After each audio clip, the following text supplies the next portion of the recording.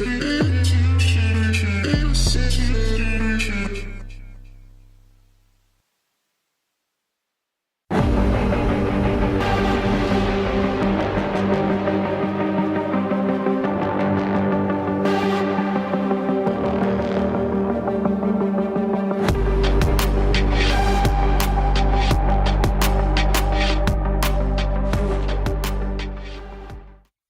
guys, we all here? Yeah. Everybody put headset on? Yeah. We're starting CT now. Not planting Planting now? Smokes are Okay, fading. close in the smoke, wait a bit. Wait for fade. One banana, one side. Low. Let's get shooting cave. This Okay. Last banana. Nice! Very nice. 6 bullets left. We should buy, Okay, guys. I'm We should buy. smoking. Olek, rzuć. I will smoke. Banana rush. Banana. This side already. Going long. It's a long. One more long. One more long. Oh, blame it. Glaive, you have an M4 on backline in front.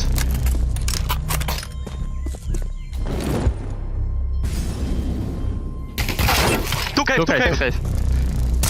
For that? Dead. Banana maybe. There's a Banana. Deep banana. Nice! Oh, I timed him so well. 2 nades, elbow. Yeah, You want elbow smoke? Yes, you can. Just do double nade mid on elbow. Or default single nade. light. Landing banana. Upper mid. I smoke. TikTok Open smoke mid. on D. TikTok smoke on D. One is picking banana. Out mid. Just banana. Nice. Just banana. I'm back. On default? Care heaven, let's see. He smoked that. Nice. Elbow going mid. Knife? Weapons. Hello! What a round! Give him a wave, let him know the holy hand grenade from Glaive, destined for his ex-team. Come banana, guys. I have cave. Aim only the low. To that Nice, cave. Glaive. Nice.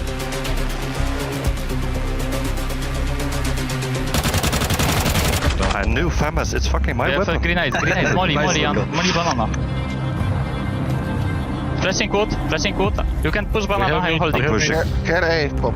I'm pushing banana. No, nothing going. Blind. I'm holding. They're not. Banana. Two. Nice. You can go back. Two more. Close. One more. Glaivinci! Quad kill for Glaive. He'll take it. He'll take it any day of the week. He's got the KD of his dreams right now. Donut, two guys. A also. Hold window them. Yeah. Got it. A also. A. Yeah. Out.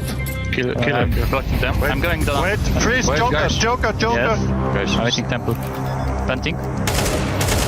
Donut. Wait now. Come out. Flash. Could we come out? No, just go out. Flashing.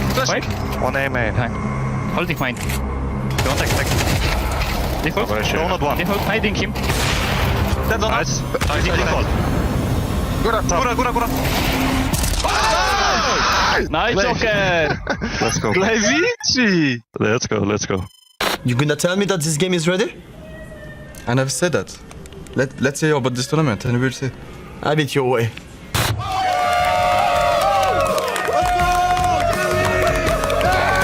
Hello, everybody, and welcome back to the Jerry Kinger Show. All right, settle down. We've got a great show for you all here today. So let's go ahead and meet our first guest. Meet Freya, a 27-year-old CS2 matchmaker who claims that her teammates invited a known cheater into Discord. Settle down. Let's hear what she's got to say. Well, Trace, I've been in a bit of a tricky situation because my matchmaking partner, he just turned 28 and apparently he's completely washed now. So we knew that we needed to add somebody that's going to, help our performance a little bit. Okay. And so what did you do? So we decided to maybe get someone younger into the lobby, help us get our spark back a little bit. Okay, a little spice never hurt anybody. Carry on. Well, at first I just thought, man, this guy's really good, but then I noticed that we were climbing the MM ranks maybe a little bit too quickly. Why were you not suspicious immediately? Just gonna slop this in here. Look at the whole thing. Colloquially known as the Crimson Jelly. Well, audience, let's get down to the bottom of this one. Let's go ahead and bring out Freya's duo Q partner. It's Chad. Is that you really want to do it, huh?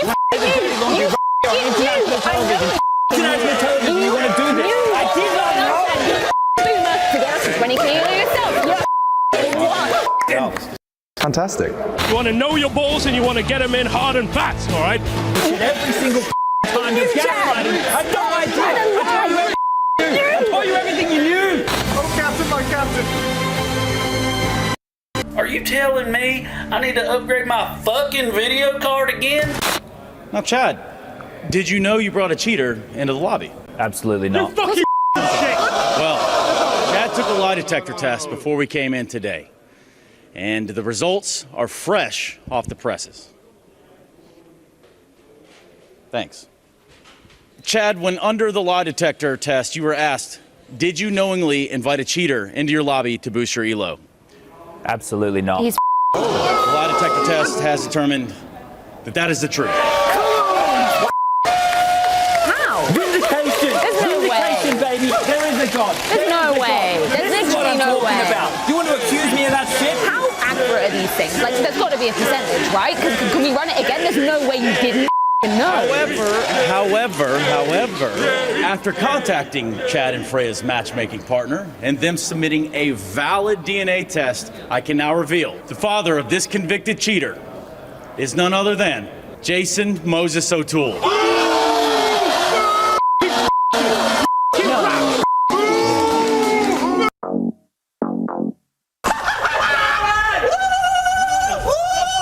I mean, that's the easy one, right?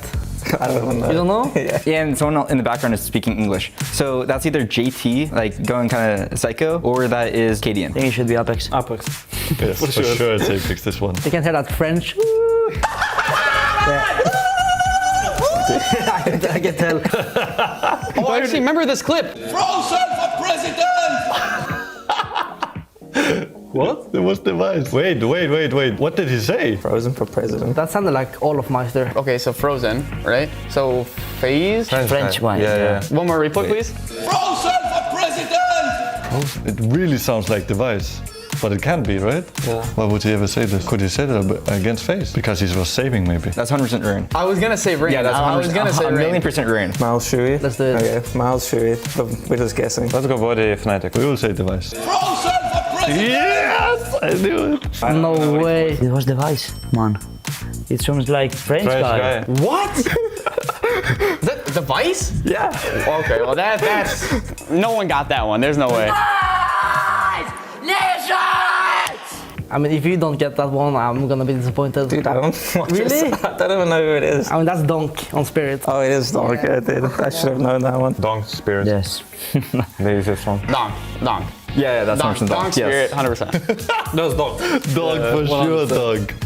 Nice! You don't watch games, man? I know it's Donk though. I'm just not good at this. Yeah, that's 100% against Apex. Boys, you need to go 5A! You're fucking bad players! What? I mean, that could be me, but my voice is not that deep. No, it doesn't sound like you. Dude, that's hard. That's a hard one, actually. I think it's nerds. Sounds like nerds. No, it's not nerds. No. Let's hear one more. Boys, you need to go 5A! Yeah, You're fucking bad players! it's Apex again. It's not Apex. It's not Cadian. Maybe Hooksy? Yeah, let's just go Hook CG2 then. I don't think it is though. No, me either. Nah. It might actually be Vitality again. Yeah, we can guess Vitality. Yeah, Vitality. I'm down. I don't know who though, to be honest. It's gonna be way off. It's wrong, 100%. You think it's nerds? Yeah. No, it's not. You're all fucking bad players. You want to say nerds? Yeah, I'll go for nerds. Okay, we'll go for nerds. Trust. Boys, you need to go 5A! You're fucking bad players! Ah, no. Nice. A little bit trust. Nerds. Okay, I'm not gonna lie, I wouldn't have guessed that. Yeah. We're a perfect team.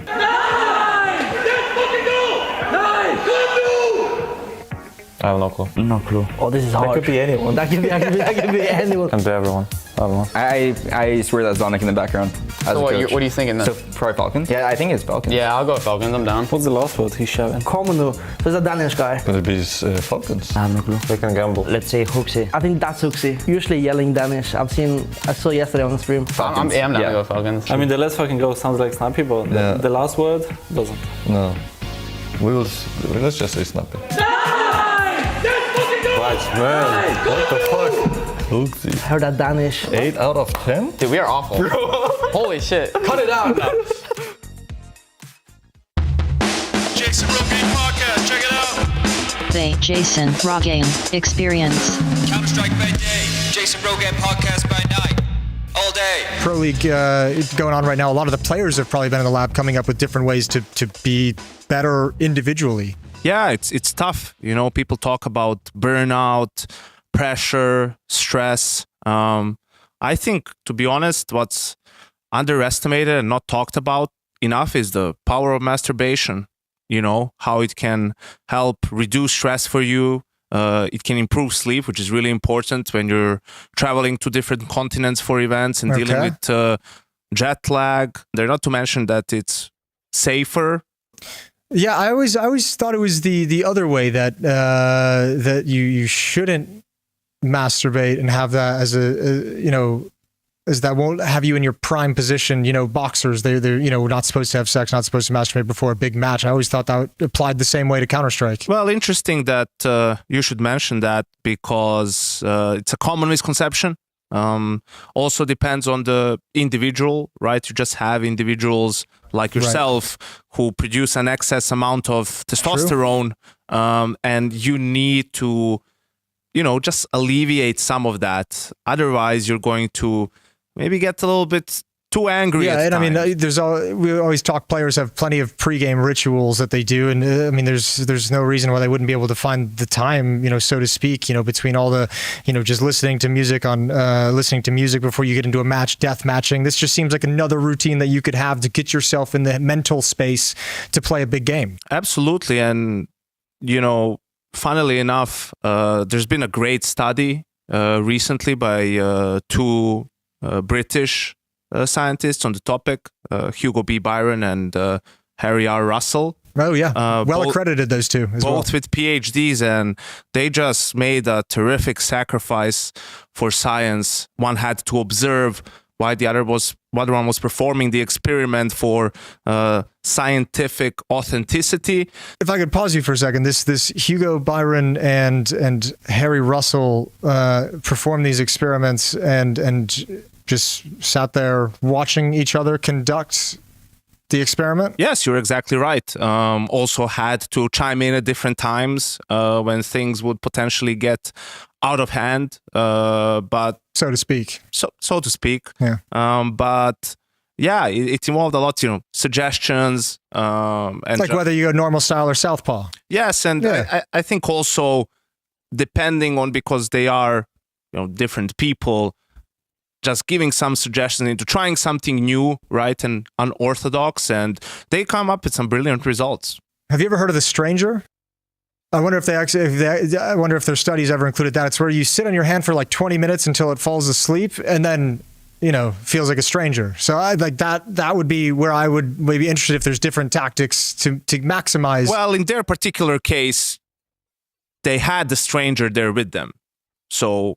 Yeah, true. That kind of changes how you approach that in particular. And yeah, I recommend to everyone to read up on that study, because it was hours and hours and hours of just masturbation.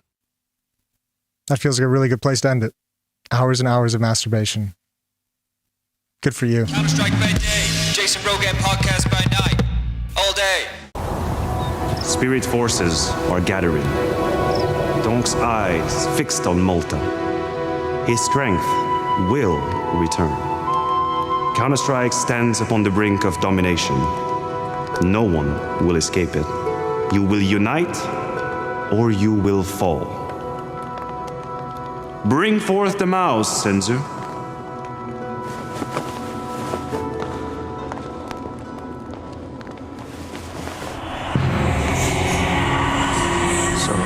Is true. It is a gift to the foes of spirit. Why not use this mouse? Long has my cousin, the steward of G2, kept the force of spirit at bay.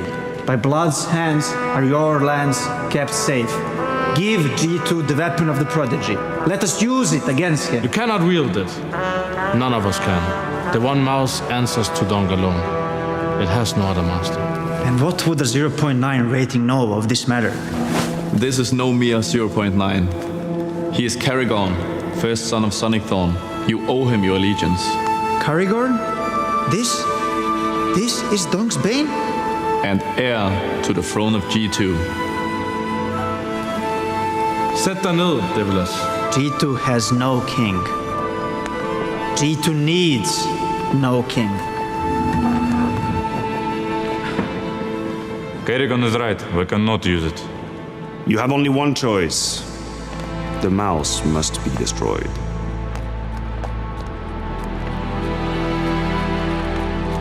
What are we waiting for?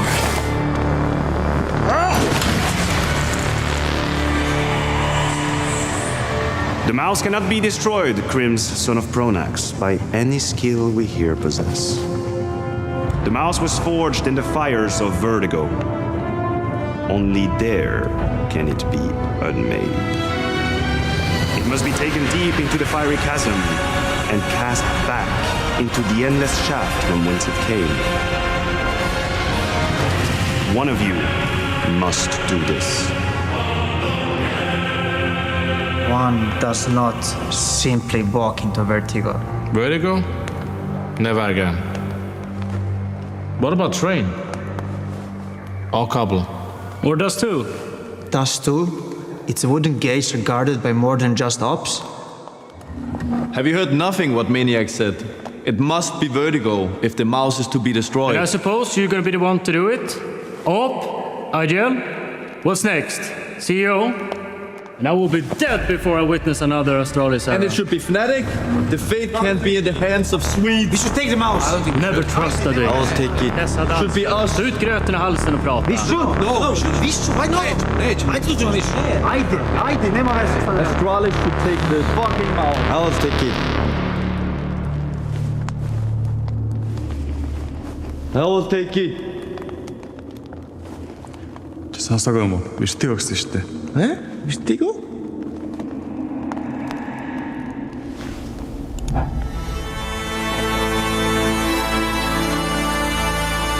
You have my off.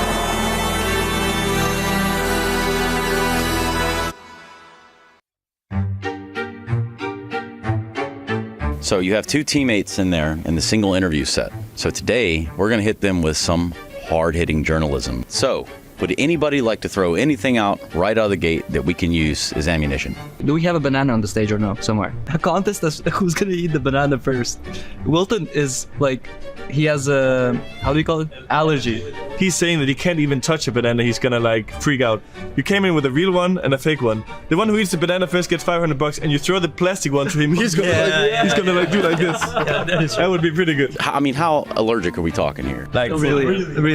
Man, are you guys sure about this? No, but it's like he's not gonna, if he's not gonna eat it, he's gonna be fine. Oh, okay, well in that case. How about you walk up to him though and you say, your teammates are saying that you're working hard on your diet and on your physical. Oh, dude, you guys are going for the jugular today. And so what's your routine? Like, what did you eat today for breakfast, for example? Because I think you had a pizza, right? Oh, yeah. For breakfast. Everybody knows Keith has a hearing problem, but it's like it's not like that bad or whatever. If you actually just move your lips but you don't say anything, he might think that you said something to him. You need to actually mumble something a little bit, just so it's like he hears something, but he doesn't. Freya, sort of mumble. The question kind of, yeah, just kind of mumble. Mumble like three times. Keith is gonna be like, what? What? I think we've got some ammo here, boys. You wanna give it a shot? Maybe if you need more ammo, they could ask Wilson about his driving from the... Oh, that's a good one. Yeah. We were going for a swim at the beach, but then there's some people walking on the concrete, and Wilson's like, well, I can just drive out in the sands. And the second later, like, the tires are just like half a meter down in the sands, and so, it was stuck. Zeus, tell me about your road trip with Keith. Yeah. I think we got it, guys. Let's go for it. We've got our questions. I've got a banana for some reason. And now, shall we? What's going on out there? Oh, dude, we're still shooting. Get out of here. Okay, I've got some really important questions. This is a 1v1. Who can eat this banana first? I'm not playing this, obviously. I want to fucking die. That ain't happening. He's literally allergic to bananas. Don't throw that shit on me. I'll kill you. Oh. Okay, well, it's gone now. Not even the banana? But he's literally allergic to bananas. I'm deathly allergic to bananas. No, that was just... I'm guessing you didn't have bananas this morning, Zeus, so tell us what you ate for breakfast and tell us your workout regime. Oh, y'all suck, people. They wrote it. Yeah, now I guess. You know, Somehow in Malta, I ate the only piece of pizza that sucked. And my workout regime, I mean, there's people that work out less on the team, I'll say that. I don't work out. You're good, man. Don't worry. Over here, our great. manager's not moving much. Felipe doesn't get out. Merrick's was pretending to like salad. This is all bullshit. Nas, you gonna spin? Yeah, what? The fuck? You don't know what? I did not hear what you just said. He's doing this thing where, like, since I'm deaf, they think I can't, like, understand or articulate what's happening. Worked like a jar. Okay. So he has to do that. All right. Since the camera's on Merrick's, when you won your first Tier 1 LAN event, how did you feel? Oh, you never won a fucking LAN event. Oh my. When the player brings up in-game stuff, that means he lost already. I've got one more question on this list. Zeus, tell me about your road trip with Nath at the beach. Oh, Jesus Christ. The what? The road trip at the beach. When I got the car stuck in the sand, it was all planned. I'm trying to get these guys to bond together. Like, Keith, let's drive it in the sand. Seems like a good idea. These guys were going to go skinny dipping in the beach or something like that. Oh yeah, that part isn't in the video. People don't know. The entire team's running naked on their second day knowing each other. And they're like, all right, you need to bring the car. You need to bring the car as close as possible. So they're going in the water. And it didn't seem like it was -4 for some of the people. I'll say that. So we're driving up to the beach, and obviously the pavement was ending. You started driving into the sand. I was like, and right when Wilton started driving in the sand, I'm like, I don't think we should drive in the sand. We're probably gonna get stuck. And then instantly, when I said that, yeah. Then I was like, I did figure something out. That car was supposed to be 4-wheel drive, but the electric battery was dead, so we had no wheels. Yeah. So tell them about how your feet was feeling, Wilson, when you decided to dip with us. Oh yeah, I went for the dip. I couldn't feel my feet after. I thought I was gonna die. Brazilians aren't made for this weather. I'll just say that. I was okay. What do you mean, bro? You're not Brazilian. You're Mexican, dude. What are you talking about? He's just lying, but we should have gotten DNA hometown hero slot. I'll say that. It's okay, Pedro. Well, I think it goes without saying, but this has been hard-hitting journalism with Team Liquid.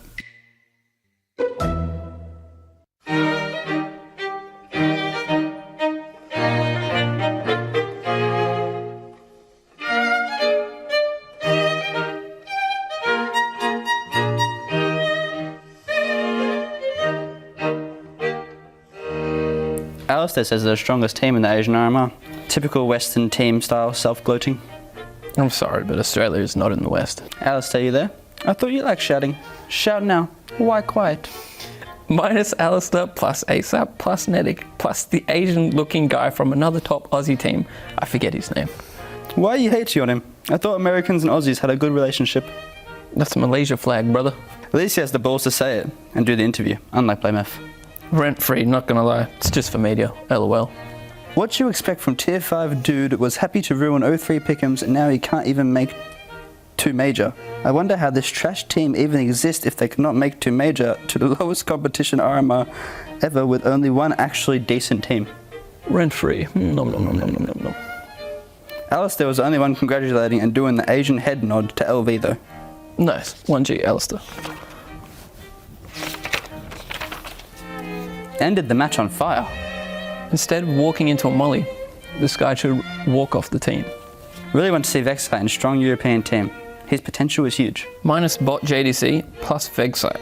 He joins Dexter, Sexter, and Sexite. It's all meant to be. Dexter is getting kicked from Mals, my bro. Sorry. Sexter should join Greyhound instead. That'd be interesting. Vexite will be the next Australian to join a T1 team. Vexite to Tyloo.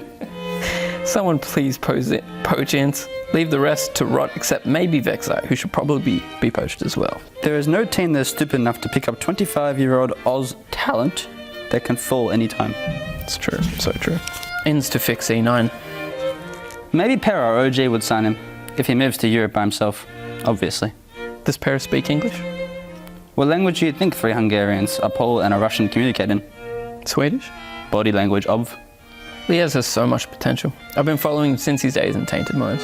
Haven't you got better things to do than watch shitters?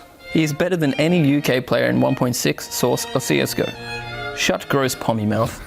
I was watching Liaz. I was watching you ruin In's chances of winning IM Chengdu. In China, we call him Harry Potter. The magic boy gave his powers to his teammates. No hate. He is definitely one of the players of Counter-Strike. Liaz is hottest CSGO pro. He looked like Meerkat. Liaz reminds me of John Lennon. +1. Keep saying Harry Potter because they're uneducated little sack-whackers. They don't know pop culture. My girlfriend watched CS for the first time together with me at Starladder. She thinks Jax is attractive and Device looks like a pussy. Nice bait.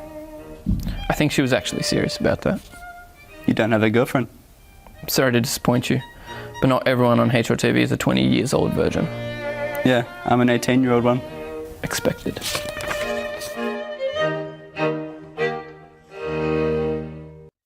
ESL Pro League Season 19 is brought to you in part by Intel, Acer Predator, Kadia,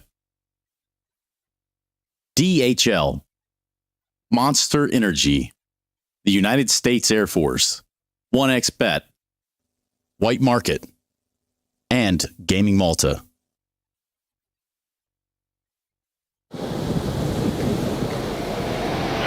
Hey, Chad.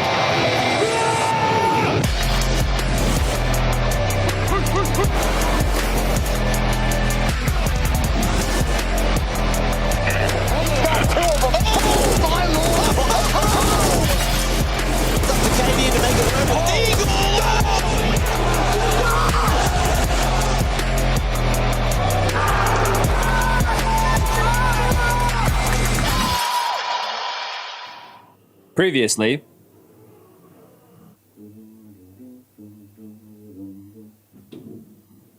on ESL Pro League.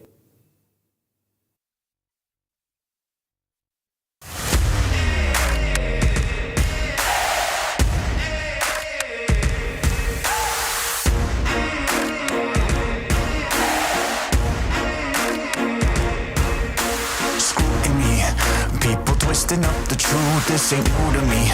Since the age of 22, I've been using it like it's fuel to level up, like it's champagne in my cup, like there's nothing interrupting my pursuit of dreams. There's a vision in my mind, it's consuming me.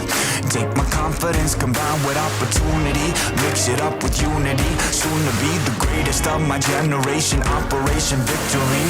Fight or fly, we will stay.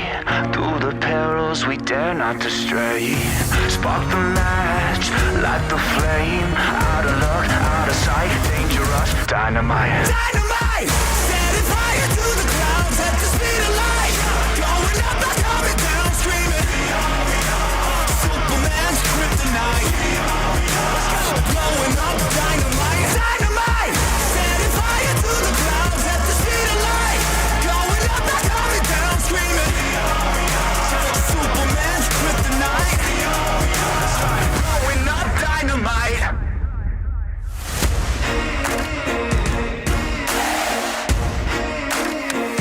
Check it. Troubled days, lonely nights, lot of tears, lot of fights. Big dreams met with bigger lies. It ain't what it seems from the outside. On my downfall they pray. Will I surrender or will I betray? Given the trauma that lives in my brain, or use it to fuel up the fire in my veins. I never complain, I boss up and do it. If there's a battle, I find my way through it. If the wind blows, I thank God that he blew it. Cause what is a blessing depends how you view it. The fruits of my labor are in abundance. Indispensable, I'm not redundant. Incomprehensible the way I've done it. When the struggle pushes me out, I'll shove it. I'll rise above it. Fight or fly, we will stay. Through the perils we dare not to stray. Spark the match, light the flame. Out of luck, out of sight, dangerous, dynamite. Dynamite! Setting fire to the clouds at the speed of light. Going up, not coming down, screaming. Superman's kryptonite. Blowing up, dynamite. Dynamite! Setting fire to the clouds at the speed of light. Going up, not coming down, screaming. Superman's kryptonite. Blowing up, dynamite.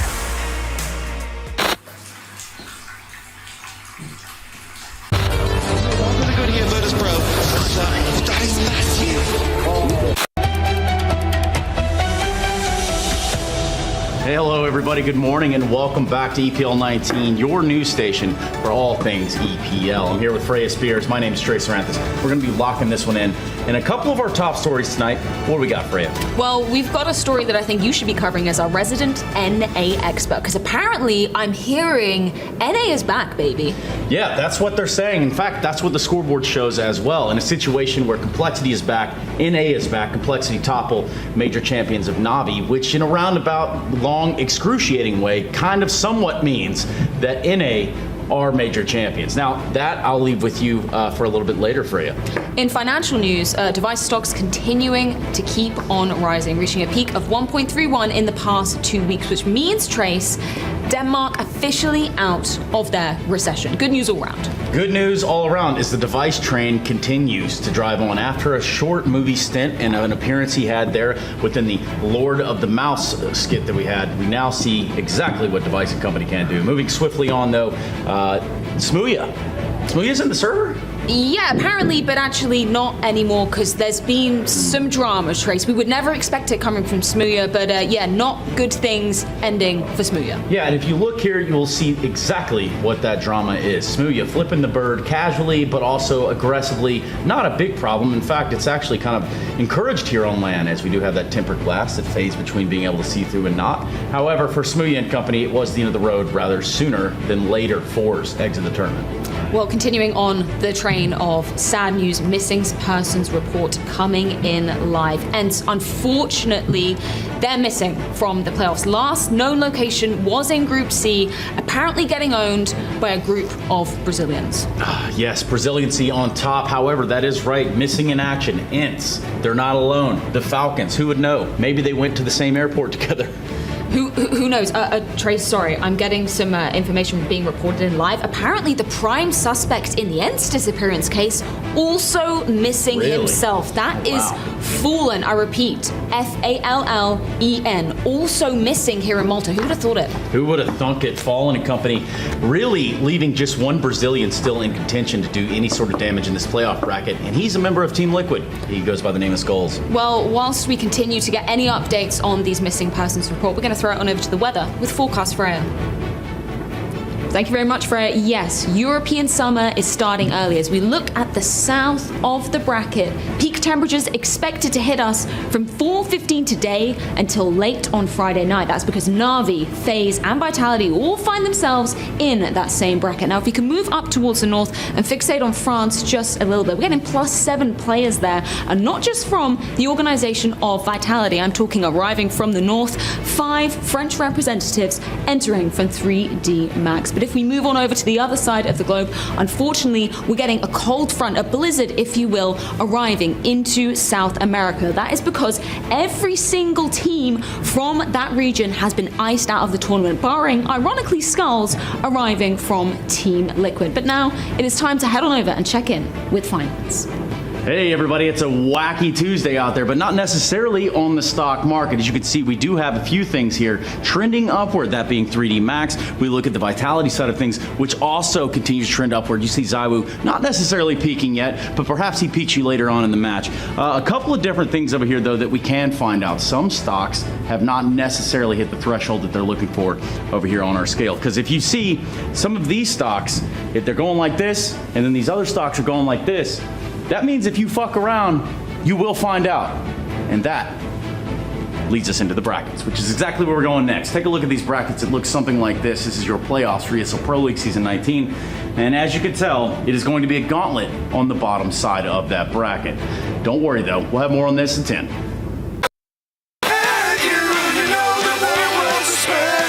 Yeah, so much information here at the ESL Pro League Season 19 playoffs, most notably from the ticker guy, Jason. You have any words? Yeah, you know, it was a late night.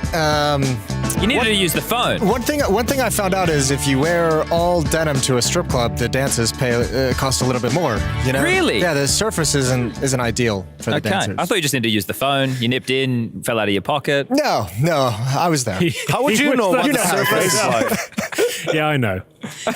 You must have had a hectic morning then, because you're still in it. Yeah, it's covered in glitter. Why do you think Henry's sitting so far away from it? It's the smell, isn't it? And the kind of sexual energy he's giving off as well. To be honest. I guess it's quite a lot. It's quite a powerful look. I've been absorbing it all night. Yeah, but he's wearing it for good reason, isn't he? Yeah, before we discuss why, I think we need to check in with our plays of the day from All right. yesterday. I think we all know who has probably won this, but let's start in reverse order. I think we've got Brokey up first. Is this where? No, I was going to say this is we messed around on Van, but this looks like a serious clip. This was the round right after, right when they're on a half buy. He gets the first kill with the Deagle, picks up the M4. It's 2 in the smoke here. 3v4 post plant, defends the plant, saves the Brokey's game. going to single-handedly popularize arms race, I think. Yeah, well, if he someone keeps had playing to do like it. this. Yeah, someone had to. Hey, it's pretty good. What do you mean? Arms race is fun. What do you mean? Yeah, it's but a good laugh. Not for a professional player getting ready for a tournament. I don't know, Chad. Have you ever tried it?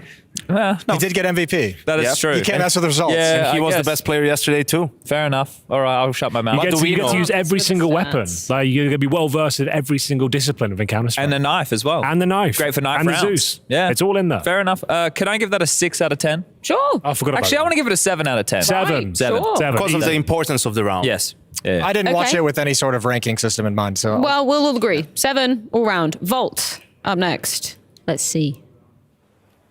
Now this was a bit of a banger, wasn't it? Ooh! Yeah, this was 5-7, nuts. mowing them all down. That's like an old school like frag movie clip where Yeah. people are just running through one choke point stupidly. VP pushing for a smoke. It's like back it out. Yeah, wait, what's going on there? Yeah. Who took over their PCs? electronic influence. Electronic era. Look, because of the ease of just holding mouse one, well, not holding it. No, come but on now, Chad. He didn't hold it. click down. They just ran through a smoke like a bunch of apes, Henry. Yes, but still the 5-7, 4 It was better than headshots. Brokey's. It was better than Brokey's. No, it wasn't. Yeah, it was. I'm giving that a 5. They lost No, the come game. on now, a 5. A partial buy 5. round. 5. 4 kills. No, that's not fair, Freya. I wouldn't have that. I'm giving it a 7. A 6. Giving it a 7. I'm giving an 8. They lost the game and they lost the player as well. We're So judging the play. That's like not an the- average not the of what? context. 6.5? Context 8. is everything. The next one's a 10, so Okay, it doesn't 8. matter. I know, Sure. we already know the winner. Let's roll Yeah. the winner. Undisputed. Volt was better. This was so sick. Well, that's his crosshair too. Yanko plays Ancient with Nico.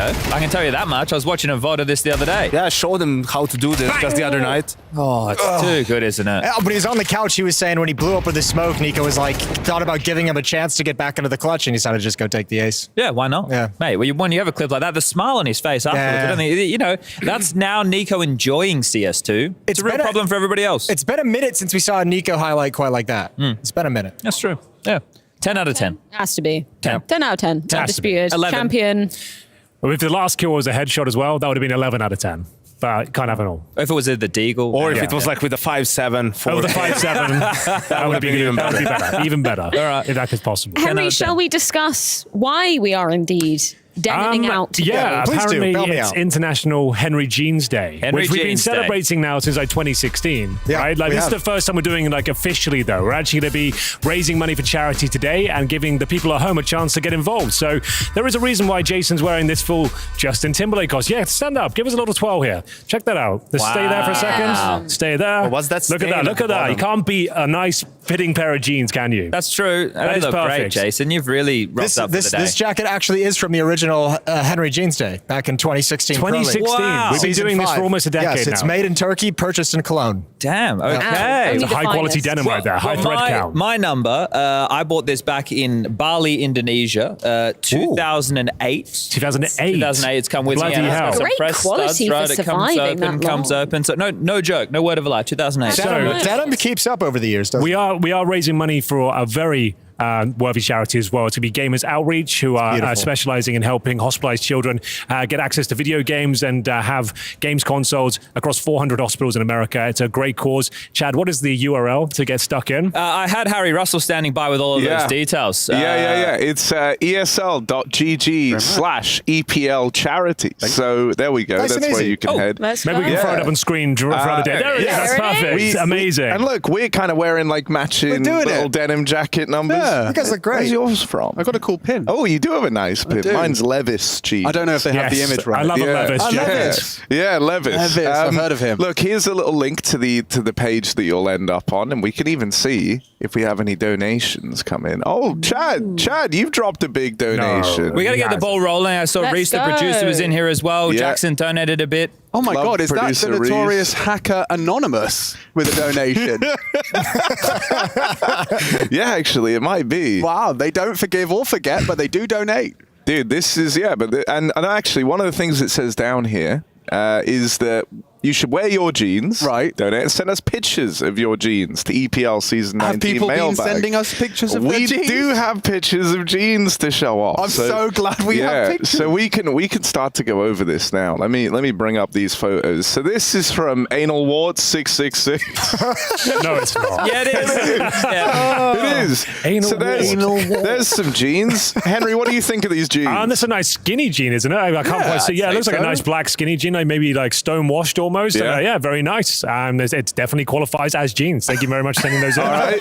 I like those. Now we're getting somewhere. That's not bad. Is that jeans on jeans? That's jeans on jeans, Jeans baby. on jeans. Some Jorts jorts, on yeah. jeans with, dare I say it, a jean jacket. I don't know if there's denim involved. It looks denim-y. It does look pretty denim-y. That's an excellent entry. Thank you very much. Who's that from? Right? That's from Angus. Good job, Angus. Yeah, excellent work. All right, good check jeanery. these. So this was like a bit of a report on jeans that have started to fall apart. I'm trying to remember Sometimes how they're old the best type of They've had a jeans. good life, though. They've they been have. through it. This is from Manu, and these jeans have withstood a couple of The years. test of time. Yeah, Are the they test of Levis as time. well? Yeah, they are. They are. Yeah, You they're can see the Levis. Levis brand there. But yeah, shout out Levis, shout out Manu. This one taking place inside jeans of under the Burger table, King. like We got, sneaky jeans. yeah, Oh. and some Counter-Strike on the mobile. What Okay. a glorious Sneaky combo. And they're This eating is- the G2 of fast food chains, Burger King. Yes, true, actually. This is from Andrew.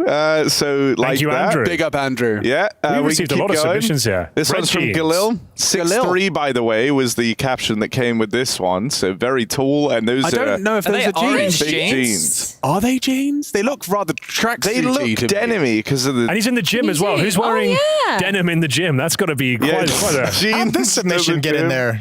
Well, look, all I'm going to say is there's another one coming up of the same collection. We'll get to it. Okay. We have this here. This is like an old Lovely school Polaroid artsy edition. Yeah, Polaroid yeah. edition. It does look Good. like a very vintage photograph. Did Rush take this one? This is from Evan. Nice one, Evan. I Nice, appreciate Evan. your We contribution. like these jeans. Nice socks too on Yeah. the side. Manicured fingernails. It's all looking Respect. good. Hang on a sec. Oh, There we go. nice, David. brother. David with just the. Okay, a lot of So these this like was kind of Hugo. undercover shots. This is Yeah. kind of weird. The POV. angle, huh? It's like essentially just your crotch and jeans. It's cool, I suppose. That's Harry's favorite category. Okay, is this the same guy with the red jeans? So this is Teddy bear Galil's jean jeans. collection. Oh. here. Teddy bear jeans. Wow, the lone wolf pair on the far right, Harry. I think you would rock the lone wolf. Yeah, you The think I lone could wolf rock striders. I sound like an extra Lord of the Rings character. Yeah, but that cool, was though. Forgotten about. Yeah, no, I mean this is a banging jean collection. I'm trying to read the left side. I don't know if I should. I think you have to now. Oh, This is from Cameron. I love this photo. This one really takes me back. This has got old internet energy. This Yeah, is the kind yeah, of it thing does. that I would slowly load onto my computer Yeah. to share with my friends. It would come down like in bars and I'd be like, look how funny. I can have cheeseburger. I can has jeans. Oh, dear. This is from Marius. Those are Wow. definitely jeans. Those No, are like but- more early 2000s jean as well. They got that kind of extra threading in them. Yeah, there's that extra design element. I Yeah. appreciate him sharing with the class. Or CS on the screen Yeah. as well. That's This good. is how I watch CS at home as well. Yeah, that's my strat. I go Feet for on. legs, Relax. legs up. Jeans on. Feet on the table. Maybe not jeans on. He's got a Probably not guitar in the jeans. corner. This He could one, play okay, Kumbaya this on. one No didn't jeans really there. have any jeans. Okay, it's just a nice cat There's there. a bit of blue here, but it doesn't look No, but that can much we like a jean. appreciate the But interior design? I do like the interior design. This, And I this- wanted this. This is Georgie writing in, and this is with their cat, who I think is called Goblin, or they were just calling their cat a Goblin. This looks like Scandinavian minimalism. Yeah. Yeah, Yeah. the plant. And we're Can kind of anyone all- name the plant? It's a. I knew you would, It's a Freya. cheese plant, It's a colloquially ficus. known, A cheese and it's a Monstera something. You're impressive. Wow. Okay, I a love Monstera plants. cheese. Okay, Monstera cheese, So yeah. that's You're way all too the young to know photos. this. That's all the photos Yeah, I have. I've got a huge update What's for the you. cat? Send in more Orange. jean pictures. Please. Yeah. Please. EPL mailbag at efg.gg. Tiny bit of extra news. And it is tiny. I think it's 4 bullet points. At the CS update last night, it hit in the middle of our matchmaking session, Harry. But they fixed the visual bug where the sniper rifle view models could be visible on the edge of the scope screen. I don't know if anyone noticed that. They also look slightly more zoomed in. Someone did a before and after. Okay. There's a little bit more zoom on the first of the 2 scopes. A bug with HE breaking vents. View models sometimes ejecting extra effects. So you'd had like double shells. And it says minor performance improvements, but we know how Valve are.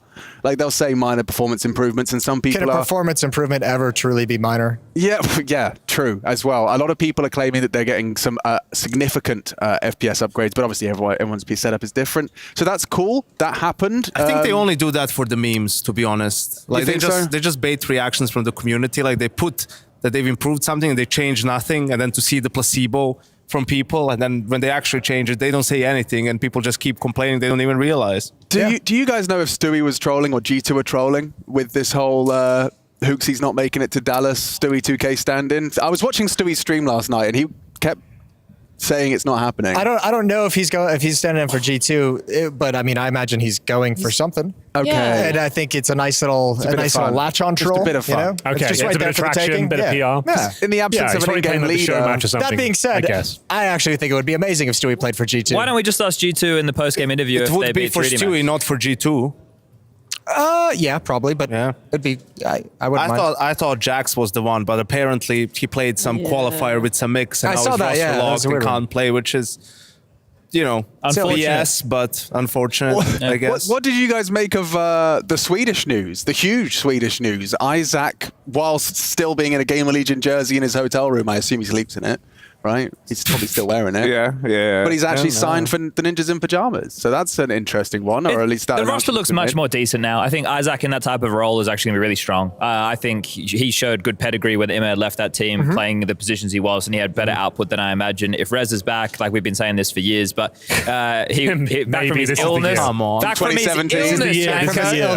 his illness, He qualified it. right? And then we've obviously got Alex in-game leading. He does a pretty good job. I think Wrinkle's actually good. Like I think Wrinkle is actually good. It's very good. There's some interesting pieces all of a sudden over there. I think the team is still going to be pretty rough around the edges. Yeah. Like Maxter. But it's better than just having a bunch of stand-ins all the time. 2025, baby. They've said it themselves. That's the one. It gives Gamer Legion the dead team walking buff. Well, yeah, but they're already knocked out, aren't they? Oh, yeah, they are. Didn't they lose to VP yesterday? Yeah. 13-11, 13-11. But they had that 5-7 round from Yeah, Volt, that was so a nice 5-7 round from It was Volt. a nice 5-7.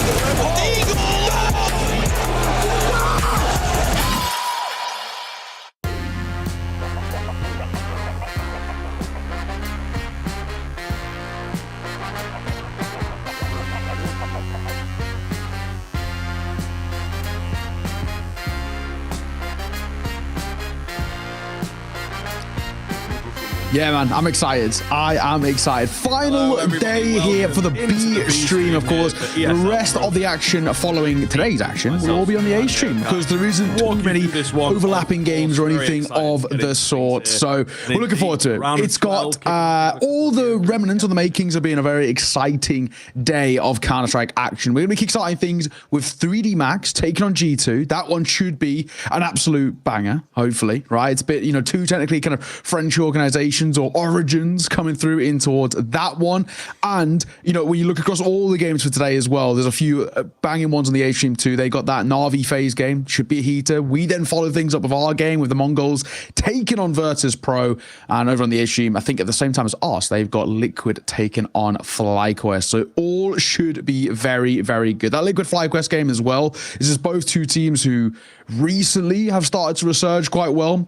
So we'll have to take a look. We've got a little bit of stuff to show you though about 3D Max and G2, and in particular 3D Max, what they've done in terms of their run here at Pro League. Didn't start too great, in all fairness. Astralis really gave them a bit of a beatdown, but then since then, very good. Very solid win over Fnatic, and then following things up with a very solid win. I mean, granted, took overtime both times, but over Saw as well. Yeah, absolutely. Actually, a really solid showing, I think, coming in from this team. The fact that they're one of the first teams to get confirmed into playoffs and everything, really, really strange sort of run, I suppose, but a credit to them. They indeed managed to bounce back, and yeah, that Saw game in particular, really, really impressive stuff.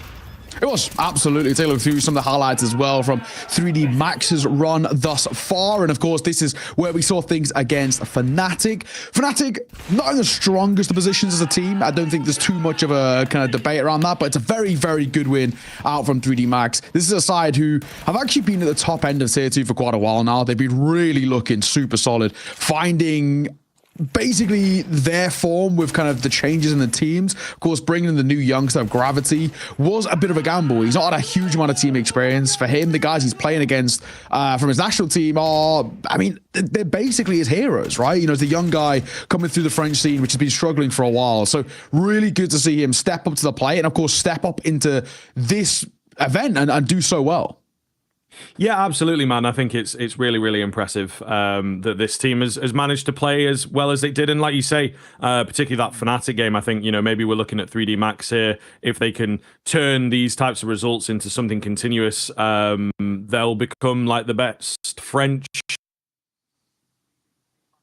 leading team, I suppose. You know, obviously Fnatic's a little bit of a different mixture there, but ultimately a really, really great look, and very excited to see what this 3D Max team can do. I'm just now thinking, you know, can they do it against G2?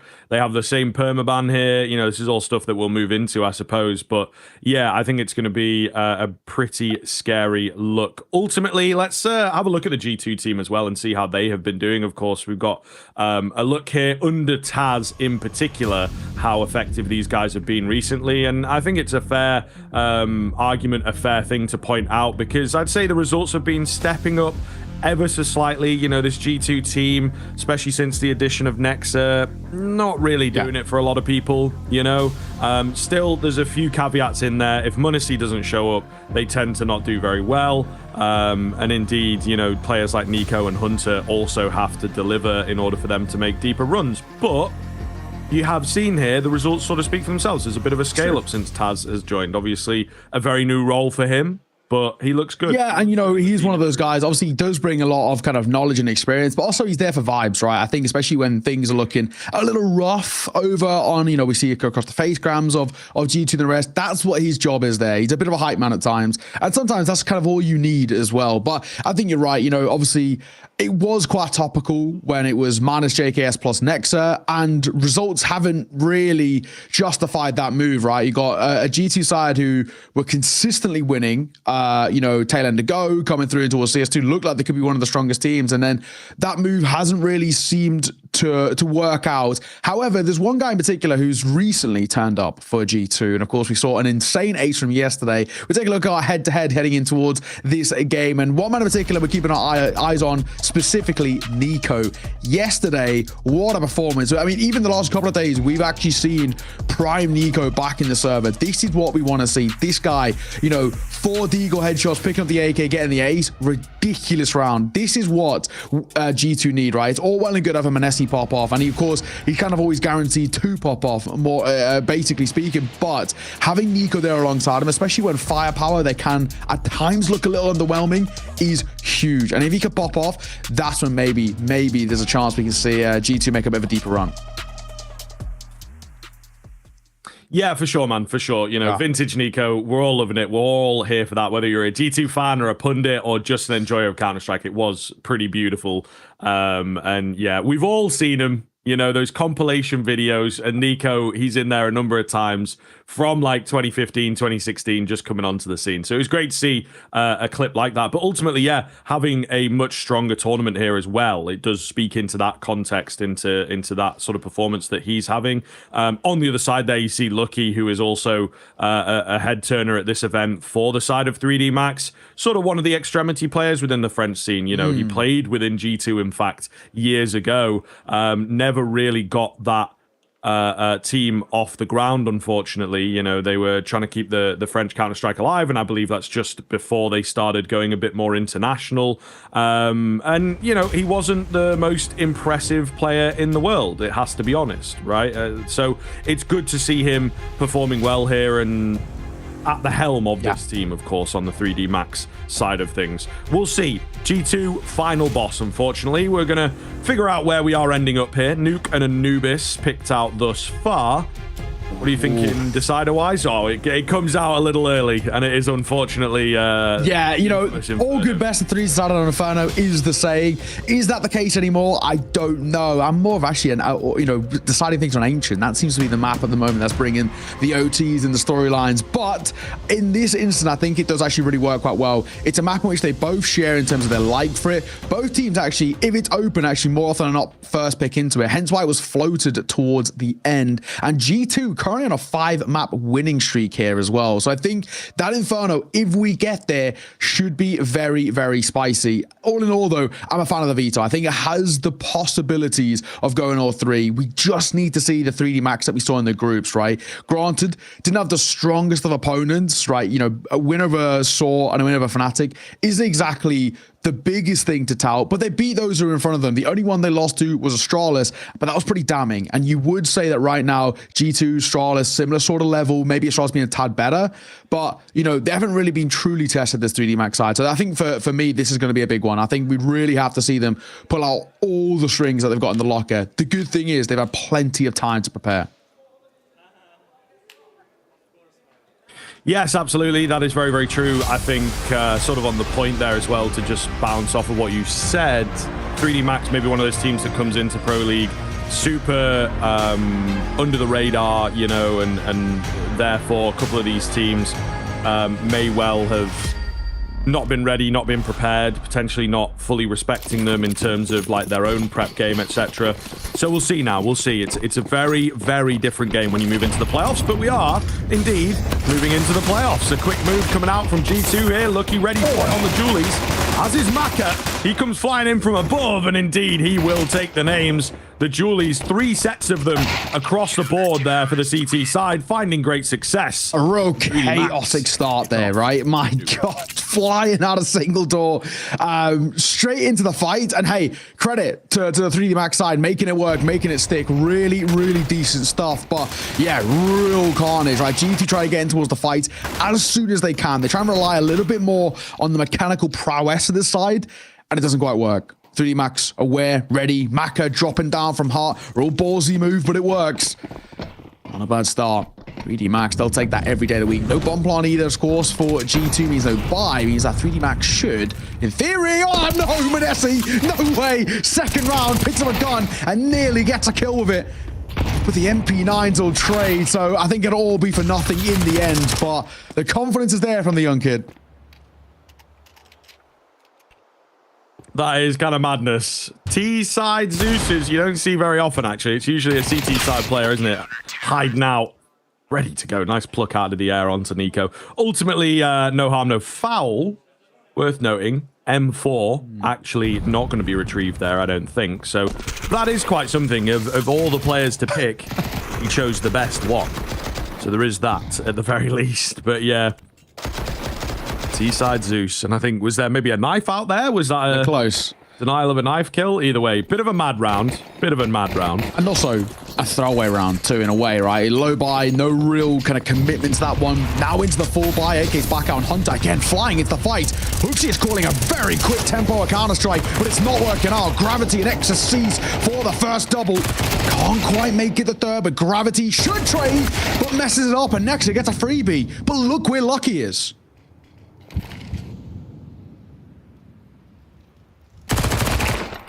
In behind. Oh, no trigger discipline from him. Maybe jumping the gun slightly. I think he could have gotten away with an easy 2-piece. Nexa on low HP, right? But he went straight in for the kill. Is that something that he will regret moving forwards now? Nexa has drawn attention towards the lobby, but it's MongolZ moving downstairs that we have to keep our eyes on. The bomb should get planted here. Oh, and Jocko might just have been heard there. He definitely has now. Lots of steps. This is going to get a bit weird. MP9 and an AWP. You've not got a kit here either for the French side. Oh my goodness. Smacker, however, gets the catch. 2v1 on the cards. Not a lot of time to play with. MongolZ is certainly not the guy you want to be facing off against in this situation either. Good timing to drop one. And now just up against Maka. He's picked up AK. There's a smoke down onto the double doors. Munisi, through the smoke, takes him out. Just that sixth sense coming in from the ridiculous stuff coming through. Nade to try and preemptively break the smoke, but it actually goes a little deep. Swing in right-hand side, and like you said, it's just that sixth sense. Really decent stuff coming through from Munisi. First round put on the board by G2 has to kind of put them in his backpack a little bit in that instance. But again, right, going back to the earlier point we were talking about, when this round started, it's such a quick tempo being called by Hooksy out the gates here, right? They're coming in towards these fights so quickly. I think Nex is very fortunate not to be dropped there on the trade. Getting that second is huge. If he hadn't, it probably puts the entire round in a bit of jeopardy. Either way, good work. Really good work coming through. A very quick game of Counter-Strike and a very early tac pause called here by Taz. Gonna get on the mic, have a little conversation, maybe just slow things down a tad. That was, technically speaking, a bonus round, but there was obviously a couple of kills on the low buy second round out from G2, so they still have to wield the double MP9, the other triple M4 alongside it. Then again, on the other side, G2 are wielding a triple Galil, so not exactly fully fleshed out buys across the board. But yeah, a real chaotic game so far. One thing that worries me is a little bit that CT side utility, a little feeble. Yeah, that's very true. Shaky. But they know it, and they are playing proactive here, right? An advanced position at ramp. Trying to lay down some presence. Difficult to combat outside when you've not got utility to utilize. Lucky. Going for a gap in the smoke. Spam back and forth. It's Maka that's the first one to fall. I believe that was actually up top at Heaven. Lucky still alive at Unbreakable here. Hunter trained and ready to go. It's Nico's nade that finishes him off. So a slim man advantage now for G2. 9. Getting proactive, both of them, in fact. As Exorcitos are making a move himself, but Nexa holding for this. Just shy of a minute. Decision got to be made. They're going to go for a double push out secret here. Both are going to die, surely. First actually gets caught with the MP9. Nico, 2 points of HP. He is barely alive. XSC doesn't get caught. Nexa has got to confirm those kills. And the fact that he doesn't has now thrown this round into jeopardy. Nico solo. So a lot of this feels like it's relying on Hunter. He will get first. Jocko. Will he trade? Actually, doesn't even show his face. Just going to double back and not give the fights towards Nico.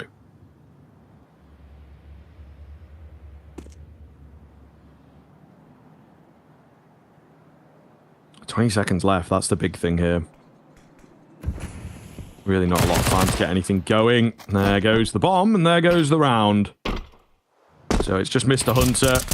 What is his game plan here? Going to take a gun away, but yeah, no real option but to save. You can see the sigh of annoyance kind of thing, the little tut at the end. What can you do type vibe, at least for Hunter individually. G2 dropping down, though, after the clutch. Oof. Not ideal. It felt like they were in a pretty good spot there with the outside execute. Just couldn't win those fights. The 3D Max side. And I think as well, the one that really I feel that lets G2 down. This one here, absolutely. But also, yeah, Nexa's got to be getting that kill. He's basically holding for it. And he just maybe falls asleep at the wheel for half a second. Gets caught off guard. 3D Max on this CT side, starting well. He's going to come through. The greatest buy again for G2. Just a one rifle to work with. In the back of Hunter. Hopefully he can ready something about this. They're popping out though. Coming through XSCs for the first. The MP9 on the swing. Spotting one. According to Mind, is actually more expensive than they would hope, but they line up. Maka and Jocko can drop them. And 3D Max will find yet another round, but a little bit more expensive than they would have hoped.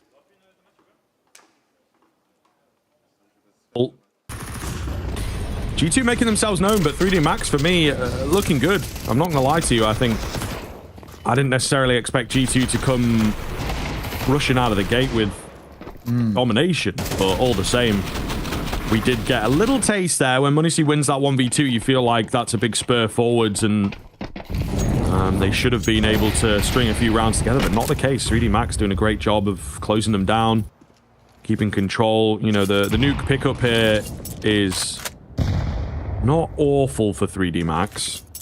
And they've picked into Ancient, which is a little sideways for them, you know. So I feel kind of an interesting look for the 3D Max side of things. Excuse me, it was actually Anubis. I did double check myself before we fully sold it. So yeah, actually, I feel like the veto is pretty decent for the French squad. It is. It is. And I think as well, you know, for G2 so far coming out the gate, it's been actually very sloppy. A lot of mistakes creeping in. They're being punished. That range tapping. Maka got some information. We don't want to give free fights to the pistols. That Eagle in some of these hands can be a real perilous thing to face. Under a minute on the clock. No decision made, but they've got fairly decent outside control. That's both sides, in fact. The CT side are ready for a pop, and Lockheed ready for a fight in a second. Nico might just unknowingly walk into his demise, and he does. Down he goes, but Hoaxie and Hunter going to find one apiece. It's already a little bit more than they would hope. Hunter holds, tags as well. Nade will come through as he has to fall off. Pistol dropped on towards the site. It's all over the place. But the last man going to be seen off, and that pistol round put to bed. I'll give G2 the credits on these slightly lower buy rounds. They are actually making this decent in terms of the expenditures out of the French side. You know, they're forcing them to reinvest quite a bit, but all in all, still is around for 3D Max. It still is them pulling further away. This is good. Really good start for 3D Max. Yeah, absolutely, man. Absolutely. I think I'm agreeing with you. That was kind of my sentiment after that round as well. G2 is showing presence, not necessarily getting like dominated or anything like that, but they're just not winning out the rounds, you know, when it comes to the late round situations, 2v2 here or there. Obviously won out on a 2v1, but ultimately not doing too well in the crunch moments. Timeout here from 3D Max, interestingly enough. So they're taking a second to be like, okay, what are G2 cooking up? What can we respond with? I think they'll also recognize here that getting through that G2 CT side, not going to be easy at all, is it? Let's be honest, right? Sure. So as many rounds as you can get out of this CT side, blood out of the stone, so to speak, you really have to squeeze as much as you can. Yeah, and I think the way they're playing right now, that's exactly what we are seeing. Max are cooking. G2 struggling. Orb, Manesi trying a little poke towards outside. He's in Orb in play as well for Maka. Opting for a little bit more of a passive angle. Probably rightfully so. Manesi continues to making a move here. He might just get an opportunity. Lucky's around the corner, but Jocko making a move through Secret. Now, they've played this position quite a bit already. Things got to give. 3D Max, a lot of preference towards outside control for them. It's like no damage done with a dink, so that's kind of weird. With a metal, I'm assuming? I mean, I guess, but still, even 5 damage. Little wild. Nico trying to track here, trying to close gaps. Actually gets bested by Gravity from the side. He's caught reloading on a trade, but enough carnage. 3D Max have got so many bodies around outside here. Exorcist out to take another fight as well. Nexa. Oh, in at mini. Nothing spotted. Smoke going down. They've created some space. Maka's still scared of going heaven, though. I don't know, man. Where's this bomb going? This is tough.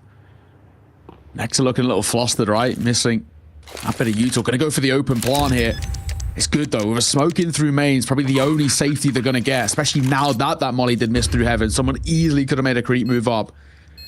Lucky biding his time. Maka making a move as well. I'm going to find Nexa thrusting Manesi into a very difficult 1v3. Looks for the first, but misses as he repositions in through Heart. He's dancing between the angles and surely not got a chance here. Waiting as he gets hunted down. Misses the second chance as well. Glock pulled out, but it's not enough.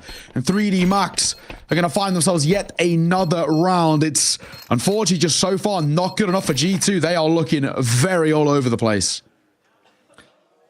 Yeah, it's really, really perplexing, to be fair. They've come in cold, I guess. I don't know. At the same time, I think 3D Max playing a great game. You see what happens in this round, right, where there's a little presence shown from G2 outside, but thus far on the T side, they've actually developed into sort of full-on rounds. And 3D Max, so confident, so comfortable as a team to start that crunch. They got a guy down Secret. They've got multiple players in from main, one at heaven, one also out at Unbreakable. They know maybe they've done their work. You would hope that G2 are pretty pack-based here. Oi. walking into each other. Nexa does manage to make it down the vent, and silently too. Great little play over at the ramp, though, results in a frag. The AWP watching the way out. And a 2-piece for 3D Max. Man alive, this is some really nice Counter-Strike and a great response, you know, G2. They put pressure on ramp.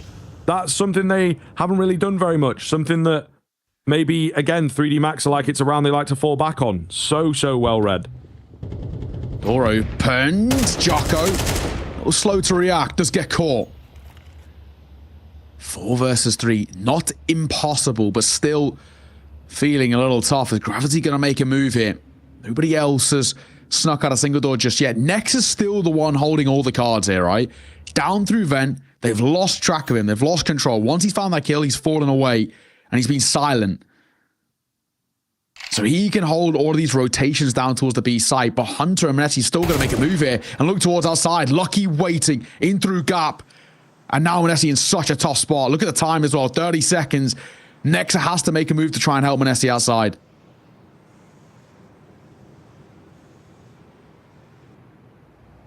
Nice find from Manesi. Nice find from Nexa on the response.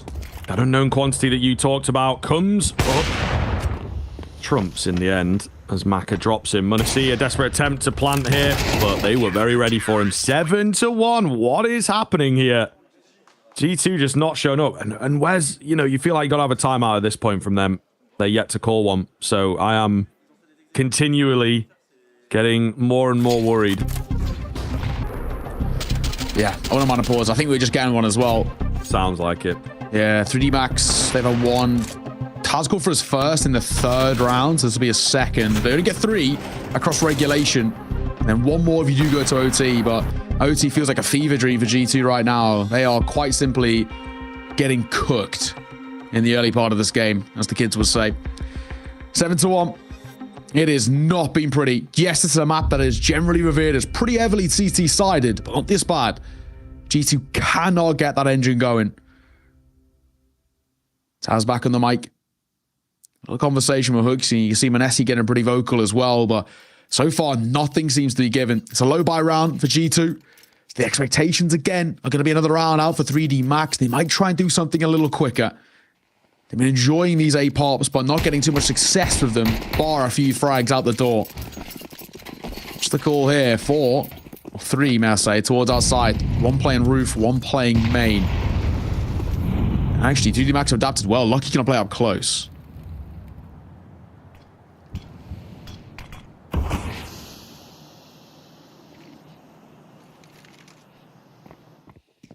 Oh. Lucky. Oh, gonna need assistance here. Maka covering nicely. That's kind of all they need. And again, I think 3D Max showing some decent respect in every single round. You know, this is the half buy. And we have mentioned it has been prevalent. Oh, the half buys are good. Nico, though, he knows his way around here.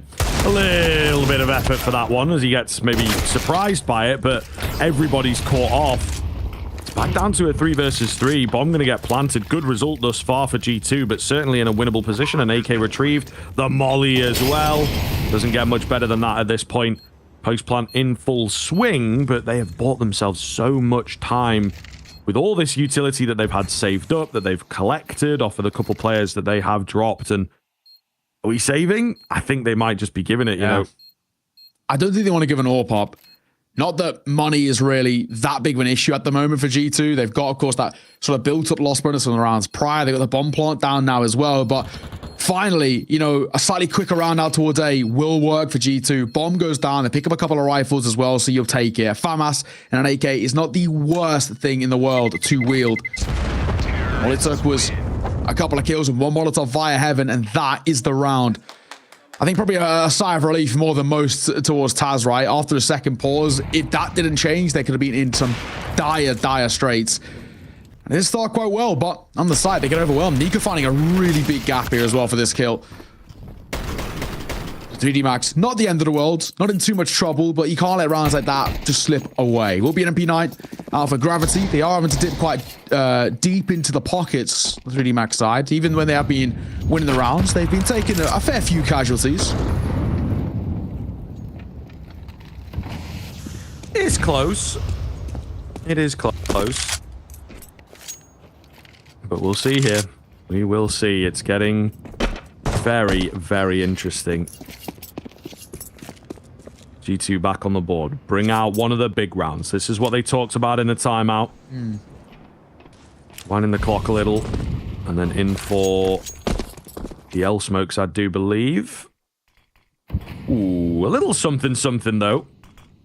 With the mini smoke. That's what you call a wall of smokes, my guy. That is what you call a real wall of smoke. CS2 exclusive with that one. Nexa, nice hold from him. However, the lobby crunch is coming in behind him. And he will be eliminated. A great response from 3D Max. I actually really like the way 3D Max are playing this right now. In most of the ways in which they're setting up their CT side kind of defense, it's very heavily reliant on this sort of pack mentality. They're sticking 2 to 3 people together every single time, and they're just moving kind of synonymously as one. Lucky going for a super passive hold and should get one for free, and he does. Second was there, but just caught off guard by Nico, so back into a 3 versus 3. Hunter holding for this push out from door, but XSC smoked. Maka makes a move out through vent. All pop close is tough though. XSC will join him. Might go for a boost. I do like this. He might actually catch one on the cross out of main. Might get caught though. Flash going to be dropped. They're trying to get out of there desperately, and Hunter going to be caught by it. Time is ticking. This bomb has to go down. And look at it. They're not even sticking it. 4 seconds. They haven't got time. That's it. It was left outside. Yeah. It was left outside, bro. Like, that's rough. I mean, I guess they were already in on the move, you know, kind of tough for them to turn out of there. We'll have to have a little revisit of that round, because that is a whoopsie. I'm surprised Nico hasn't picked it up there, though, right? He gets the trade on towards Lucky immediately. Yeah, maybe he the thought kill. he did, you know, and it's just moving so fast. There's a bomb drop there, gets his kill, and then He's like right on top of it there. Yeah. He probably thought that he'd picked it up, and no one noticed. It's a bad That's one of the mistake, things right? as well. Like, yeah, for sure, but you know, you look at the mini map, you think you've stepped over it, you don't fully clock whether you've picked it up or not. But the comm comes in, and Nico's like, "I've got the bomb, let's go." So no one's going to be checking for that, because you know you've got that trust in your teammate. For sure, it happens, but unfortunately, you know, it's maybe like a 1 in, I don't know, 500 rounds, maybe a little less than that. The fact that it's happened right here, you know, like playoff stages, you're down, you were looking good in the round in and of itself. They probably would have won it. It's rough. It's rough, to say the least. yeah, I don't know, man. That's it's a real. And do you know the other thing? Not going to shift blame anywhere, but surely one of the guys who are dead is going to come, right, guys? You know, someone's got to get the bomb. Like, I know obviously those situations are so hectic. It'd be nice to listen to the comms, right? I understand what went wrong there. Who knows if he ever will. Nexa, though, has cracked open the A site. Found Nexa cease and found a lot of space. He knows one's in through hard. Jocko gets caught. Gravity should trade, and he will. He might get a chance at the second here as well. The spam isn't far off, but they've made their way down Secrets. This is a position controlled by G2, which is very strong.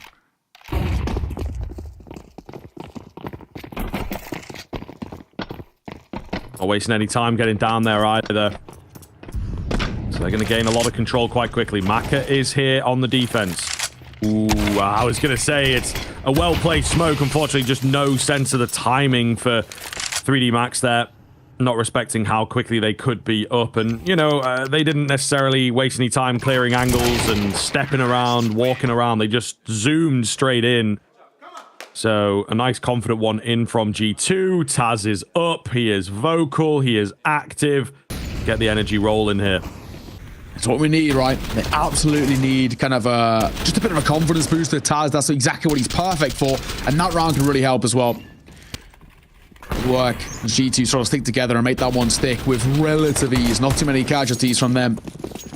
Exactly what you want. Final round of the half. And unfortunately, 3D Max can't bring a hell of a lot to the table. One rifle for Lucky. He's already out towards Red Crate and a few pistols around him. Even Util is pretty limited out for the CT side. One spotted. We'll get the first. You're going to take that every day of the week. Lucky gets down. He falls away. 5-7. Up close can be deadly, but Hooksy's got all the right ideas.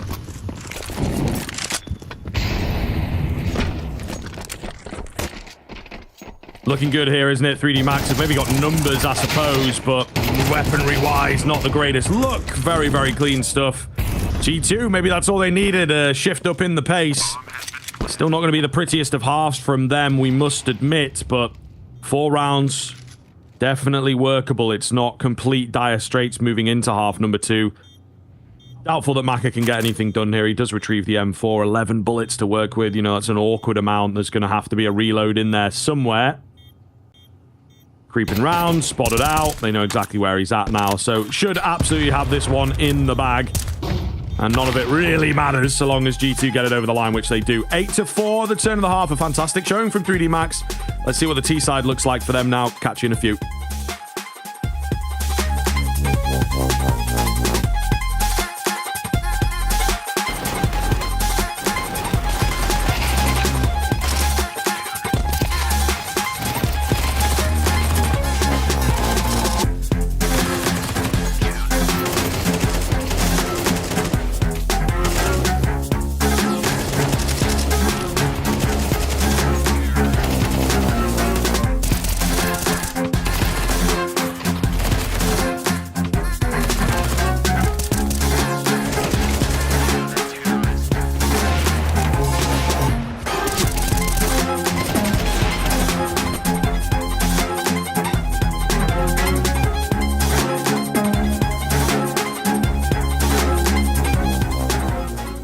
Hello, Joko. We are here with Team 3D Max. So you guys just reached the playoffs. So how do you feel?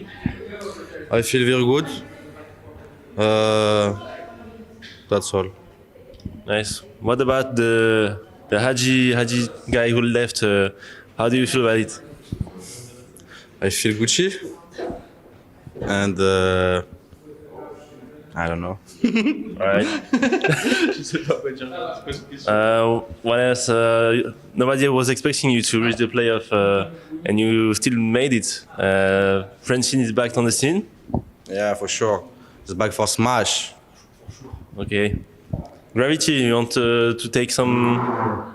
We have some talk. Hello. You are here with the newbie of the team, Gravity. Yes. You're in your first big event. What do you think about the LAN? The LAN is good. Okay, nice. Very nice, guys. Lucky, the experienced guy. Hey! Hi, Lucky. We're here in Malta. You're playing from home since you live in Malta. So, how you feel playing from home? I mean, I obviously have a huge buff, like so I cannot lose pretty much. So, see us lifting the trophy very soon. Obviously. Right. How you feel about maybe playing G2 your whole team? I mean, there's pretty much no one that I played with anymore, so it doesn't mean anything anymore, to be honest. But okay, sorry, I thought he was playing with G2 this whole team. Yeah, sorry. Me down, never let me go. Take me in, I want you to show. Hold me down, never let me go. Take me in, I want you to show me love.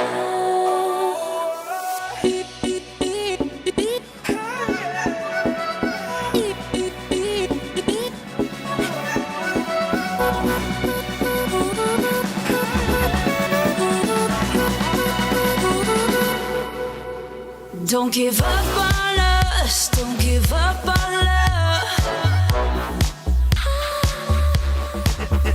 Don't give up on us. Dr. Katie to make it over.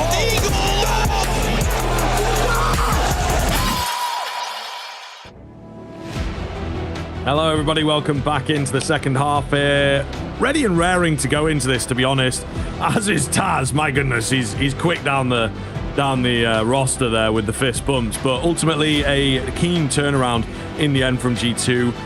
Is it going to be enough is kind of the question that we're asking each other during the halftime break, and I think you make a very good point. If they get this pistol, then we're on. If not, it's going to be a bit of a masterclass on the rifles. Yeah, let's take a look and see. Hooksy going to try and get up close here, and he gets his head ripped off his shoulders. Hunter onto back for one, but only. Lobby Crunch has come through as Manessi's got a flank. He's looking for a second kill. Is met with a Molotov. They should be able to get a plant here, but Nico's got other ideas as he finds a double and thrusts Maka into a tough 1v3. He does have the bomb, so at least there is that. I don't know that they've fully confirmed or located the bomb. He goes in for a fake. Nico going to close the gap and indeed gets faked out. Down the vent, Maka goes. Nice little read here from him, actually. So I like the look of the 1v3. He's a polite guy, closes the door on the way out, and you know what? That maybe could have cost him his life, but Nexa not only fluffs it up, he also takes so much damage, but the kill comes in eventually. Maka, so close. And you know, if he hadn't closed that door, he may well have been able to use it as an escape route. It's unfortunate. All the same, bomb plant and some kills in there. Decent little recovery. We'll see what 3D Max do with the follow-up. That was very, very close to going the other way. Like you said, if he had escaped, who knows what could have happened. But, you know, a pretty chaotic pistol where they just fly in towards lobby. Again, kind of similar to what GT did on their T side. Very reliant on the individual stepping up in the fight. This time they do. Nico's double, massively important. Stopping them rushing out towards the A site. And before you know it, G2 now up to a 5th. They're going to get a real important pistol round. Make it a 3-round game. But of course, a bomb plant will facilitate an investment out of 3D Max. Scout in play for Exorcise. A double Galil, Tech 9. 1 AK out for Maka. What a swing. Speak of the devil, he shall arise. Maka with a beautiful one to find Nexa and find a very clear pathway down to the B site. Nico. Oh, dangerous peek from him. Loses his life. I mean, he nearly found a kill in there, didn't he? But still, we don't want nearly. God almighty, if they lose the force by here, you know, that is maybe game, set, match for me. We'll see. I'm going to go down. I think you've got to save. I agree. You've got to save. There's no kills on the platter here for where they're pushing in from. No kit. Ooh, Exorcise could have taken his time for that one. He was turned away. All the same, he confirms the fact that they are saving now. Yeah, I'm probably just kind of relaying over the fellas as well. Lads, don't go near Secret. Jocko ignores it as he swings in for a fight himself. And he'll be caught at range by the MP9. It'll be 3D Max answering back. So it's all well and good finding the pistol, but the force buy is arguably more important. So, with an M4, a double MP9 saved, they might probably just go back into a force. The only thing that worries me is just the kind of the double eco situation off the back of, you know, 1.4k for Nico. I think he had. It's tough. I think they might just try and facilitate another reinvestment for G2. I don't even think they can really make a save here, but we're going to see attack pause before we get into the round itself. So a conversation going to be had. As Taz will get on the mic. Of course, same for Wasink as well, but this is G2's third and final attack pause used here in regulation. They get one more, they take it towards OT. That does seem like a little bit of a far-fetched dream at the moment. Manesi going to wield the Scout and M4 for Nico. And a triple MP9 setup. It's not the easiest of buys. 3D Max find this, not only getting 10, but they can push to an 11th as well. Before you know it, this map's under a bit of jeopardy.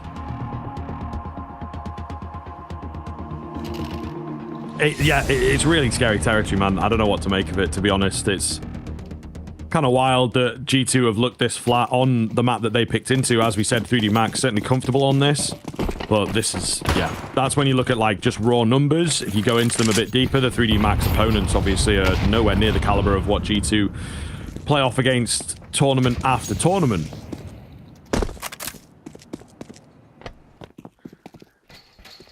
Quiet start into this. 3D Max just in back.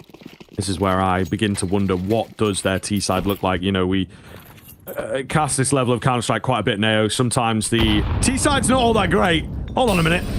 Seen this somewhere before. They've nicked it. They've had it off G2. That's kind of funny. One is lurking behind it. They've mollied Secret as well, so they could have committed to it, but it's all a ruse. Nobody making the commitment just yet. Maka. That time of asking, we'll get up there. You two are going to be set up over towards A. This looks like an A pop to come through. Manesi holding with a Scout. Potentially could be Gravity's demise as Hunter plays up close as well. This one comes down. Gravity has to double away. And Hooksy just going to aggress on his own and find a kill for free. No trade either. That's huge. Hunter, oh, such a good spot, but he's left blinded. The Molotov, however, yeah, it's maybe failed. Maybe that's just kind of what it does. They were expecting to run straight through it.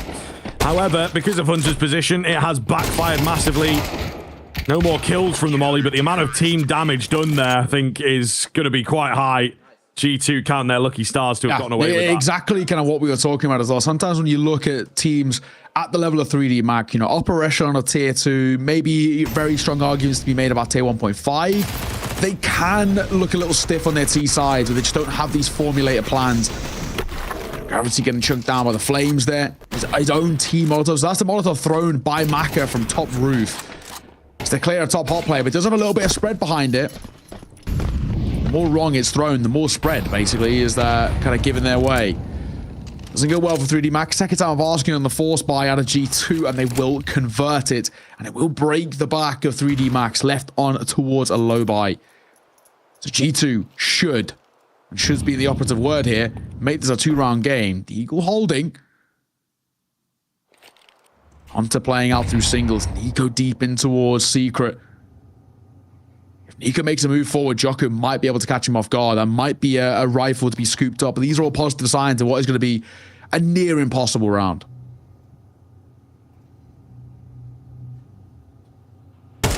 Go.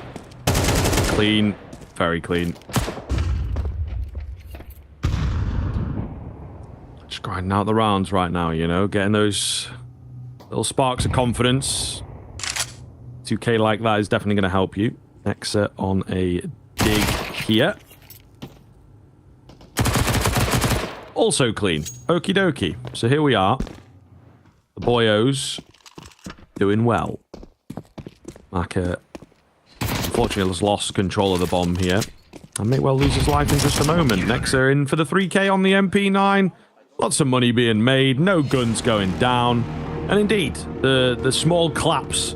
Okay, whoa, we didn't need it twice there, Taz. He's going crazy out here with the energy, with the man management, but somebody got to do it, you know? I do feel like G2 are still in a ever so slightly precarious spot, where I think Taz realizes that he's got to just try and keep the vibes as high as. Westinghouse are going to have a conversation with the boys. 3D Max, their final attack boards as well called now. So on a 9-7 scoreline for the rest of regulation. There won't be any more opportunities for the coaches to get on the mic and have their thoughts. That was a low buy though. So not having the biggest of expectations, in all honesty, out from 3D Max. This next full buy feels like if they don't find us, G2 basically tying this game up. That could be them spiraling to success on their map pick. All comes down to this, it feels, right? We've got a quad AK setup with one Galil in the hands of Maka. Smoke out and through single door. That might give them an opportunity to run out towards a vent if they want. The outside cross smoke's going to be dropped as well. Still, not that much of a commitment towards outside, in all fairness. Got two just going to have a little look around, but they're not sending the whole pack there. They're going to sneak around the left-hand side of that smoke. Cooksy, nice find up close. Jocko as well. Smoke starting to go down now, but he too will be found. The 3D Max T side is on thin ice right now. G2 all over them. Those are upgrades onto AKs as well, so kills worth their weight in gold. Maybe a little bit more. Just 3 remaining here for the Frenchman. No utility. I mean, what do you do? What do you do? They just have to get insanely lucky with some fights if they want to take this. 3v5. All goes quiet. Pop flash from Hunter. Not going to commit to the fight. Just showing a little presence. Has his Molotov as well, which will come down. Nobody tucked in the corner. It's a common position to play. Especially behind those smokes. Bomb still here. And the 3 remaining. The first fight towards Nico has to be flawless. They're then going to find Hunter on top hard. They might get a charge, but Hooksy, other ideas. 2 to his name. The third of Gravity. It is not long for this world or this round. Seen off as G2 make it a 1-round game. And once again, they're going to break the spine over towards 3D Max. Big, big round to take. And I'm now only 1 in it. G2 have really come out the gates flying on the CT side finally. Yeah, I think this is maybe where, you know, the confidence was for them, really. That as we spoke about as well, getting through this G2 CT side is just so difficult, even for the best teams in the world. You know, if you have Nico, if you have MongolZ playing well, and then get one of them backed up by somebody else, in this case, it is Nexa, in fact. He's actually at the top end of the scoreboard, so he is blocking out the haters here today. Looking very, very good indeed. Nice find in the early stage. Jocko trying to get down the vent. Punished for it. Quick burst out onto the A-bomb site. Luxy positioned well. Oh, difficult spray down for him, but surely the rest of the team set up nicely to deal with this one. Just Lucky remaining. Clean find there. We need the rounds. I don't think he's going to get that. But maybe a gun to retrieve. We'll see. We'll see. I think you just have to send it here, don't you, really? Orb shot going to miss. He is a little isolated for the time being. And there you go. Tech9 hunts him down. Oh, no. Oh, no. That's the kill. Oh, Lucky. All skill involved here. 1 versus 1 against Nico. He's recovered the bomb in the meantime. The only thing that makes a difference is the armor, right? So he can't take a direct fight against Nico. He has to get the drop on him to win this. I love this play as well. It's actually so common when you find a kill and you double back in towards Heart that you stick around. You know, you look for a fight. Fire that, but he's going to get a bomb plant towards B. Now where does he play?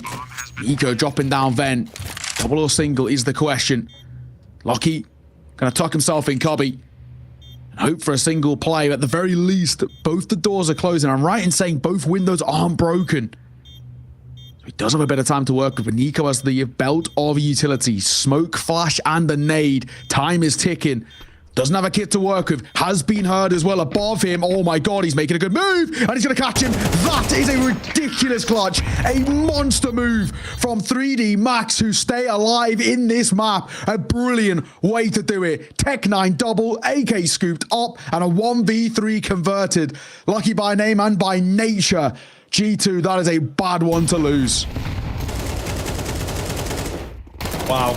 Wow, wow, wow. Yeah, I just am absolutely flabbergasted, man. That is insane stuff from Lucky. Yeah, I mean, that one maybe he should go down. He didn't even take any damage. You know, MongolZ caught completely off guard. And the player in Hut as well. I believe Nexa also doesn't dish out any damage. Just mental. Nice little 1-for-1 to kick us off into this round. Aggressive steps from 3D Max. Don't want to be giving anything else into the mouth of the AWP, however.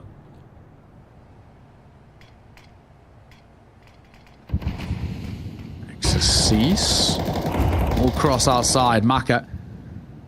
Top silo. Posted with the AWP. Exercise has taken damage, so I don't really know how much he's going to play out through this position. Choco avoiding the flames. Not much slow around once again out of 3D Max. They're hoping for some sort of overextension from G2, and right now not being given it. But the big thing is G2 are burning a hell of a lot of their util. 3 flashes and a nade is all they've got left to work with. No smokes, no mollies. Could change things. Nico Manesi doubling up, making a move in towards lobby, and they might just be able to catch something off guard. Mac is still on the other side with the bomb. He can't cross unless he gets some support. And back turn, Nico finds 2. Manesi steps up for one of his own as well. And Exercise will just tuck his tail between his legs and hide. That is the round, and that is G2 once again making this a 1-round game. Yeah, man. I mean, this is the thing, right? G2 are able to just pull rounds out like nobody's business. They're unaffected. Clutches happen. Difficult. Fair play. Lucky. Move on to the next. And sort of the pep talk I would give here is like, come on, man. We're good on the rifles. Look at how well we've been doing. The normal rounds, quote unquote, we're all good. We let the eco get into our heads a little bit. Maybe got a bit giddy. Let's just bounce back, and that's exactly what they've done here. Beautiful stuff. Within 1, and 3D Max can hide away a bomb plant as well is kind of the big thing, so I don't know where the money is going to be. It's serviceable. That's kind of the noise that I've got for it. Not brilliant, but definitely could steal another one away here. Yeah. Trusty Tech9 back out. Shot. Uncharacteristic that from Manesi. Nico and Manesi that will combine once again. Lucky gets caught out of a single door, and that's the round done. Dead in the water. Mac is all that's left. He's like ships of the night just gone past there, and Nico gonna get drive-by there. On the back 10. Tech 9 can't get any more though. And this game tied right back up. This still feels like it's got a bit of legs to it. However, momentum has shifted, and this absolutely feels like it's G2's game now to lose. They're in control. They've got the bulk of the rounds on their CT side, and 3D Max are starting to falter a little bit on their T sides. They're struggling to even get bomb plants. Yeah, very, very rough indeed. Not looking good at all. G2 may well be able to complete the bounce back here. I think that's kind of how it's looking. Just so, like, professional, I think is sort of the word for it. Sometimes you're going to lose those silly rounds, but they're just completely unaffected. And 3D Max clearly stuck when it comes to the rifle rounds, when it comes to the comfortability on this T side. They're really lacking in that. And again, I just think it just comes down to the fact of different caliber, different gravy. They can play a lot of their T-sides usually by just scrapping it out, controlling the fights. And, you know, if you're better than your opponents on the day, very cool. If not, it ain't going to go our way. And maybe that's how they're approaching this as well. But G2 are just so efficient on this CT side. Outside, making a move around this smoke. They will get down. All four making their way. Maka the only real weapon to work with. Next to just jump spotting for information. Will be spotted out, drops a flash. Not going to make a huge difference as he gets out of there. Will be tested though. For the most part, pistol should be fine on the swing. Gets one and the second, so it's okay. There's a big quick flank has come through and Hunter will mop them up. Easy double for him. G2 take a lead, something that has kind of escaped them for the bulk of this game, and they'll find themselves only 2 rounds away from locking in Nuke, which for the most part hasn't looked clean, especially all the way up until that second half was a little bit all over the place. The recovery though has been so strong.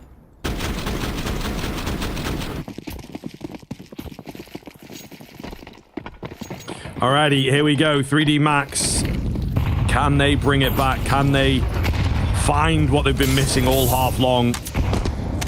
They won a quick force buy. They won a crazy clutch. No rifle rounds at all. Here we go. Oh, the smoke is late. What is going on, man? They're caught off by a flash. I don't know if it was maybe their own flash. There's no CT assist. Really weird situation. Maka, though, fighting as best he possibly can to pull them back in. Still, G2 hold the advantage. They hold control for number 12. Lucky and Gravity got a lot to do to try and make this round stick. Gravity has at least snuck his way down lower. And Lucky will hold. Single door blown open, though. He's a little vulnerable. Has to keep double checking between the 2 angles. Could be caught on timing. Manesi gonna check. And yeah, gonna get it for free. It was all a timing play. Lucky could have got lucky, but at this time it's not to be. Leaving the youngster, the new boy on the block for this team all alone. Bomb on his back. Gonna make his way up then. And I'm sure a dead man walking. Manesi sees it off with second kill of the round. Is 22nd in total. And it will be G2 finding map point here on Nuke. Like we said, the recovery has been emphatic. Now it's just about closing out these final couple of rounds, but a really weird one from 3D Max. No two ways about it. Late and misthrown smokes towards outside. The timing was all off, and I think it's safe to say late in towards this map off the back of the poor starts that G2 had since then, since they've kind of come back alive. 3D Max look a little nervous, and in the same vein that we spoke about for G2, say for 3D Max, sloppy. That's a lot of mistakes creeping through. Hunter to open up what might just be the beginning of the end for 3D Max.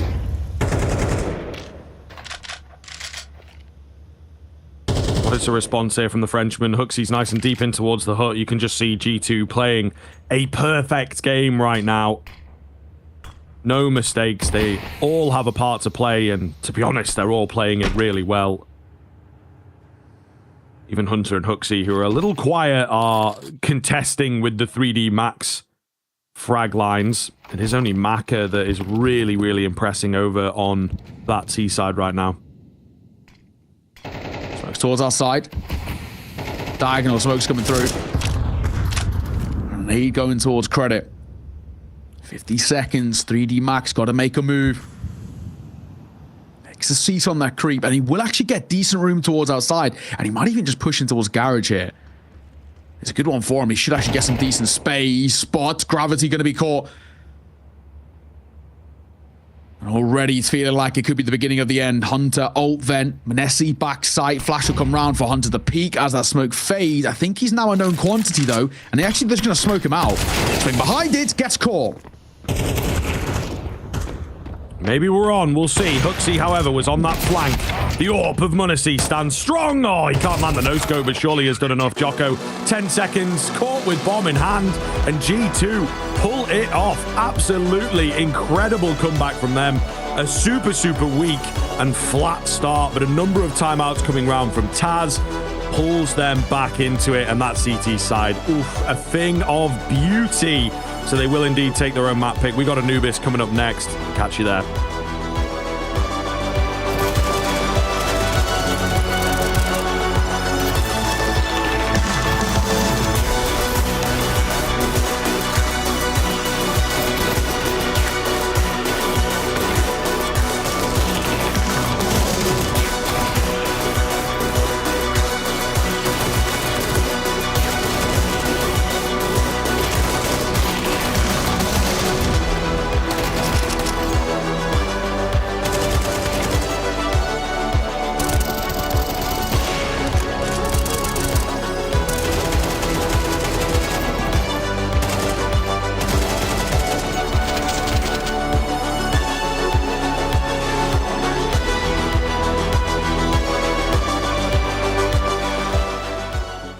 Smokes. You see double smokes in the same place there. Simple just jumping casually into the side. Wait, what was that? Never miss a play again. Simple. That's not allowed. This is not FPL. This is a major. Finally. With Face It Watch, you're in control. Switch between player POVs live and see the game through the eyes of any pro. Never miss a moment with replays. Relive each highlight on demand from all angles. Watch it, control it, face it.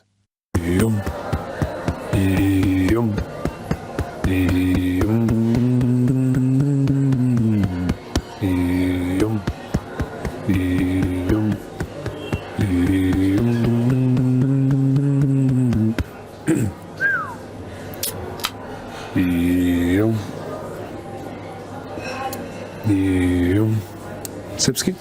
Oh, no. Thank you. I'm good for now, though. Thanks. Misters, what can I bring for you on this glorious afternoon? Well, Hector, here's the game plan.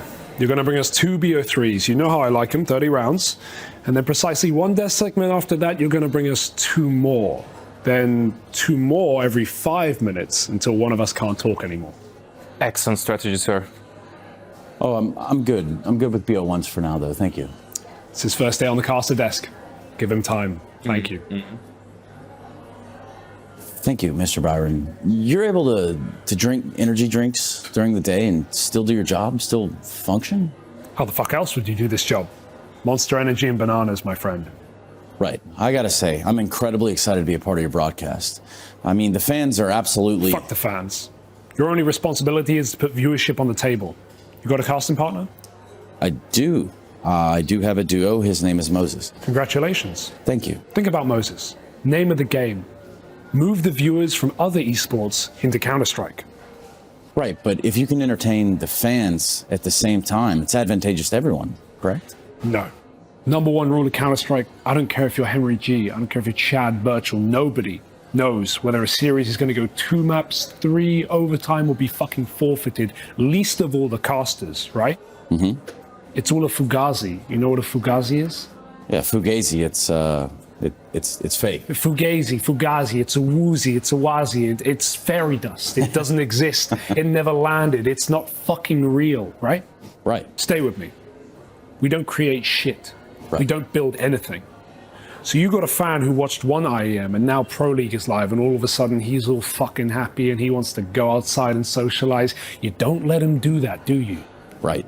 Because that would make it real. Okay. Now, what do?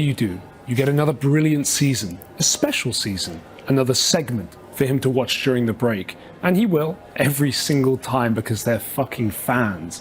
And you just keep doing this again and again and again. Meanwhile, he thinks he's watching CS, which he is on paper. But me and you, the casters, right? We're taking home cold hard cash via content creation, motherfucker. Right. That's incredible, sir. I can't wait to get started. Yeah, you should be. There's two keys to success in the caster business. First off, you got to stay relaxed. You play pugs? Do I play pugs? Yes, I do play pugs. I frag out. How many times a week? 2, 3, 4, maybe 5 times. Those are rookie numbers. You got to pump those numbers up. See, me personally, I play pugs twice a day. Wow. Once in the morning after I work out, and then once again after lunch. Really? Why? I want to. That's not why I do it. I do it because I fucking need to. Think about it. You're dealing with numbers all day long. 1st to 16, overtime score lines, economy management, high frequencies, bang, bang, bang, bang, bang, fucking digits, kick, kick, kick, kick, kick. All very acidic, above the shoulders, mustard shit. The grind can wake some people out. Mm-hmm. Right, so you've got to stay focused and stay in the game. Keep up to date with HLTV and Reddit. Done. This is not a tip, this is a prescription. Trust me, if you don't, you will fall out of meta, glitch your differential, and tip the fuck over, or worse yet, and I've seen it happen, implode. No, I don't want to implode, sir. No, you don't. I'm in it for the long run, you know? Implosions are ugly. Pop off to the gaming PCs, win some ELO anytime you can, and when you get really good at it, you'll be fucking clicking your mouse and thinking about commentary. Right, yeah. Second key to success in this racket is this little baby right here. It's called Monster Energy. Right. It'll keep you sharp between the ears. It'll also help your voice box talk faster. And guess what? That's good for me. Revolutions, you follow? Revolutions, yeah, it's, yeah. Keep the fans in the stream and it goes 24/7, 365, every decade, every goddamn century. That's it. Name of the game. Ooh. Ooh.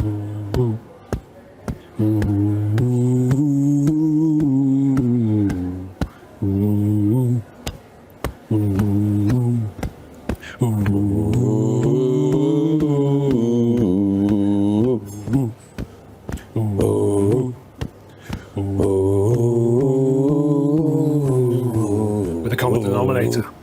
Go! Go!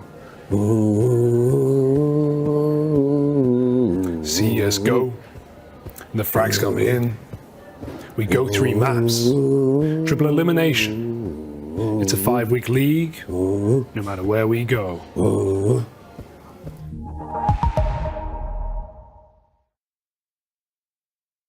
Welcome back to channel EPL 19. That's right, my name is Trace from Space. I'm your host. We're going to be guiding you through some of the top stories as we look into the big scope, the broader picture of Counter-Strike itself. This top story coming out of the 3D Max camp, where they officialized Gravity and Wasink as their 2 final additions to the roster. After an RMR blunder, 3D Max bring on 2 players after their sturdy performances here just 1 week ago at ESL Pro League Season 19. Both Gravity and Wasink are now on full-time and have the playoffs in Malta next week to prepare for after a successful group stage visit. And if you don't mind me saying, congratulations to them. It looks like it's been a hard-fought battle, and we will have more on that at 9. This is Trace from Space, and you're watching EPL 19.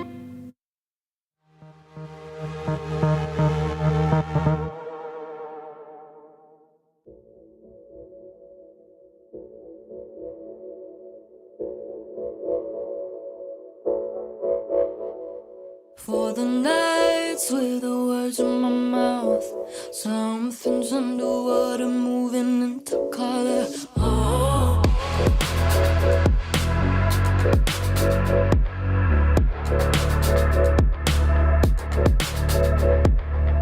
Got a lifeline, been dialing it up, piecing me together, architecture. Oh, maybe I'm slipping on liquid love.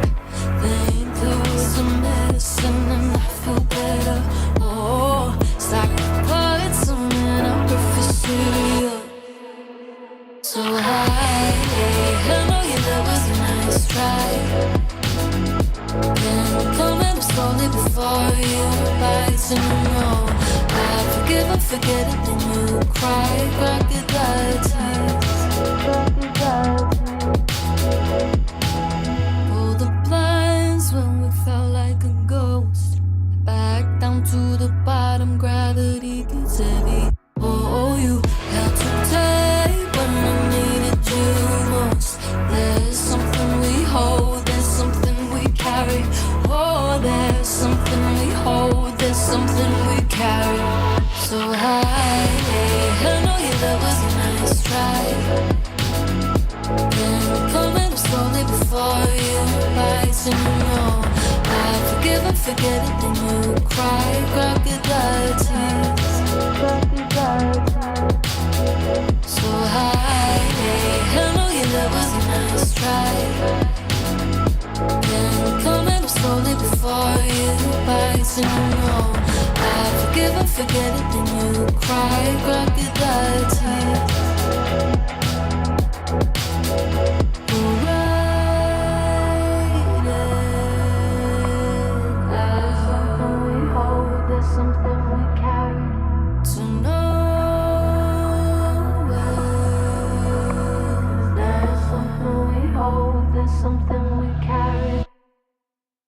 So high, I know your love was a nice try. Been coming up slowly before you rise and know. I forgive and forget it, then you cry. Crocodile tears. So high, I know your love was a nice try. Been coming up slowly before you rise and know. I forgive and forget it, then you cry. Crocodile tears. Sneaking through the back door of my heart, would you close the for? I can't tell what you're looking for, and I could lie and say you ain't my type, but it feels right, I know right, and it looks like you just might make me wanna say, damn, baby, whoa, you're in full control.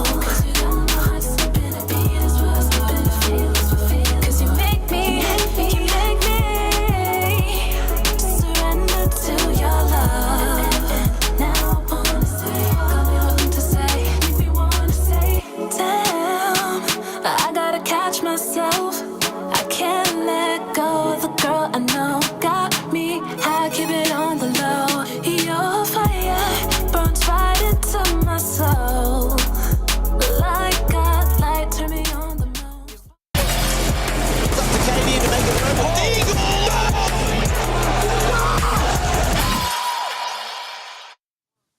Yo, what up? Welcome back, everybody. We are moving into the second map relatively swiftly here. We thought maybe it would be an extension of the game there, to be fair, because it looked like there was enough rounds for 3D Max to work with, but G2 just absolutely shut them down in that second half.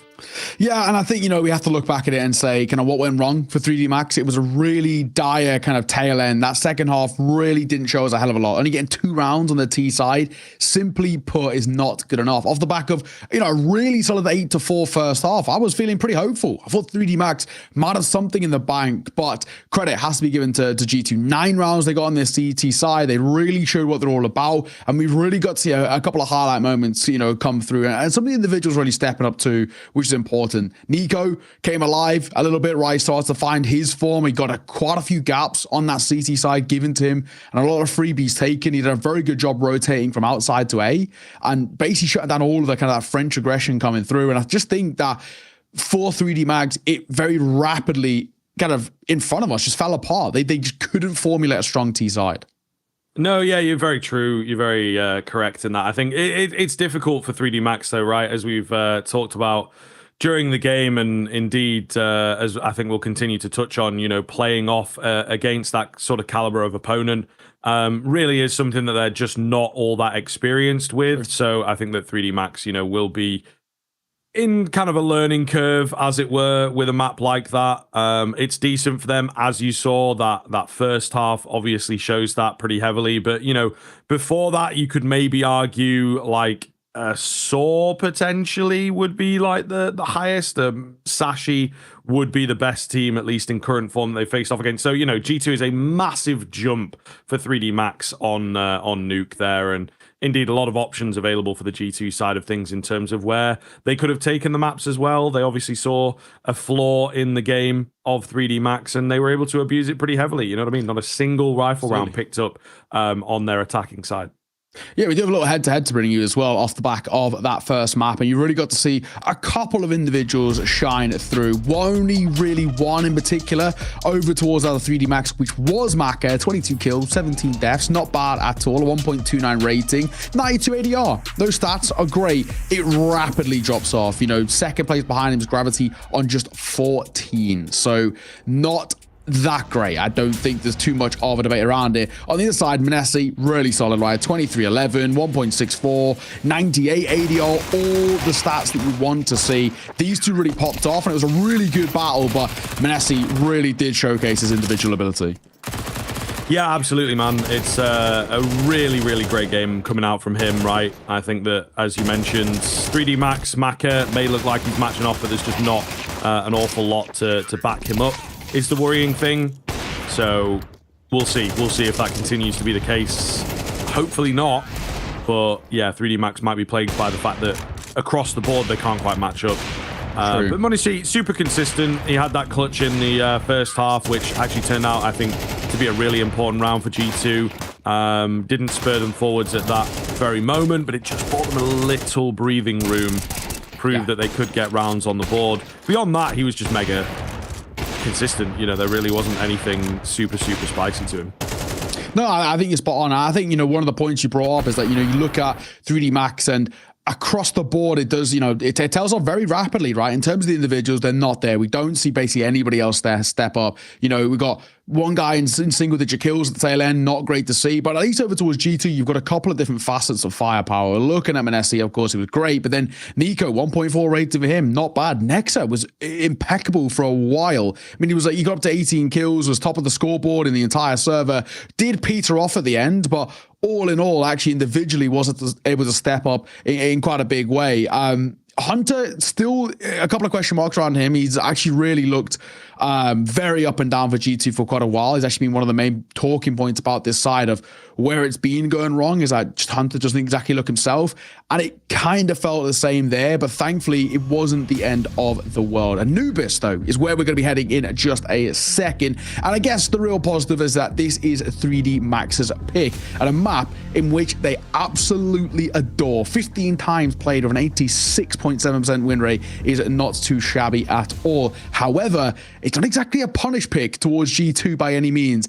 11 times played, 73%, not too bad. And when you look at some of basically the caliber of opponents these two sides play in terms of a comparison, we're looking at 3D Max playing teams like your Sashis, your Bet Booms, you know, not bad teams, but I would say kind of, you know, the top end of tier 2, so to say. And then you've got G2 getting fairly decent wins under their belt across the year, you know, against teams like Virtus.pro, like FaZe, they even got back at, I think with the early RMR stages, right? So, you know, you've got decent little ones where we can look back and say, do you know what, this team can play this map very, very well. Even recently in Pro League, right, getting a very dominant win over Falcons 13-3 was huge. However, the only caveat I would give to that is that there's recent tape from G2 losing to the Mongols on this map. So maybe, and you'd expect that the 3D Max cards are taking a real deep look at that demo and seeing what went wrong for G2 and can we replicate it. Yeah, absolutely right. I think that this should be a very, very exciting map once again, hopefully really close between these two teams. You've highlighted everything pretty effectively there in terms of how it will look and how it should go down. I'm just very curious now, based in, I'll bring the context of the game itself, where 3D Max definitely in a winnable position, you know, after that first half and after a pretty strong start to the second half, in fact, winning out with a cheeky force buy, certainly felt like they should have been able to start running away with the game and closing it, and at the very least, you know, convincing us and G2 as well, that they'd have to put the work in to bring the map back, but they just fell off a cliff. So I really do worry that that might affect them here moving forwards into Anubis. They'll be pretty confident in it. They'll be better off playing their own game here as well, rather than trying to adapt to the G2 style of things. As you mentioned, there's some evidence, there's some tape, as we like to call it, to go back on, but I still do feel that this is not going to be easy. What G2 have just shown us out of their individuals, out of their defensive side in particular, is kind of terrifying. You know, if that's something that they can tap into again here, then absolutely it's over. I mean, if they can keep that up for the rest of the playoff breadth, then they're going to be a really formidable team. Jocko not wasting any time with the A main presence. Nobody around to give him a fight, however. Yeah, they sell a bit of a fake, you know, showing a lot of at least audio cues in the direction of A, and they shift to walk away. You can see, pop flash, send Hunter around that corner. He won't spot anything. So G2, they heard a little bit of an audio cue towards A, and he goes quiet. They've kept the presence there, but both Hooksy and Hunter have kind of had their respective peaks. They've looked out through main and water, not spotted anything.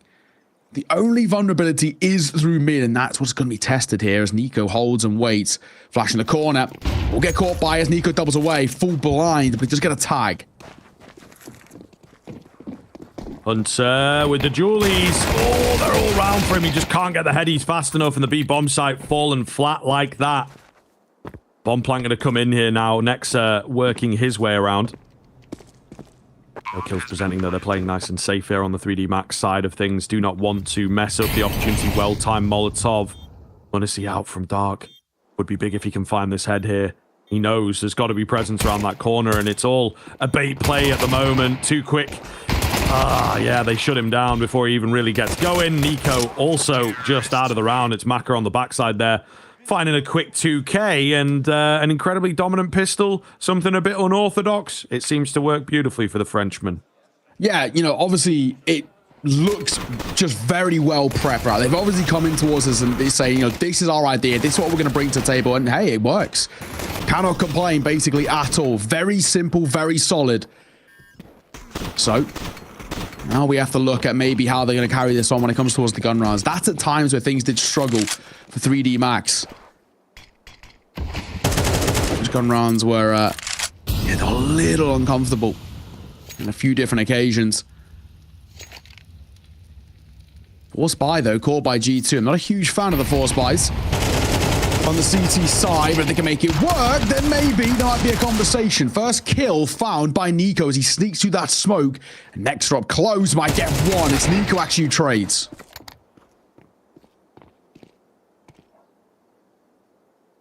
I want to see the next two fall. Looking good now as they find their advantage back on the 3D Max side. Jocko, Mac 10 in hand. Oh, he's getting baited in. Don't go around that corner. Don't go around that corner. It's exactly what they want you to do. Hunter trying his best to sell it, but Jocko going to wait for his teammates to come in. Nice find from Hooksy. Just take the damage, take the gun away. Nothing Hunter can find. Still, really, really expensive round there. Yeah, it is. It is one of those where absolutely, I mean, walk away with Nico getting that double out the gates is exactly what you want to see. If you're going to go for a force buy, you've got to, at the very least, come in and walk away with doing some real damage towards that T-side econ. And yes, they don't walk away with a round, but I think they can be relatively happy with that. 3 kills is not too shabby. They don't have a hell of a lot to work with here, so it should be 3D Max finding 3 out the gates without that much of a question mark. Only a double deal to have to deal with. Already, one of them dead. Nico gets caught.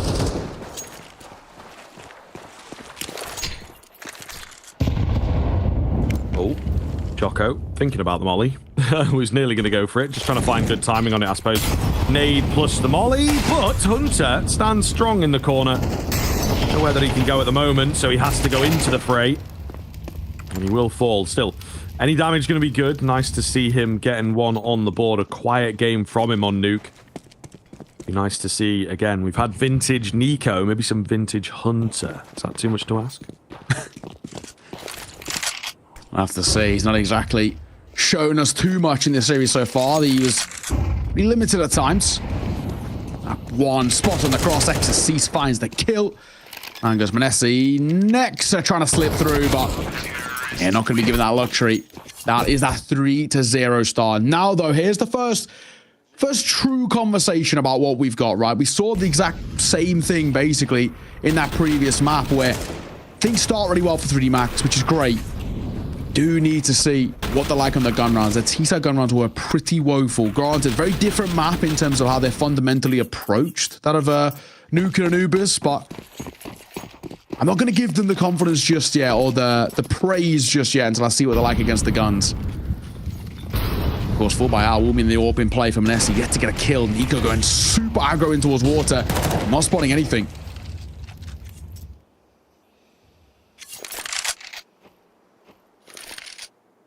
No one really presenting here on that G2 side.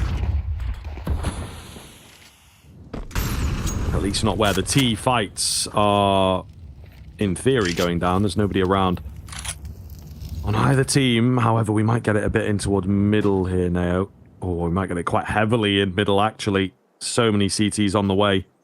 And indeed, 3D Max set and ready to go around this corner. Nexa, first line of defense, looking good. Trade is there, but only one of them. Not enough from 3D Max. Really, really solid move from G2 to rotate everybody in. Molotov come down as that bomb trying to be recollected. MongolZ will fall. An opportunity with 45 seconds. Either way.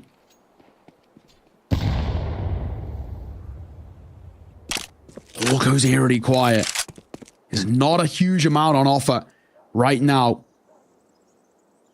2 versus 3, 25 seconds. They've really got to make a decision here and now. Are we going to go for a save and try and reinvest next? Or are we going to give this a go? And they might actually just slip the net towards A. They could actually wrap through and get a plan here backside.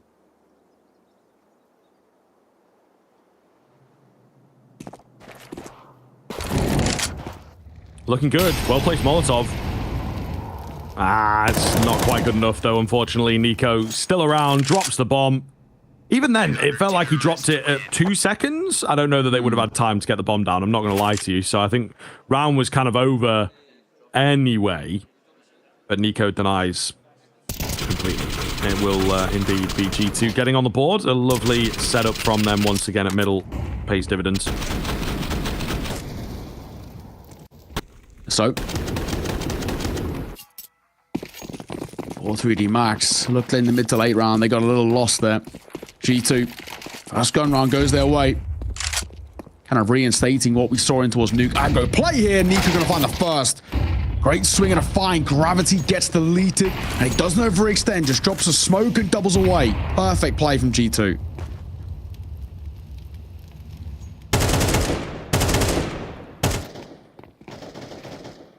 Again, really good reads here in terms of the setups as well. Moving a lot of players towards B. Going to try and do something with this. Maka misses the shot. He's been good on this map as well. It's not like he's just come into it a bit flat. So, rough to see. MongolZ will run with that opportunity. Of course, a nice late smoke here to keep A main at bay.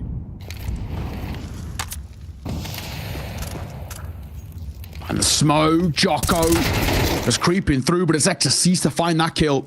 As Nexa drops, maybe a chance. It'll come down, but actually avoided for the most part.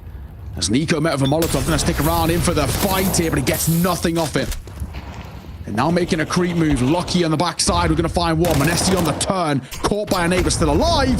Not able to double it down though. 2 versus 2, 35 seconds. On the bottom of the back of Lucky, it's Nico basically the main man to try and deny. Oh, shoulder. Spotted. Here's the second. He softened them both up, split the difference there. It's HooXi left to clutch up. Would be a hell of a thing if 3D Max get this one over the line after such a great start for G2. Smoke comes in. What are his options? I think he's just going to look to go straight through this. Yeah, indeed. Oh, and there it is. The low HP plays a part against Lucky, but Exorcist, that is a confident peak with only 27 health points. He'll still win out the fight, though. Fair play. Yeah, well done. Massive round as well. Had to be taken by 3D Max. They win a little bit of a spot where we saw back-to-back gun rounds come through from G2. Even if we're talking about bomb plants and the rest, they could have been in a lot of trouble. Thankfully, it's not the case, right? So good work. French side will continue their stellar, strong start to their map pick. 4-1. G2. They did back into a buy, but it does have to require a double MP9 to facilitate. It's not exactly the easiest. Triple M4 around it. The main thing that they're lacking is utility. Firepower's whatever, but only having 3 smokes to work with left, with a minute 30 on the clock, is going to be very tough to fend off an execute or even maybe attempt a retake.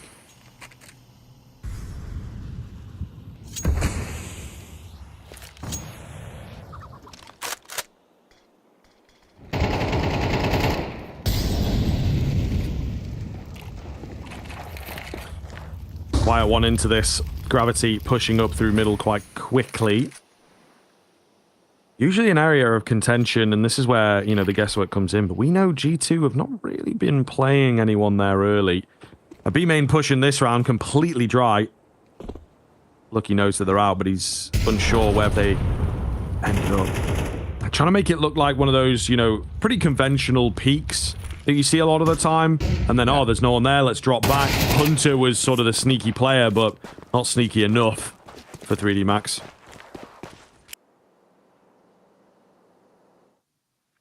A little bit of a move here on the swing. Hooksy will find. Architecture Cease trying to make a trade here. Drive by and will drop. Numbers again taken back by 3D Max as they want to pop towards A. There's 2 players here to meet them, though. Gonna be a pincer maneuver. Nico, what have you got for us? Nexa down low. Nico up on high. Gets the first. Looks for the second deleted. Site vulnerable. Cracked open. I'm an SE left in a 1v3, but a salvageable one. Because look at the HP.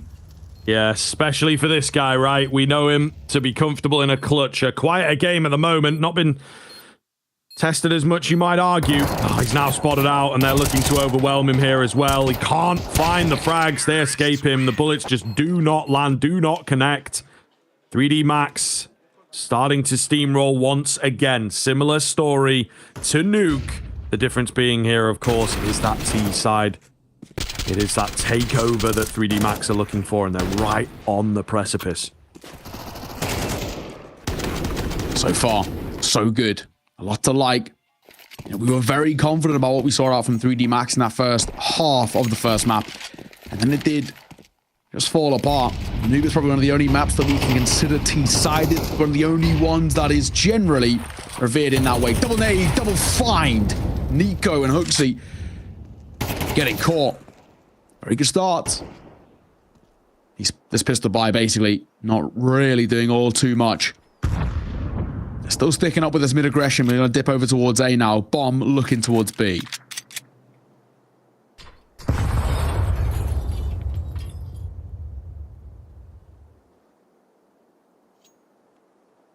Quiet build-up once again. Unfortunately, for G2, as you say, the A-lean is going to be the incorrect call. And they're making noise over there as well here. So 3D Max being a bit annoying. Probably even going to send a body in to go looking and discover that it is a stack. Exorcist might be able to take a kill or 2 away. But that bomb is very ready. Ooh, to go flying into B. Nice turn away from Exorcist. Lovely little frag from him. But he confirms the location of the final 2. Completes his mission. And now maybe an opportunity at the M4. But at the end of the day, they'll be looking to deny that away. Easier said than done. Nexa, though, I think they're still after him. Yeah, and he does know it, so he's looking for a location where he can hide away and save this M4. Well, can he? Is the question. I think he should be fine. The question mark is there Maka, who's kind of got the right idea. He's having a little look over towards Carpet, and he might just be able to find him. It's all about timing for Nexa, and he looks like he might be in trouble. Checks in time. Will survive. 2 more coming his way in just a sec. He's making noise dropping down, so I don't know exactly where he is. He's not surviving. No chance in hell. Will fall any moment. Jocko will swing and Jocko will drop. Lovely work. 3D Max 6-1. Now, if I'm right in saying it was a 7-1 scoreline on map number 1 before things then turned back on their head. So look where we are at the moment. A very similar sort of position. You know how that previous map ended? G2 gonna need another one of those classic G2 comebacks.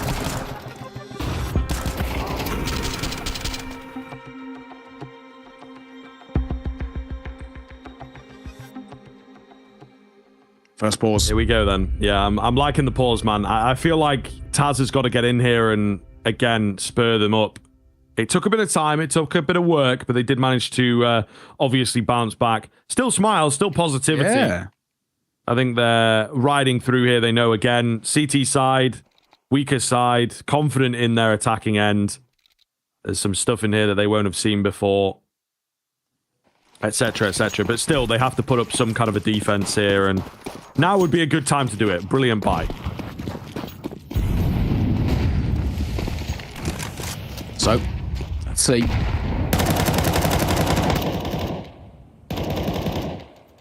Grouping of 4 via B here, but 3 from the CT side to meet them in just a moment. Molotov will come down a little bit too late. They're going to get out in front of it. Boss, Gravity be the first to fall. Jocko and Lucky going to answer back. Huge kills. The orb shot misses. When SE met with Molotov, has to just dip away. Nico double dips in himself via that smoke, and we'll find Lucky for free, but the bomb should be able to go down here. A little tentative. Now the plan comes through. 3v3. Oh, let's see. I think, was it shot landed or was it the nade? Difficult to tell. He, unfortunately, eats a bullet in the cranium, so we'll never find out fully. G2 looking to try and get the retake going. Nico makes a bit of noise there with that jump, so that's the location of 1 confirmed at the very least. A couple flashes come round. That's just to keep them at bay. Very disciplined stuff from 3D Max. Not giving them a way in at all. And there you have it. 7th round for the Frenchman. Looking really scary now. Yeah, they are. They really are. This is good.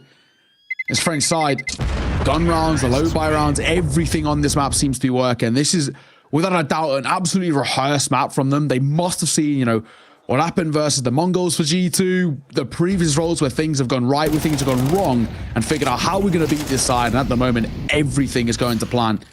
This has 3 maps written all over it at the moment. 7-1, a dominant display. G2 can barely scratch the surface. Back into a buy, no open play from Manesi. They got 2 kills to his name as well. Not often you see him underperforming, and not at that sort of level as well. Bottom of the scoreboard for G2 is a real rare sight for Manesi. This is as we're heading into the tail end of this first half. Yeah, really not a good sign, is it? You know, one of the things that we said at the top of the show, and that maybe not in this tournament, to be fair, but maybe then the caliber of team that they've been playing off against is not the highest or the hardest. But generally speaking, there's been this line about Munisi show, he's got to pop off. Maybe if he gets a bit of support, they can win the game. So if he's not... Oh! Okay. I think Exorcist was getting spammed through there a little bit, to be honest. Pretty sure he slowed down in that fire, and yeah, embarrassing way to go. A great start for G2, but yeah, the point still stands. If Munisi is not up to par, they really struggle. However, like I say, we've seen that in a few games here. The one against M80, that loss to M80 was really down to Munisi not showing up. Super close game. The rest of the gang tried the best to pull it up, but it just wasn't enough. It's one of those things, though, for me, the worrying thing is just the reliance. Having to have him show up is the big one. Speak of the devil, and he shall arise. A double is huge to keep things back in their favor. And look towards A. They've got a lot of success here, but Nico got other ideas. Let them cross. He'll just get in behind. Jocko spots and drops. There's a chance. And a plant behind the smoke too. Orb spotted. Refaces, refights, and finds. Round on. Hooksy being held by Maka with the AWP. And Maka might have just spotted the shoulder. And Maka don't miss. Not those. Getting loud, getting proud. He stares down G2. Another big round. And that's a 2 versus 4 converted for 3D Max. Another really poor round to lose for G2. Oof. Ooh, super rough. That looked like it should have absolutely gone over the line for G2. They will be so annoyed with themselves for not getting that one. You know, we were sort of smiles a little bit when it was 6-1, recoverable. We're having a timeout. Let's make this work, fellas. But after a round like that, it is tough to remain positive. I can tell you that for free. Timeout comes in from 3D Max as well. They're doing really well on that to be like, okay, we have to stay in the game. We have to stay ahead. Again, recognizing that when things flip over, G2 will have their hand and their chance at the T side. So we have to give them as little room as possible. You remember last time, 8-4, right, was a nice little recovery at the end for G2. It swapped over, and then they took over the game. They had too much room. So 3D Max have got to bring it to like 10-2 probably to give themselves that space to work with. The thing is as well, I think that pause for me, it's about making G2 sit on it, right? You know, you've just had a 2v4 loss. Sit in that and think about it. You know, it's real mental games. They're going to really tilt aside by doing something like that. I love it. Maka finds the first. Manesi gets caught. 4 and 10. Ah, he has been rough. The baby goat not living up to the name just yet. Has been struggling. Molotov and Force hooks he back. Has taken a bit of the tag as well. So information gained. Decent look. However, Gravity and Jocko will manage to open up the B-bomb site easily. No real resistance from the G2 half-bite.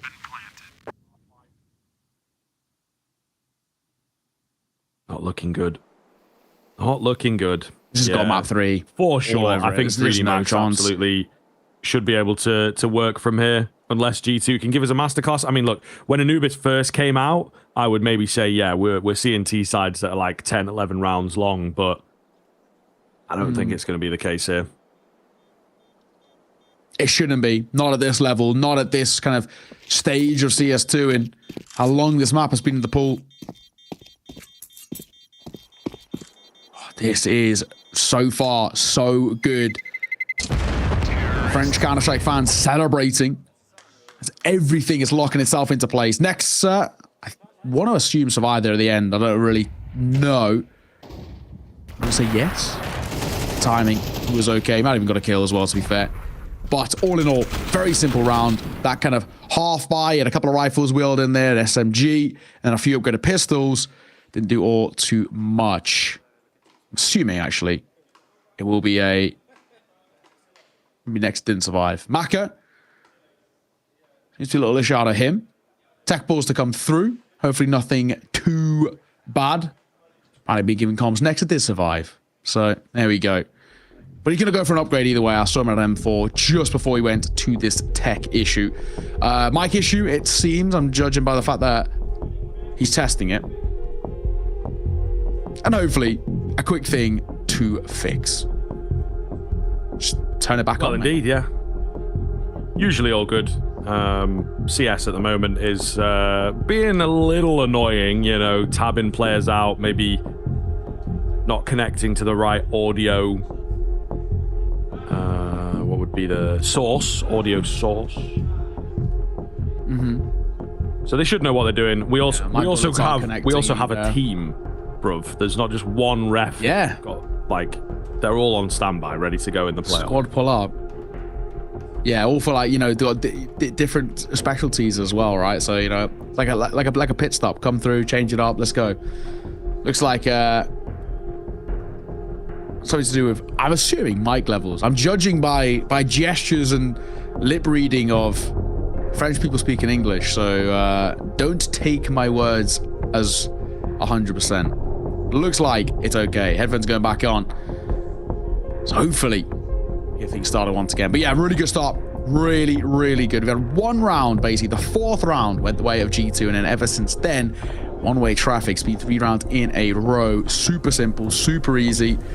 I mean, some of the individuals stepping up again. Maka's looking great. You know, 13 and 4. He finds himself currently 114 ADR. He's loving life in the server. And Jocko and Lucky ain't too far behind. I mean, Gravity and XSC, both on 5 kills, haven't really been called upon all too much, but it doesn't matter.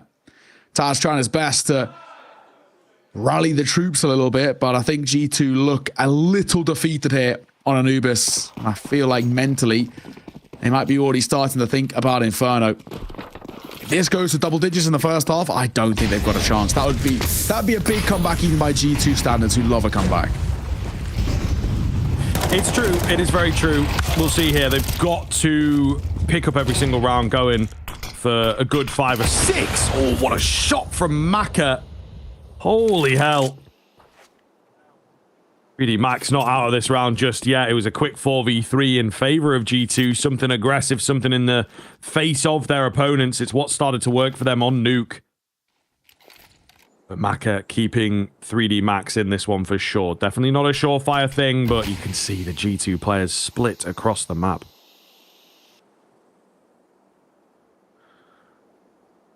Gravity. Have a little look here. Going to be left alone for now in his ventures, but he'll get the support in a second. So even Maka can start to make a little move. Gravity leading the charge. And actually, they're going to get a lot of early coverage over towards B. All this kind of dark control for free. And even if they want to push through main a little bit, it's not bad either. Pop Flash, of course, will give away the ruse of what they're trying to pull off. And a Molotov will slow them down. Nectar doubles over in rotation. Lucky's got to pull off something here. Spotted, dropped by the hands of Hooksy. A nade should do a lot, but it doesn't get the kill. Ooh, Hunter, big find from him, however. He's also got pressure on the backside now, so Gravity only has one way to go, and Hooksy says that is down into the grave and into the next round. Second comes in, G2. Again, resurgence towards the tail end. French side have got to be careful about taking their foot off the gas here. Yeah, especially off the back of a tech pause as well. It's a very easy way to get kind of iced out a little bit. So yeah, you're spot on. Just make sure that you see off this half comfortably. Like I said, double digits. Feels like then the map is on the lock and key. Not saying that 9-3 is by any means significantly better, but it at least gives maybe some stability. I'll be a fight up to A main here. Jocopane up close. Will double away. Early presence in towards A main. A lot of audio cues. And doubling away. Very similar to the pistol. 3D Max this time. They've got all the util to try and give them space once again. 2 players playing out here. Messi and Nexa going to try and do this. Messi going to play up on Pillar. And he might even just get a little aggro here too. On the push, nobody up close. He's going to get so much information with the smoke down too. If they pop through this could be a death wish, and it might be. Manesi, make that 2. Beautiful stop. AK scooped up as he wants more.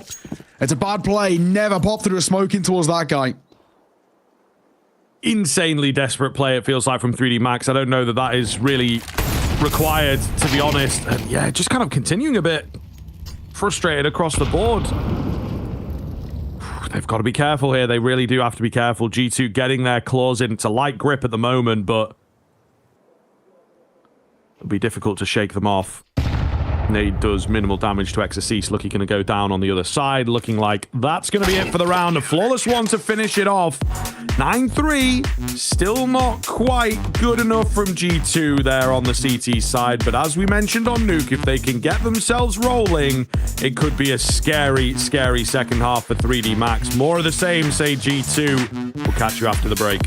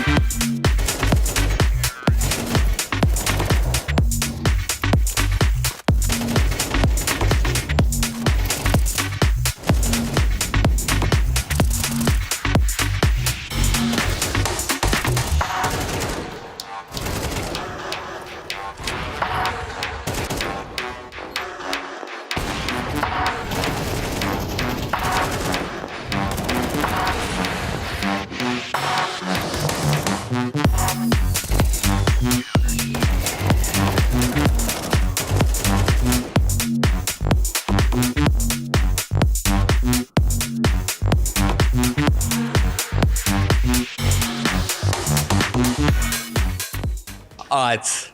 Oh, hello. Ilya Monis here, first of all. How's your back? How's my back? Yeah. Back hurts. Yes. From carrying? No. I'm 19 already, so.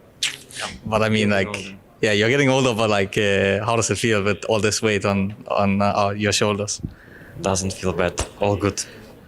All good? You're sure? You're sure you're good? Everything is fine, Rasmus. Thank you. Okay, good. I'm happy to hear. Nexa, so how does it feel to be the best anchor in the team?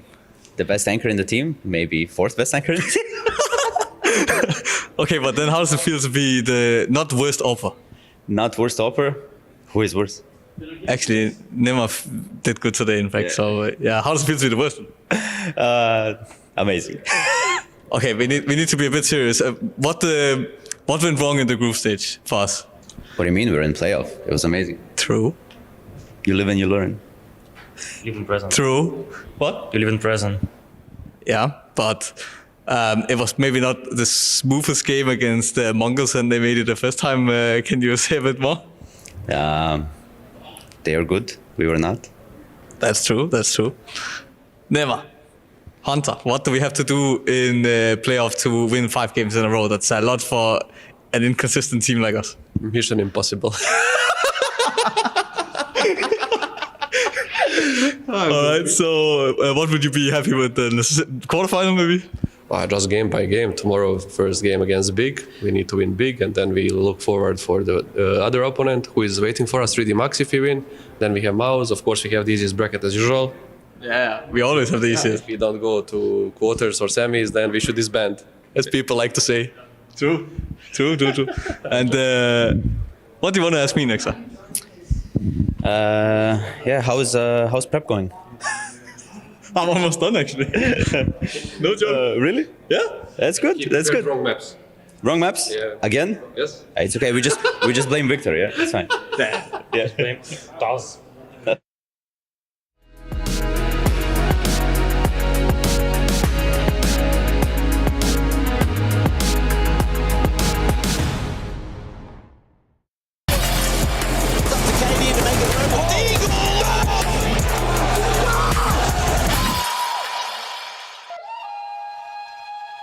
What is up, everybody? Welcome back to Anubis. G2, small bounce back there. Still a 9-3 half. Not the best in the world, but 8-4, they made that work. This is not too much worse. We'll see. T-side now, I think they're going to be confident for this. It's what they're all about. And a pretty good map for G2, all things considered. 3D Max have to keep their eyes on the ball. Yeah, I mean, G2 going back-to-back 7-1 score lines against them is not great. They're going quick. Hang on. No one's home. The red carpet rolled out towards the B site, so they're giving free entry. Bonplan comes down in a full 5-on-5 retake here for 3D Max. We're very quickly into the pistol here. And 3D Max are very slowly making a move. Hooksy going to be first contact. There's a triple rotate coming in for the flank. Hooksy. He spots them all out, just can't find any kills. They've got a kit here as well, Neo. This looks pretty good for 3D Max. Oh, a failed flash, though. Might make a difference. Nico not blind, and he should be. Oh, my God. Oh, my God. What is that? I'm so perplexed, but the round continues. The Julie's keeping it alive. The kit gets on the bomb, but Nexa has enough time to clean up house. Holy hell. We have to see that again. That is the most insane flick I think I've seen this man pull off. Oh, my God. Oh, they needed a hero as well, and they absolutely get one who steps up. Nico, a ridiculous 3K coming through. And next as well, fair play to him under the pressure. Those 2 kills at the end, but yeah, just insane stuff. I mean, Nico really to showcase what he's got in those back pockets sometimes, man. And especially, you know, coming in towards the second half at such a deficit, that's the start that they absolutely need. There is no 2 ways about it. So, all well and good. Still a 5-round deficit, but a low buyout from 3D Max, so it should be G2 up to a 5th, and maybe, just maybe a chance. But yeah, a ridiculous round coming through. Also, a weird call from 3D Max, just completely leaving the B site open. But, good attempt at the retake. Doesn't quite work. Once again, looking towards A this time, and it's also empty. They've gambled twice, and both times it's paid off.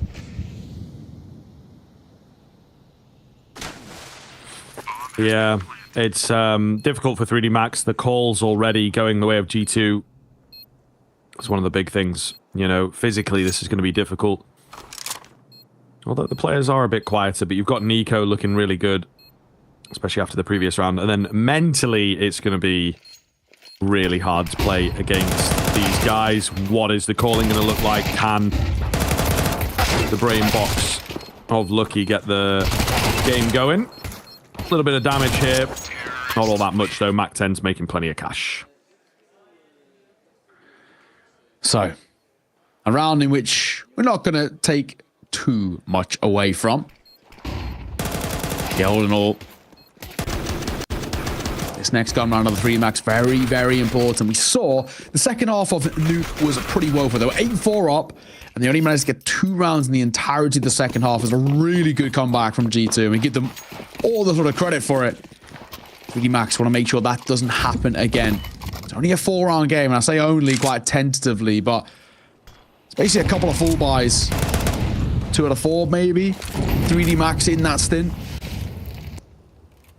That CT side economy can be very feeble, very easy to chip away and leave it long-term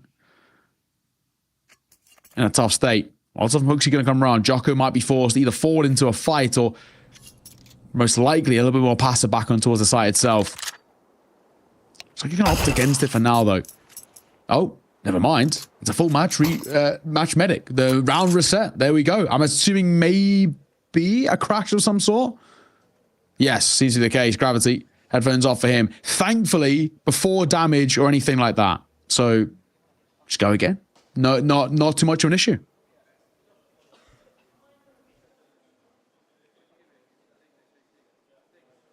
Yeah, it should be all good. They're never nice, you know, to just take you out of the... We'll be a bit more prepared for. Indeed, that will be a game crash. He needs his phone for his Steam guard. Steam, yeah. Nearly dropped someone else's phone, lol. But we're all good. I saw that, but it's all. He's a pro gamer. He's got quick hands. He's got quick reactions. So he caught it, but the bigger phone nearly threw him off there. Yeah, it's a great time to upgrade your phone as well. See, like, you know, Nico's got like iPhone 15 Pro Max. I don't even know what the new iPhone is, but I'm assuming. I think they got rid of number Pros. 15, maybe. Like Max now. Oh, we're not good enough for the Pros. Maybe they got rid of the Max version or something. They definitely changed the pretty big nomenclature. There's your fancy word of the day. Pronounced correctly. Sounds like a spell. A lot of people say nomenclature, and by a lot of people I mean Americans. That definitely sounds wrong. That just doesn't roll off the tongue as well. So yeah, you know what they're like. Like the way things are named. For the people at home, definitely not for me. You know. Okay. Yeah.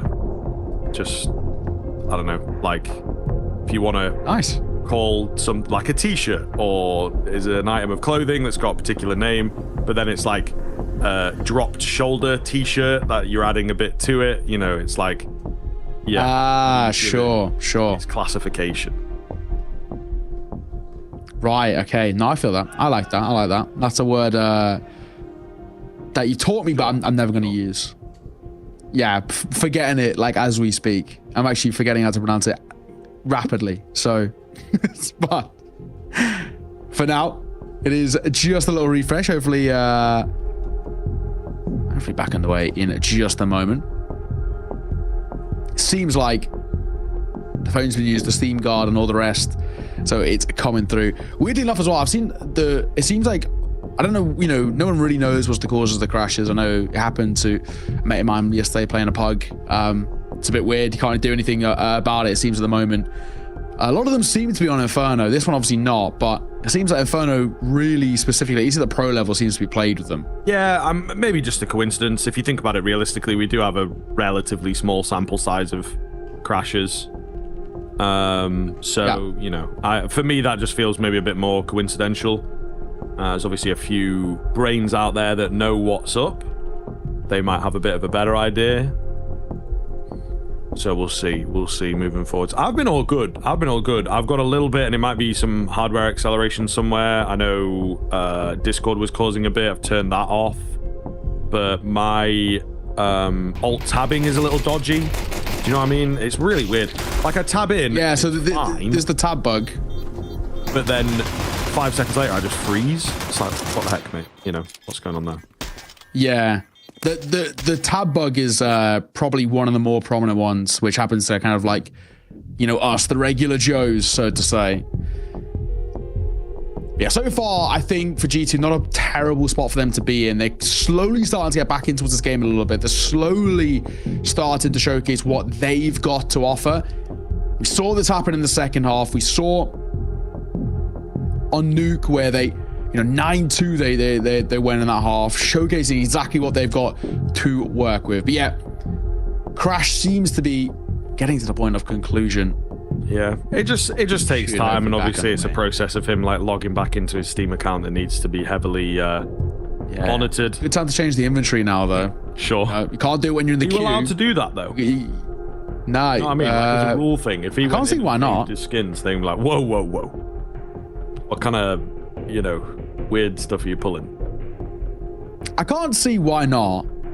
Like, I don't see why you wouldn't be able to. I'm actually trying to brainstorm a reason behind it, but I can't think of any. So I think you'd probably be absolutely fine. I mean, bar the whole thing of like, stop wasting everybody's I suppose, right? Skins. There's just some things like that where you can't see a reason behind it, but they just kind of blanket ban it a bit, you know? Yeah. That might be why, like, just in case they need a reason. Yeah. You never know. Maybe he's orchestrated this whole crash because he doesn't have the right knife on. Yeah, no, it's part of the plan. He just volleyed his PC under the desk, and it's like, it's all part of the master plan. Guys, I don't know what happened. Either way, we are back underway. It's 9-5. 3D Max are still comfortably in the lead, and oh my god, nice shot. Well, I say nice shot through the smoke. Hooksy didn't see it coming. But Jocko will take it every day of the week. And look back over towards main as well. Gravity sees the Uto, so drop a flash of his own to pop himself round, and it might just work. Nico is full blind. Oh, but Gravity, that's messy. Reswing, Jocko refined, and a tag on towards Manesi. Surely a dead man walking in this situation. Yeah, he is seen off. Jocko, what a round. 4 kills to his name. Well, that is not what G2 wanted. The comeback train stopped before it even really leaves the station. 3D Max taking us to a third is what they are after, and I think it's looking very, very likely for me, to be honest now. Yeah, super clean there as well, you know what I mean? There really wasn't much of a contest, no plant to contend with. G2 right back to square one, unfortunately. They do have a bye, so it's maybe square 1.5, but ultimately there's a lot of work to be done. Let's see. Triple AK, Galil, Hooksy on the Tech 9. Not terrible, is feasible. Still does feel ever so slightly improbable. Next making a lot of noise out of A main. They've been given mid here for free. But it feels like it's part of the plan. Maka and Hooksy, they do not realize that they are next to each other. There's no way. Quite literally like ships in the night. Hooksy, oh my god. How is he still alive? The spam and the tag. Maka would have heard that. I don't know what he's looking for, though. I don't know what is going on. Maka will fall away. I'm sure he would have heard that tag on towards Hooksy, though, surely. But he's going to give him the space. Maka, reloading. I can't believe it. He tagged him, and I'm sure he must have heard it. But he will die, and Hooksy gets a gun. Tech9 going to continue rocking forward, and gets one more. I can't believe what's happening in this round. Trade surely to come through, and Hooksy giving yet one more. Nearly even a fourth. What is this round? I'm shaking my head. I've nearly got my head in my hands, so I can't imagine how 3D Max are feeling. Bomb goes down, and there's no they can do about it.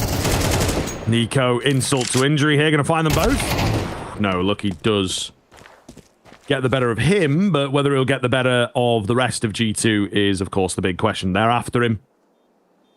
They'll know now that he's unlikely to be towards A main. He's definitely not pushed through it, but he's found the gap. He's threaded the needle. They're in hot pursuit. He's quietly trying to make it out of here without giving his position away. They're slowly going to figure it out. You got to keep going, Lucky. You can't stop here. They're after you, mate, and they will indeed take him down. So, nice clean one comes through. G2 eliminating the entirety of the CT side. Still a long road ahead, but with a break of the bank, it'll give them a nice springboard hit. Yeah, I'm so baffled, though, by this round. I cannot believe that. It's got to be a situation of cluttered comms, something along those lines. But Hooksy getting the first kill was wild enough, but getting 2 more on top of that, just bonkers. It's a terrible round to lose for 3D Max. And that one really could have been the dagger as well, right? Finding that round could have absolutely broken the back of G2 with that kind of force buy, but yeah, not to be. Flashing the corner. Mac 10 could mop up some cash here, and they will. Double for Hooksy, double for Nexter. And the third and final scene off. Plenty of money in the back pockets. Low by round of 3D Max. Just a bit of a throwaway. Nothing to really discuss there. But this next gun round could be very important. You don't find this 3D Max, and this could be G2 hot on your heels.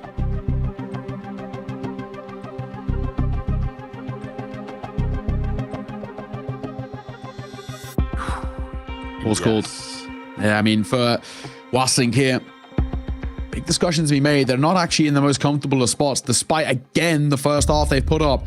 Surely, right, not another situation where we got to sit here and talk about a G2 comeback. I mean, you've got to give credit to G2 in terms of their consistency on the comebacks, but surely it's got to be such a nerve-wracking thing if you're Taz or, you know, any upper management or anything of the lot just watching, you know, the G2 slow start feels like an inevitability. Now they're only 3 rounds away. And round back in place for the Max. And if they want this map, this one feels like the most important one we've seen thus far. This would stop the momentum right in their steps there for G2. 3 Max got to find this.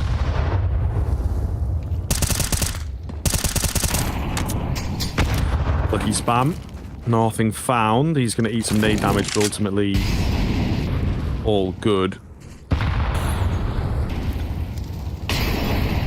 Kind of a quieter start, at least in terms of the fights. G2 making their presence known at middle and looking to bait them in for the scraps. Spam away here is close to finding kills, but nothing on the cards just yet. It's the push round the corner for Lucky. An off angle from him. A double kill as well. Well adjusted onto that second. Sets up Maka through the smoke. 3D Max looking to get back on the board. Manesi now making a move to V4. Surely going to be caught, right? Molotov comes down. Tunnel visioned in, and yeah, Maka sees him off. Nice work. And Nexa, I don't really expect too much out here in the 1v4 with the bomb down. No real chance he's seen up on Axis C's 3D Max. I said that's the most important round we've seen out of them thus far in this map, and the fact that they take it is huge. Really will change things. Off the back of the pause too, must be a real sigh of relief for Wassink. Now only 2 rounds away from pushing us to that third, pushing us towards Inferno. And for G2, a big comeback needed. Yes, indeed. A lot of work going to be required. I mean, we keep saying that, though, and the difference here compared to Nuke is the fact that 3D Max are just staying present, getting the odd round here or there, not allowing G2 to fully combine them. Nexa will open quite quickly towards A main there. 3D Max opting to go for a push in. We would debate in a position like this, you know, 11-7, do you have to be making those types of moves? Looking for another move here as well towards Dark Hooksy. Oh, he had the timing, the damage. He just doesn't get the kill. That is surprising, to say the least. Bomb going to bail, however, and they're looking for a different avenue of attack now towards middle. They might just get away with it. Lucky, did he spot anyone there? Was he looking for them? I think he might have done, you know, because there's a quick move here from Maka, but they've slowed down. They know A might be vulnerable, but they're all good. They've got mid control. Let's try and work with that. Yeah, under a minute, Ryan. They've got to make a decision about where we want to go. Now, the shot Maka. Trying to catch them on the cross, and he might get a second shot at it as well. No immediate trade. The worrying thing is not exactly the greatest belts of util for G2. They've got one molly in the back pocket of Nexa, who is lurking out here and should get one for free. He'll find Jocko. That might drag Maka away, but Lucky Alanta back and Gravity will deliver. Nico dropped. Nexa all that's left. And because he was heard, because he was seen earlier, he gets seen off by the AWP. Brilliant work. And I'm assuming now, surely, a third map needed. Don't leave him hanging here, youngster. Come on now. I know you're new to the team, but you can't be new to the rituals. The high fives and the fist bumps are a necessity for the vibes. He will get there in the end. But yeah, good work. Really, really solid stuff. Maki's kill is probably the most important, while stopping them, pushing through and wrapping on towards Gravity. Really well done. There's 12, and they've got 5 rounds to try and close it now.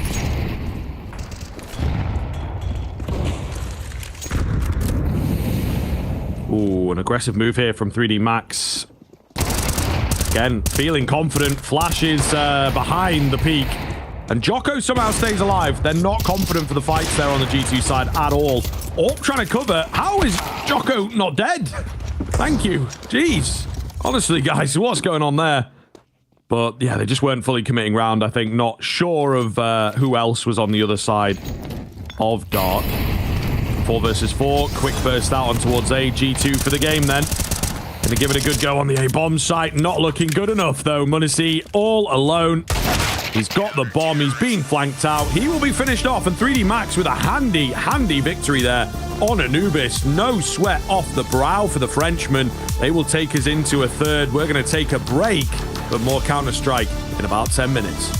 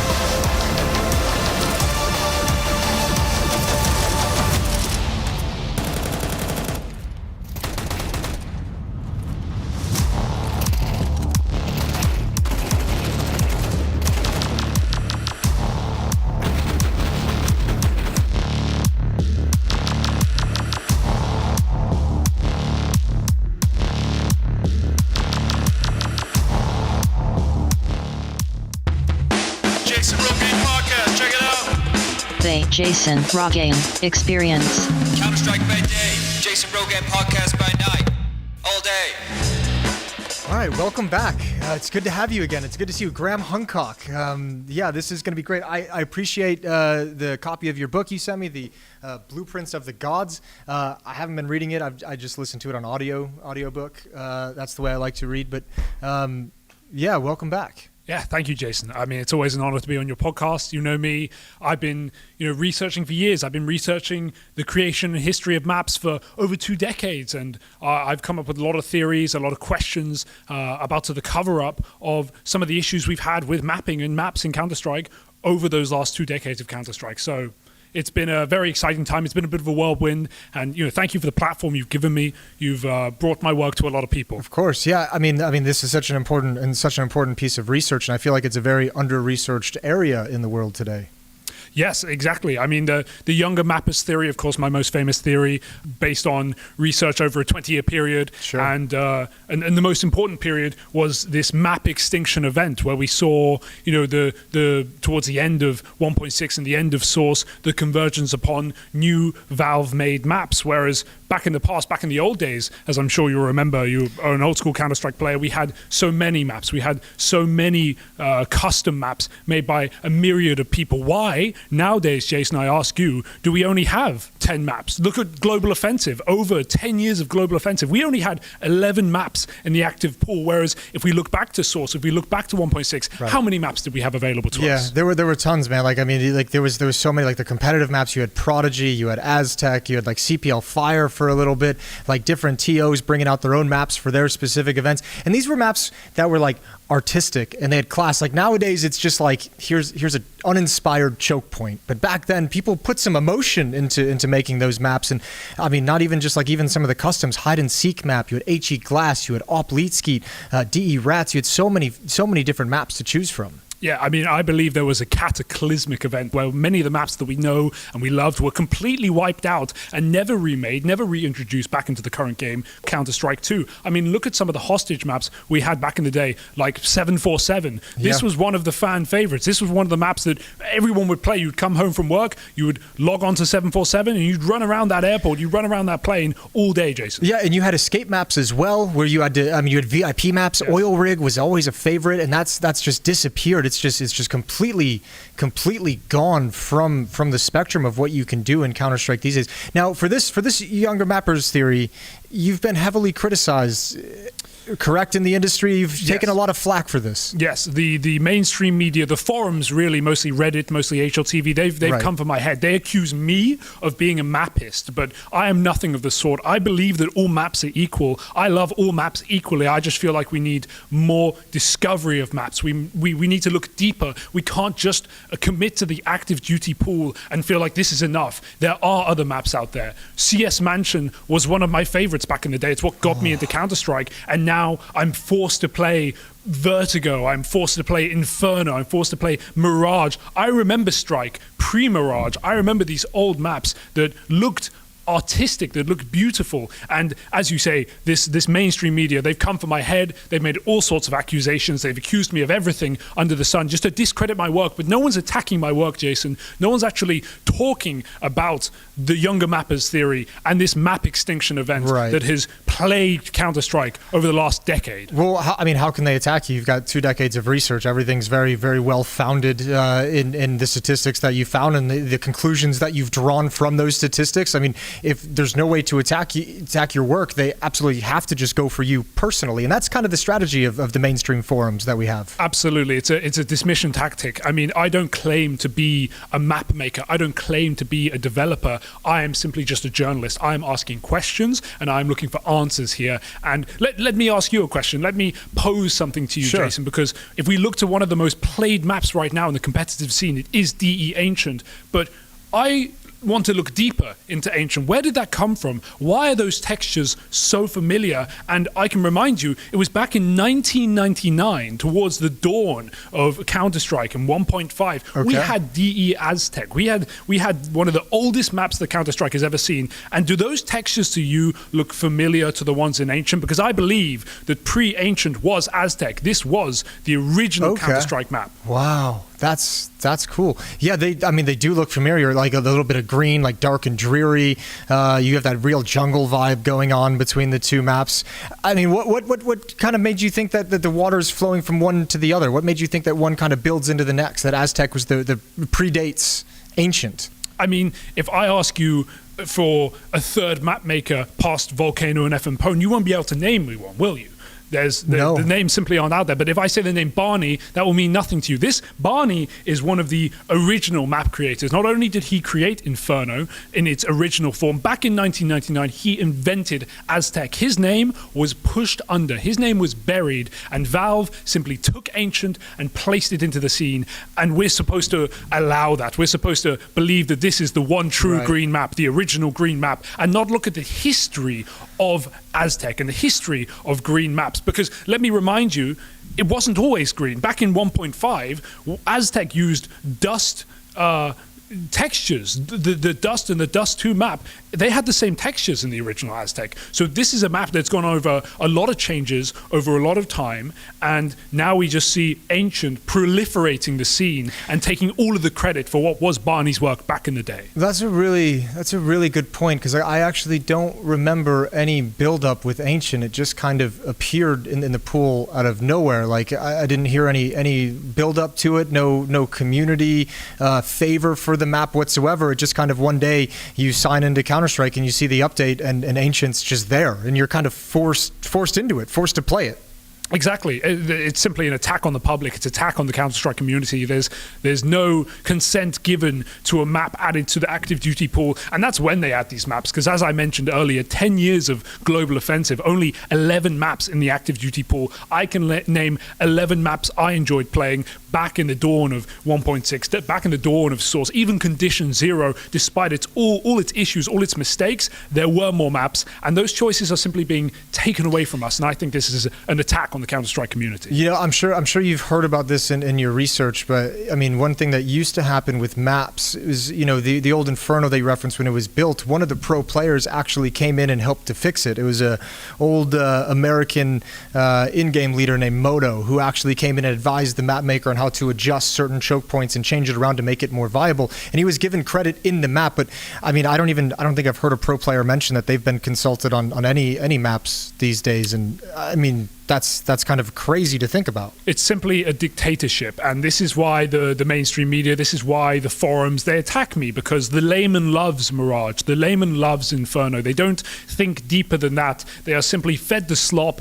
and they play it, and they don't question why are these maps there, how are these maps there, how could we make these maps better. Look at Inferno's play rate. It has decreased massively upon the new game of Counter-Strike 2, and I think it's about time that not only we consult the best people to know it, and I don't just say myself there, but I also say these professional players to adjust the maps, and not just the maps, but the map pool as well. And I think that's something that Valve just aren't even considering in the current day. It's a disgrace to the community. It's a disgrace to old map makers. And I think Dave J is rolling in his grave right now. The idea that, you know, we don't even have Dusts, either of them, or Cobble in the map pool. These are classic maps, Jason. Yeah, classic Counter-Strike maps that I mean everyone knows about, everyone loves as well. I mean, it is kind of crazy that you just have this sort of like shadowy corporate figure, nebulous. You don't even really know what it's all about. No communication, and things just get passed on to you. And you have, I mean, yeah, it's weird. It's a weird world we're living in right now, Mr. Hancock. Yes, it is, Jason. And, you know, again, I thank you for bringing me on here. I think just getting this information out into the world and getting this conversation started is so important to the future of our game, because I truly love our game. I truly believe it is the future of esports, the future of PC gaming, and I feel like the maps are holding it back. There are so many more out there, and I plead to Valve to make these changes, to bring in new, to bring in old, but to more importantly, consult the people, the players of its very game. Counter-Strike by day, Jason Rogan podcast by night, all day.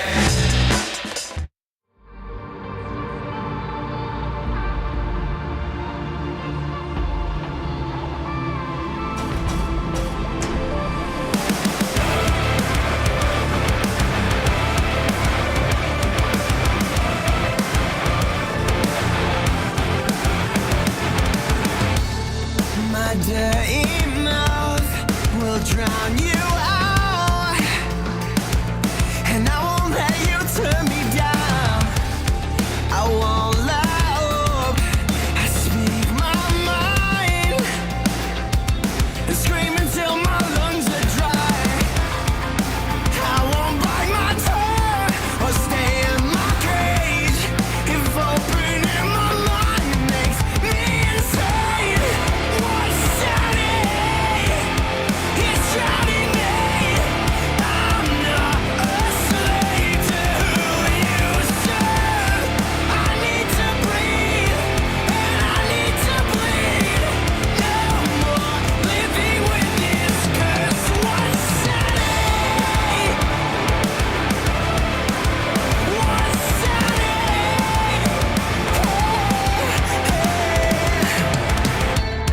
I'm alien. I'm out of place. Dr. Katie to make it over.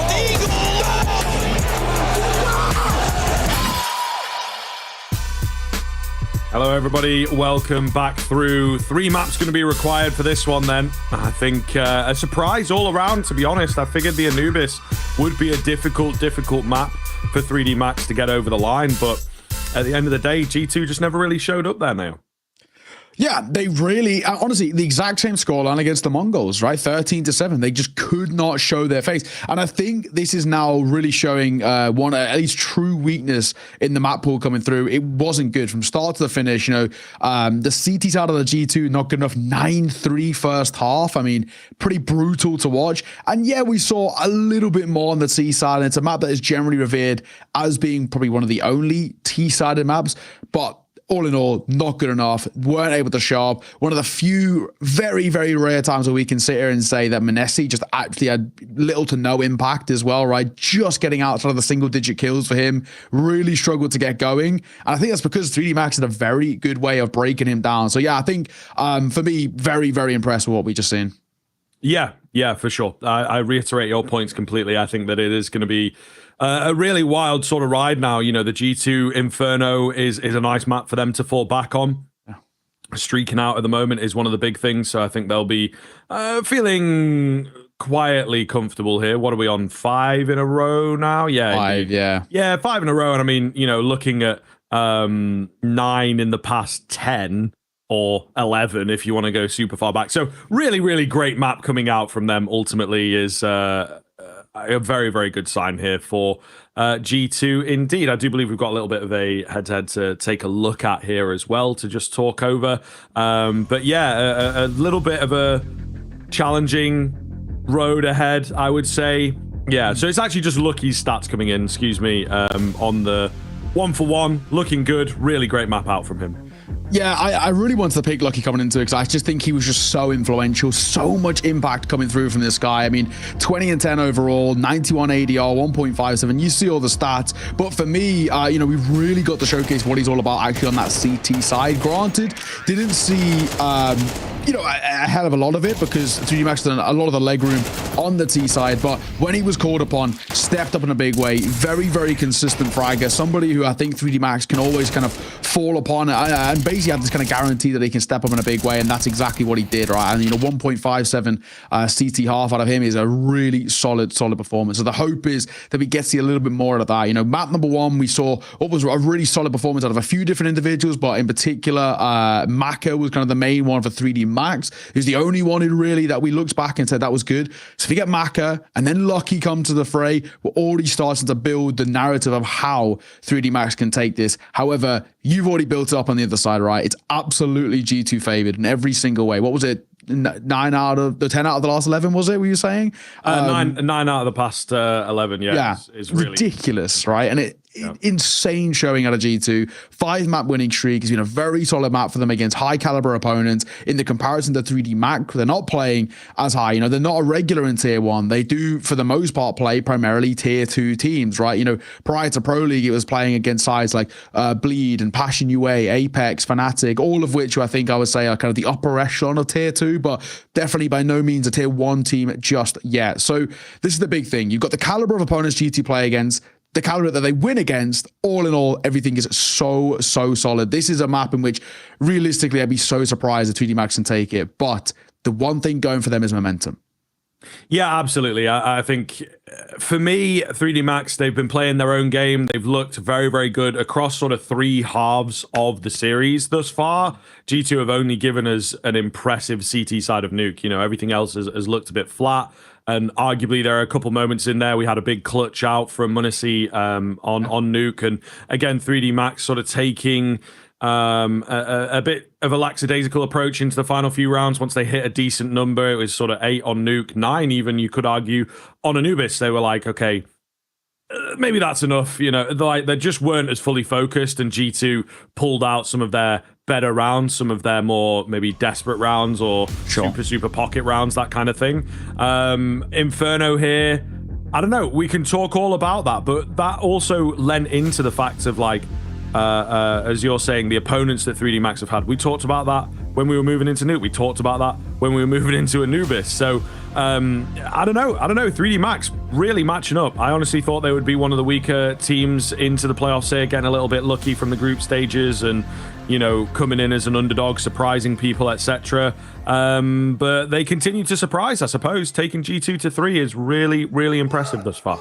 Yeah, I'm expecting really big things out of this as well. If I'm right in saying just prior to that, team talks and whatnot, we had the knife round, and from what I can gather here via HLTV, it was in fact 3D Max who won it. So that'll be huge for them. Heading into a map number 3, they get their preference of where they want to start, and I'm assuming it's going to be that CT side, which I think is a massive thing to have, right? A real big kind of benefit coming through, getting that preference of the start and getting to have that ability to maybe build upon the momentum. A really, really solid kind of showing came through right off the back of that Anubis. And the hope is that we can chain it again in towards Inferno.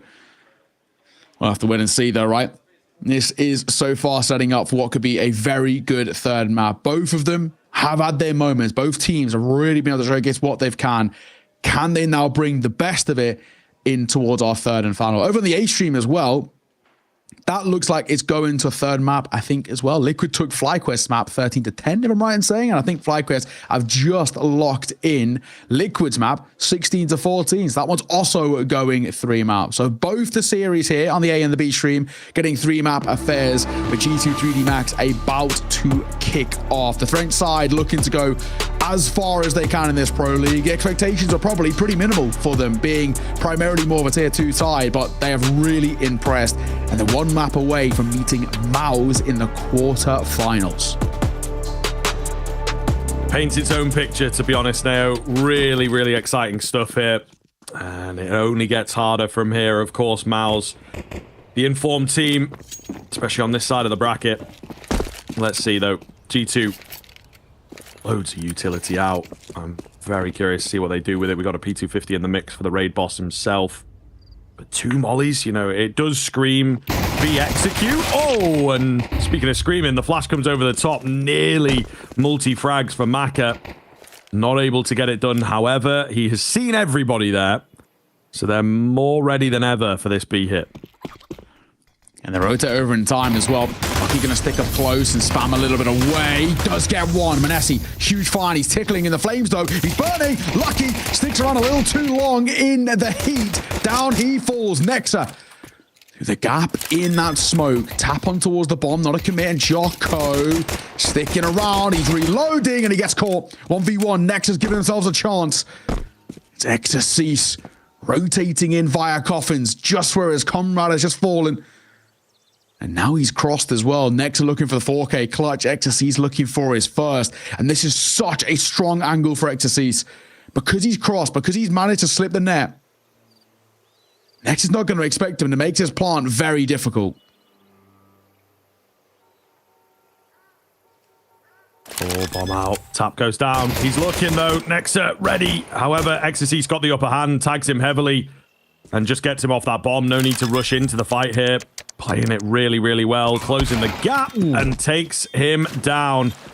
Nexa with a fair try, but just not able to do it in the end. The pistol success continuing here for the French side. Yeah, really, really well done. Super important as well for 3D Max. There is, you know, there may be the silver lining coming through for G2 of that bomb plan, of the kills for Nexa. He can bring himself into an AK-47, which is, yeah, hey, you know, we'll take anything, but all in all, 3D Max off the back of that second map, coming in towards the third, the one in which G2 have been so dominant on, and starting well. It's what you want to see. You see Lucky here as well, right? So blind in the flame. He's trying to escape, but he actually, little does he know, is going kind of further into the eye of the fire. Yeah, really good work for Exorcist. Just biding his time, super patient. Like we said, buy coming through. Next, does pick up an AK, but he drops it over towards Nico. He'll be swapped out with the Galil. On from an SC2 as Hunter and Hooksy take a little step back with the buys for them. Just the Tech 9s.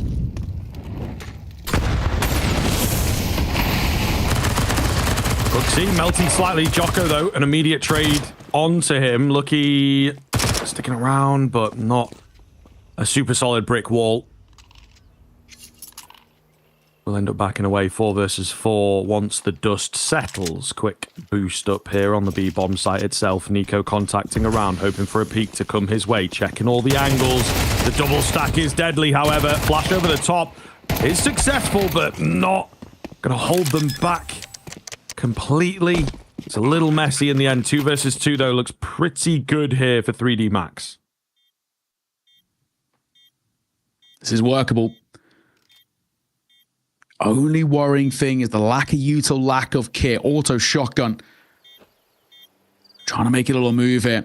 Nexa, Manesi, holding, waiting, but damage dealt. Manesi will see it off, and so will Nexa.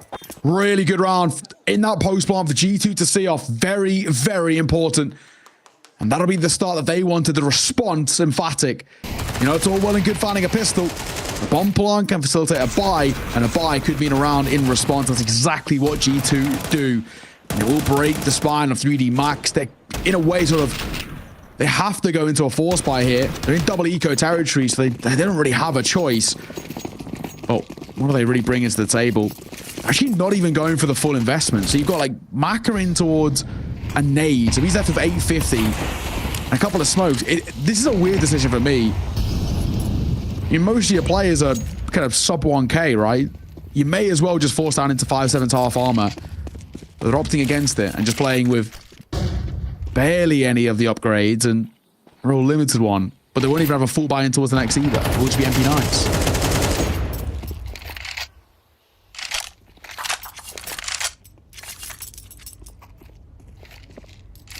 Presence over on B, but not really committing to it, just trying to draw some rotations across. And lo and behold, it's worked. 3D Max ready for B, leaving only one on A. Exorcise with the Zeus.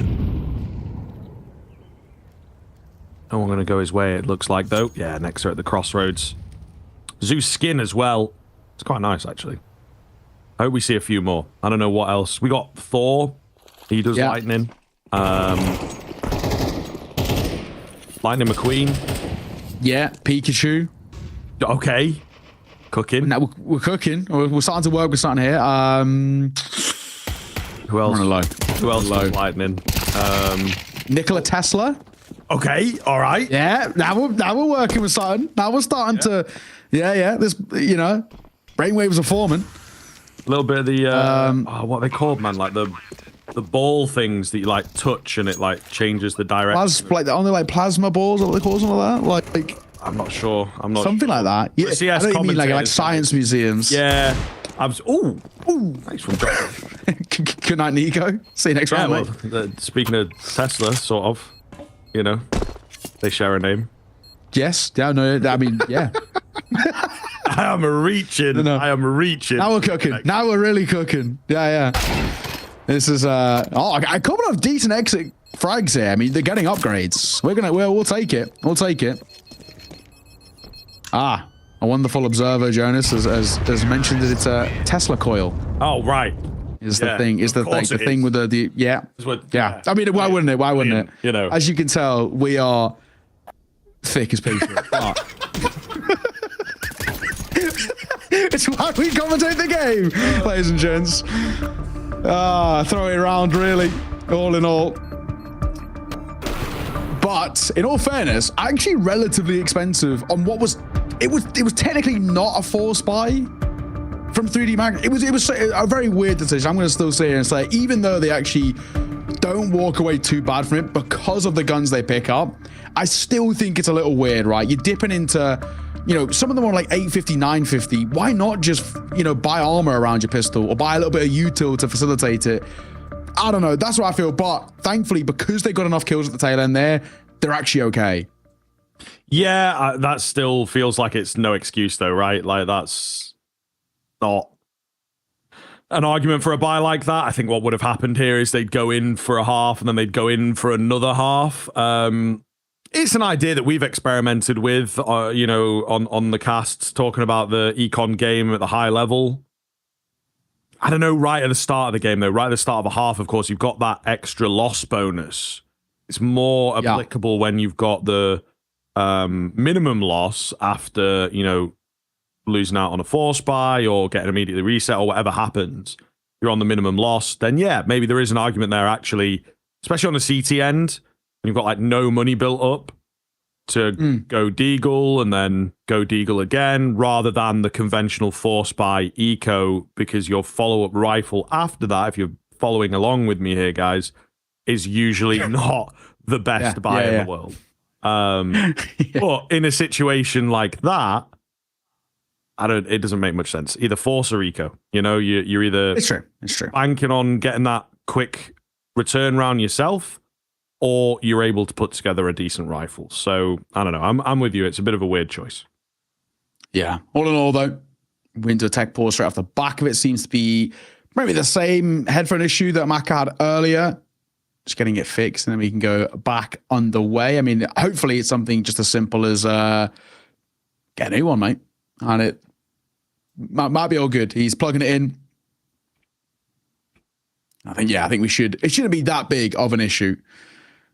But the game where we're at right now, this sort of back and forth, I think G2 probably feeling maybe a little bit of pressure, just in the sense that that's actually a really decent kind of low bias round. Yes, G2 take it. They're fine. I think for the most part, they should have a buy. I know Manesi has the money to drop one over. I think Hooksy could reinvest in himself. I think the only one who really has the issue is, I think Nico, if I'm right in saying, this is all remembering from a few minutes ago, had no money. And he obviously did die to Joker's Deagle. So potentially could be an issue. But yes, headphones are back in. Seems to be getting somewhere. But yeah, a little tech issue here. For the most part, hopefully we're okay in just a second. Decent start though to this game. And all those 3D Max, they're going to have a buy to work with. I think Lucky at half armor. Jocko didn't, I'm pretty sure, but he got a couple of kills. And of course, he picked up an AK and M4. So they have a decent buy to work with here. So they should be okay. I think they had, off the back of what I can remember, picked up was 1 M4, 1 AK, 1 FAMAS, maybe. So they got a fairly actually feasible buy coming in towards the next. And they should have the trimmings of the util as well. Yeah, it's not awful, mate. It's not awful for sure. But again, it speaks into decisions being a bit weird. And now they're in this position, yeah, because of the exits where it's like, oh, okay, we kind of have to force around it. So these early rounds are really important for this team now. Could allow G2 a solid way in. Yeah, it's not perfect. It's definitely workable, but like they've just sort of gone for a weird decision, and money-wise, it's not quite as comfortable. There's no AWP here. Lack of utility. There's no kit, importantly. And Lucky has money for a kit, so I'm going to be angry. If they, lose out to a defuse. He misses the molly as well, so not quite on the ball, our guy. Jocko, however, he is. Yeah, bit of a weird start. Very weird start. In all fairness, miss util all over the place. Hooksy pushing a smoke, then dies. I mean, the greatest start for Hooksy so far, 0-4. Jocko had a great round with the Deagle, but MongolZ gonna just delete him there. Back into 4 versus 4. And Lucky's got to try and do it all here. And he himself gets his head just ripped off his shoulders. And B9 isn't able to drop the bomb, and that's probably the last chance here. They are just going to save what they've got. FAMAS and the AK of Maka and XSC, they are in no way making a move over.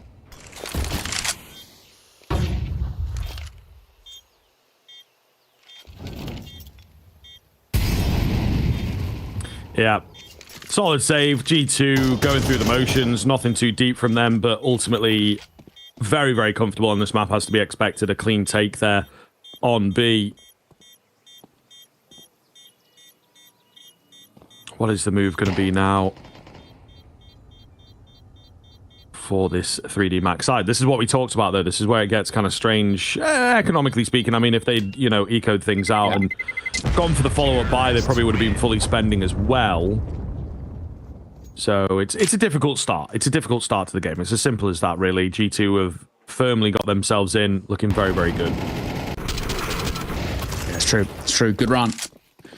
Very, very solid execute off the back of the initial, Hooksy departing from the server, let's say. But MongolZ and Nexa, really solid stuff. Just making sure that they get that coverage of the site. 3D Max just maybe ever so slightly overplaying their cards there. Costly. 3-1 start, and of course now not really a buy to work with once again. Here getting the FAMAS safe, then around it, not a hell of a lot, right? We're talking a PT50 and a 5.7. Gravity not even getting anything because he actually just doesn't have the money to do so. If he wants a gun next round, he can't afford to upgrade his pistol. Does have a Zeus though. So maybe.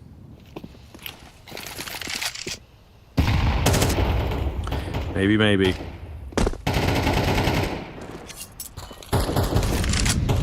Hooksy hanging around. Ooh, actually going to nade through the smoke and... Oh, look for a way in. Nico's the one to find the kill, but the nades take out Hooksy. That does speak to there being a heavier presence on B. Gravity, meanwhile, in the apartments on this Zeus angle. Nexa looks prepared, doesn't he, for this close corner. But it's a tough spot to clear. Gonna get it, though. Very well found. Meanwhile, Famas, big one to watch here. He's also deleted by Nexa. Great game Nexa's having, by the way. 9-1 right now. Taking it back a while. One of the hottest entries in 2021. Dropped off a bit. The OG days, not really all that clean, but I don't know. So far, playoff Nexa, not too bad. Yeah. Unfortunately, kind of the OG effect, right? It really can. It can linger. It does feel like, though, this is good. Really solid. Like you said, 9-1. And especially considering nobody really else is popping off towards G2, they're more than happy just to allow him to do his thing. Source the monitor. That's pretty cool. It's pretty cool. I don't know if it's still the same. I remember, obviously, there used to be that on Go. There was that screen in T-Apps. Yep. And it was like a 1 in 83 chance. I think it was 1 in 83 or 86, something like that. Chance of it showing CS 1.3, I think it was. I don't know if that's still a thing in CS2. I don't know if they got rid of that, but yeah, that was a pretty cool little Easter egg. We used to get it occasionally. Very, very rarely. Yeah. But yeah, I think maybe something to do with the fact that that was when Inferno was originally added. That's my guess. I don't know that for sure, but I feel like that might be why it would show that version of the game. There's got to be some old guard viewers out there that know the answer to that one. But all the same, a bit more consistent, it seems, on the new screen that they've hidden away there for the obs, for the deeper diggers on this map. Maka in on the corner. They will cross inside the smoke. Gravity looks somewhat ready. Oh, it's so tough with the X-ray. I don't think there is anything to spot there. However, it goes south for G2, but an overswing from Maka gives it back for just a second. They've got a brief window here to isolate Exorcist in on the site by himself. Taking their time, buys time for the rotations, but they have a plan with this slowdown. Deep smoke's coming in.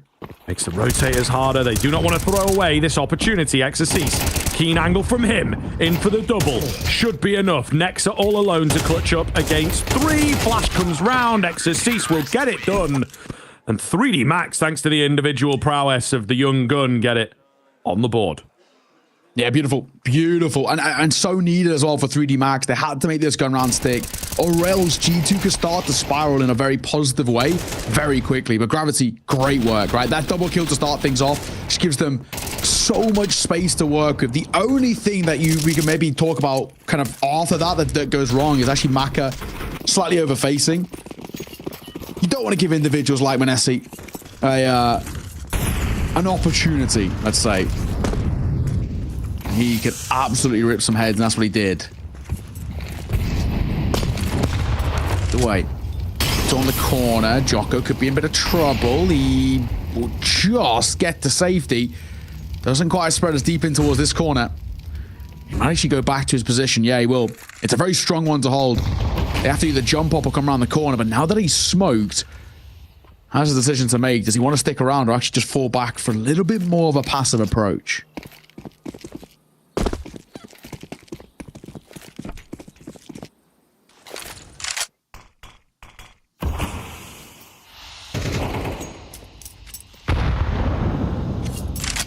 Difficult start into this one as the read is escaping 3D Max once again. Jocko trying to be aggressive and show himself, but nobody around. Nade. Oh, pretty good. Pretty good. We'll see if they can capitalize on that damage.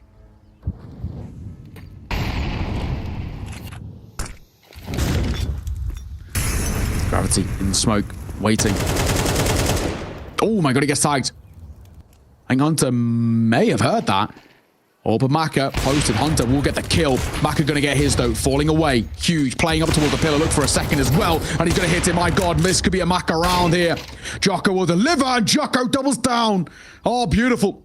Hunter left all alone, reeling, and I'm pretty sure Exorcist has just seen him. No, he didn't, but he'll see him off nonetheless. Only the one casualty. That is not bad.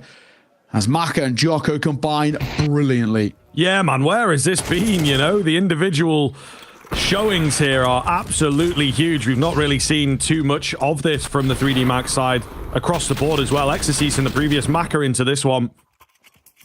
It's brilliant stuff. And again, this is the thing with the Inferno map. Similar to Mirage, and probably going to be Dust 2 as well, now that all three of those are in the pool together. Everybody knows how to play this map. Everybody is comfortable on it. And they're going to know all the little secrets, all the little tidbits. Really nicely done. Maka making the pillar angle work. We flamed it a little bit last time we were on, because it's really just not been working. But Maka shows us how it's done. Nico on his trusty Deagle. Gonna make a little move. Only one with any sort of armor in this round. No Yuto.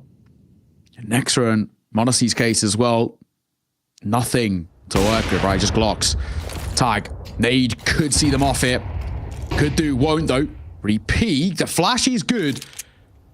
Do they want to test it once again? It looks like they're still going to try and group via A here. And there's a lot of presence and a couple of rifles that should do most of the heavy lifting. Maka finds his. A swing comes through in a very simple deletion towards the site. Monacy going to get one. Naded and drops. Lucky sees it off. Only the one casualty. Not too bad.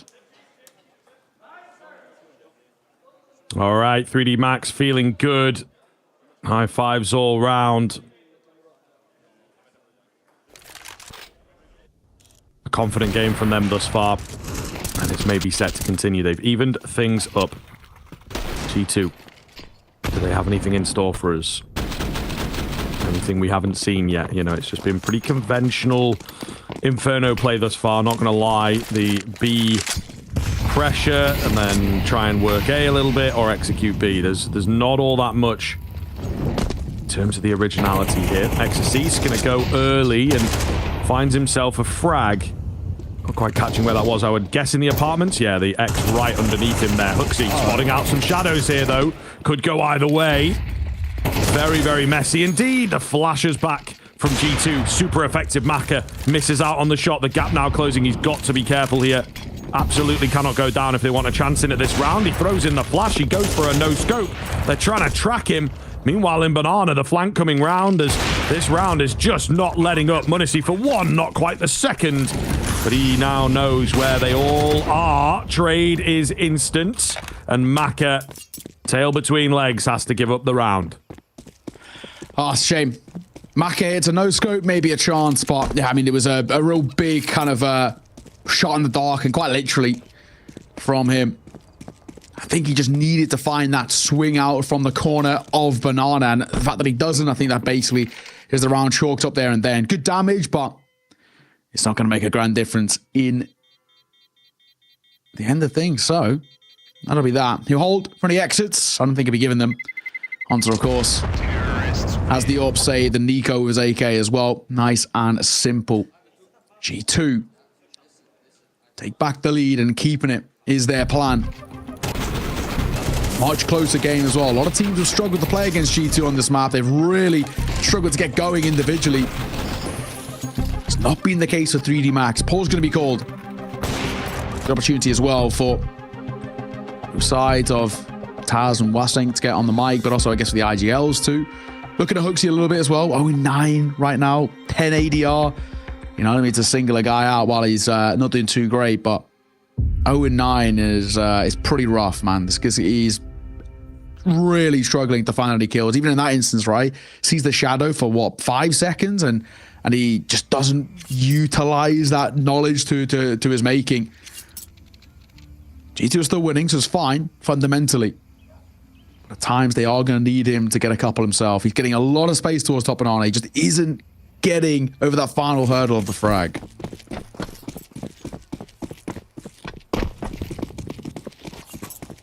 Okay, let's see. 3D Max. Have to find a response here. Mac 10 for Hooksy. Oh, he's in. He's in. Can he get the catch here? He can indeed. However, surely they can track him. Oh my god. Maka, come on now. Yeah, gonna take him down. Whoa. Little worrying for a second. It's a big, big deal though for 3D Max because they actually found an opener down Banana there. Nico falls early on. Not great. 4v3. What do we have in store now? G2 again have to go deep into the locker to pull this one out. Starting the group. Numbers favor 3D Max, right? They want to try and utilize it, but they're gambling via A. These Maka with so much to do. Holding. Might get a chance in just a second, but might also just be smoked off the angle. Smoke will come down. He'll drop a Molotov. Aptly timed, in fact. He's going to fall back in towards the site. If he can avoid the pot flash of sight itself, he should be able to get one. And the Molotov did tick, so he would have heard that info. Nade comes round. He will be tagged, but he doubles away, may I say, as they start to make their way on towards that site. He's slowing things down. He's trying to. He's under a lot of pressure. Gravity can't really help via the smoke either. Time ticking. And he will go down to the nade. So will Gravity, leaving Exorcist of it all to do. 1v2. The bomb not planted yet, but it's tough.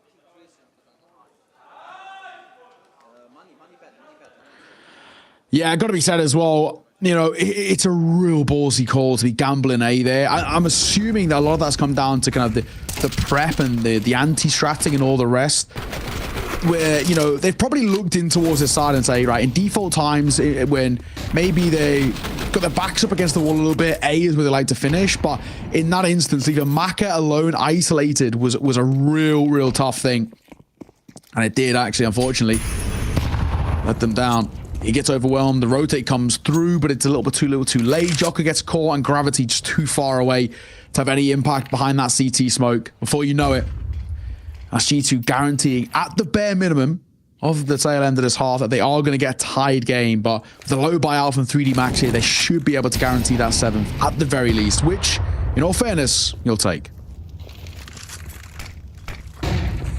Flash in, nobody there. Ooh, this is safer than it seems. A false sense of security, potentially. So they do have to watch themselves, and I think G2, cognizant of that fact, playing things slow, patient, methodical. And rightfully so. It might be somewhat dull for us, but at the end of the day, they've got to secure rounds like this. Ooh, and when the starting spray is a bit like that, you can see why they're walking into the Lion's Den now. But again, taking their time. They may have seen stacks like this before. It's Jocko on the Deagle. If only he'd been there in the mix, he could have done some serious damage. Not sure what he can really provide for us, but potentially an exit, potentially an AK to yoink. He's done pretty good, the Deagle. Not this time, though, Hunter. Other ideas on the swing, seen off. So, there's that lead, locked in place by G2.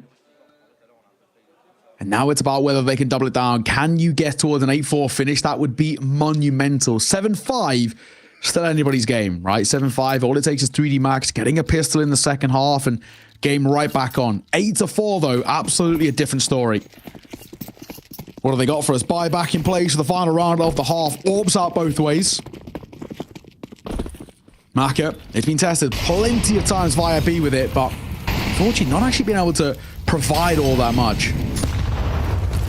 And Essie, on the other hand, he has been heating up tail end, which is good. Lots of util dumped via bottom and top Banana. It's primarily the French side to take the bulk of the damage.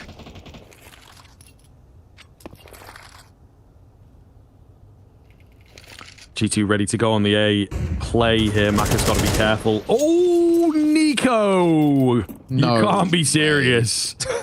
I think they'd heard like presence. Maybe he's just returning spam, but finding both is unreal. Gravity.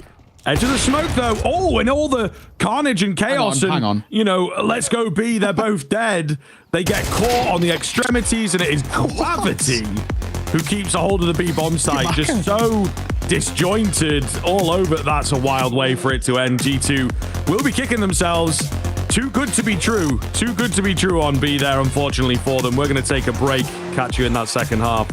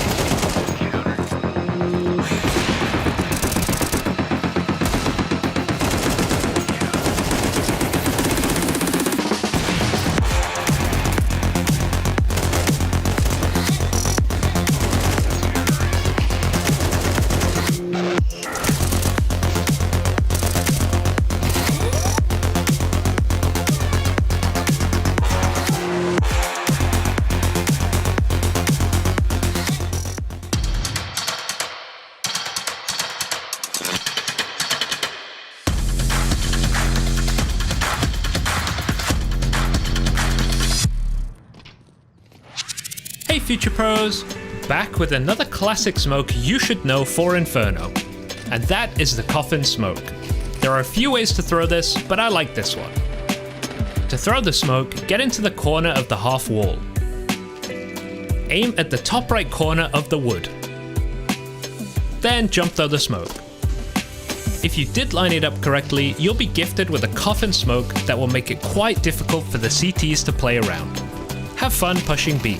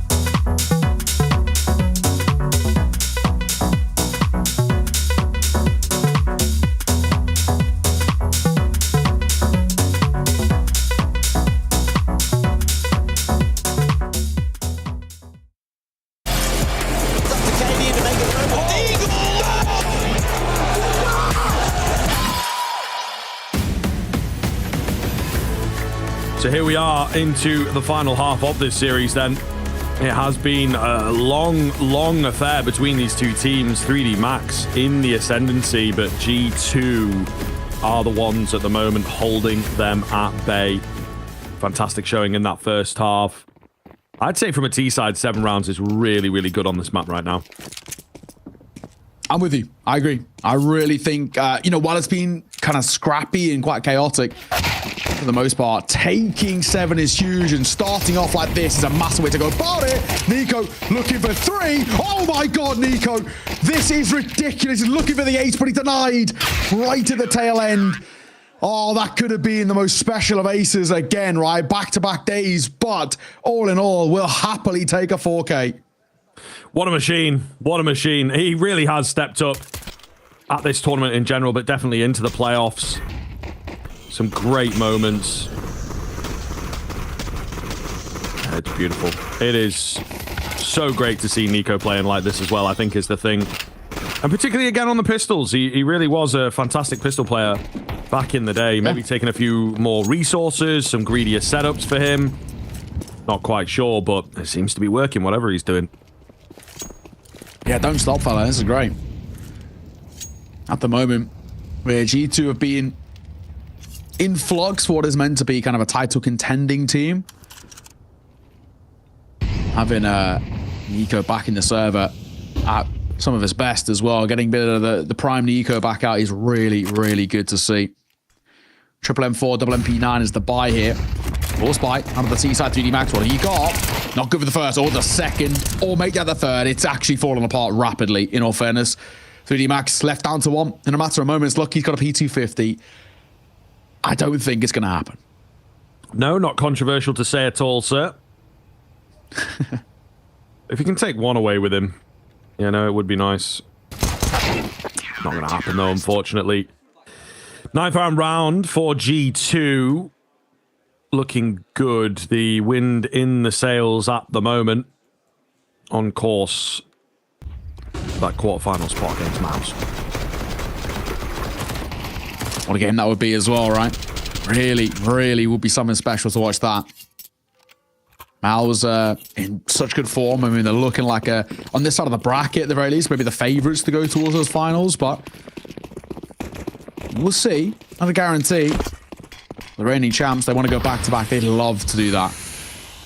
Was a force buy out from 3D Max, and a little buy here from Lucky. Nate does miss, doesn't exactly bank. One goes a little deeper and just directly on towards Jocko. So he will fall. Down goes Lucky. That's the AK. Just peers out of the smoke. And Nico gets one for free. Oh, Nico nearly gets traded there. He was very lucky to be already on the way out. But yes, the AK almost getting the better of him. Not really sure what they're going to be able to do with this AK from here now. Just waiting for these smokes to go down, throw a quick flash, hope that they can overwhelm the B-bomb side, but you can see rotations are coming in. The deep position from Hunter begins to confirm that it is very, very likely to be a B hit. Actually just going to contact in, try and get this AK working, but yeah, setup just way, way, way too strong. Contact flash doesn't quite work, and the kills come round for G2. 3D Max. Yeah, not the best moves here, not the best decisions, I think I would say, in terms of, you know, the econ especially. That's just going to allow G2 to keep rising and getting more and more momentum. It's also, it's one of those for me now where I'm looking at this and it feels like for 3D Max, they're ever so slightly panicking in the situation that they're in, right? They're 5 rounds in the hole. Got G2 3 rounds away from taking it, and it feels like for 3D Max, they're trying to force it a little bit, and they're getting caught. So much util damage, so much done. Jocko, Lucky, Maka also down low, and Hunter making sure to put them 6 feet under. Lucky, very lucky indeed, not to be dropped there. Back turn, but Hunter, double away and not give him the space. Man alive, looking really good for G2, to be honest. Exorcist's got to be a hero here, spotted out, looking for the fight, but Munissy's just trying to deny it away from him completely.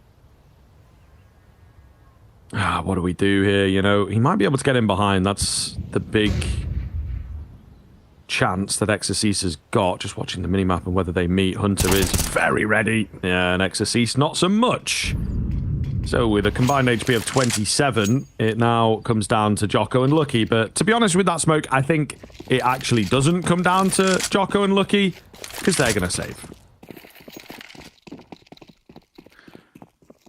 Well, it's not the best decision, but I think it's basically all they've got to work with.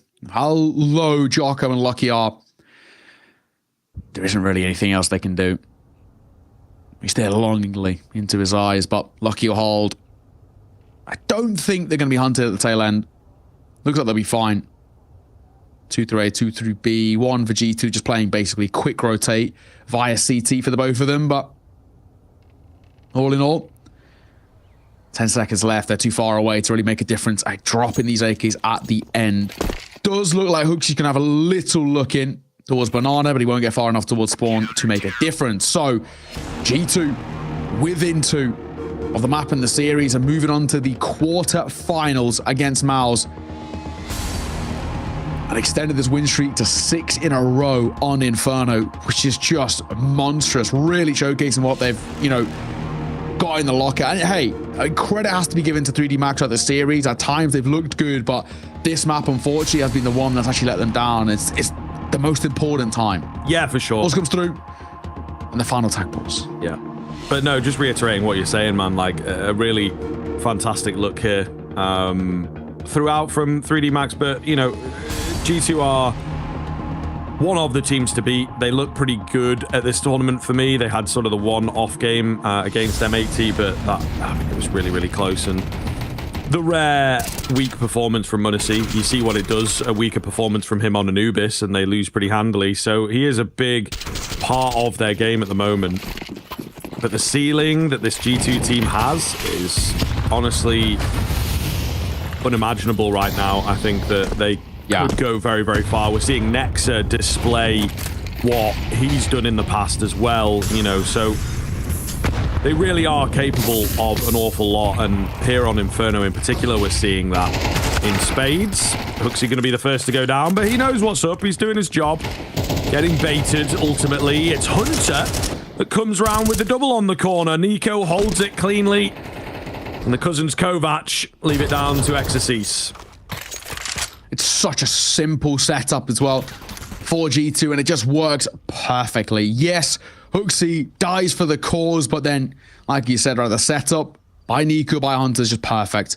Anybody who peeks going to get caught. Hunter's spam is brilliant. Everybody gets through that smoke, is caught by Nico. Exercise making a little move here. I don't think he's going to get too much fortune. Anyway he goes on towards the site, he'll be caught. If he doesn't clear CT effectively, he should be a dead man walking.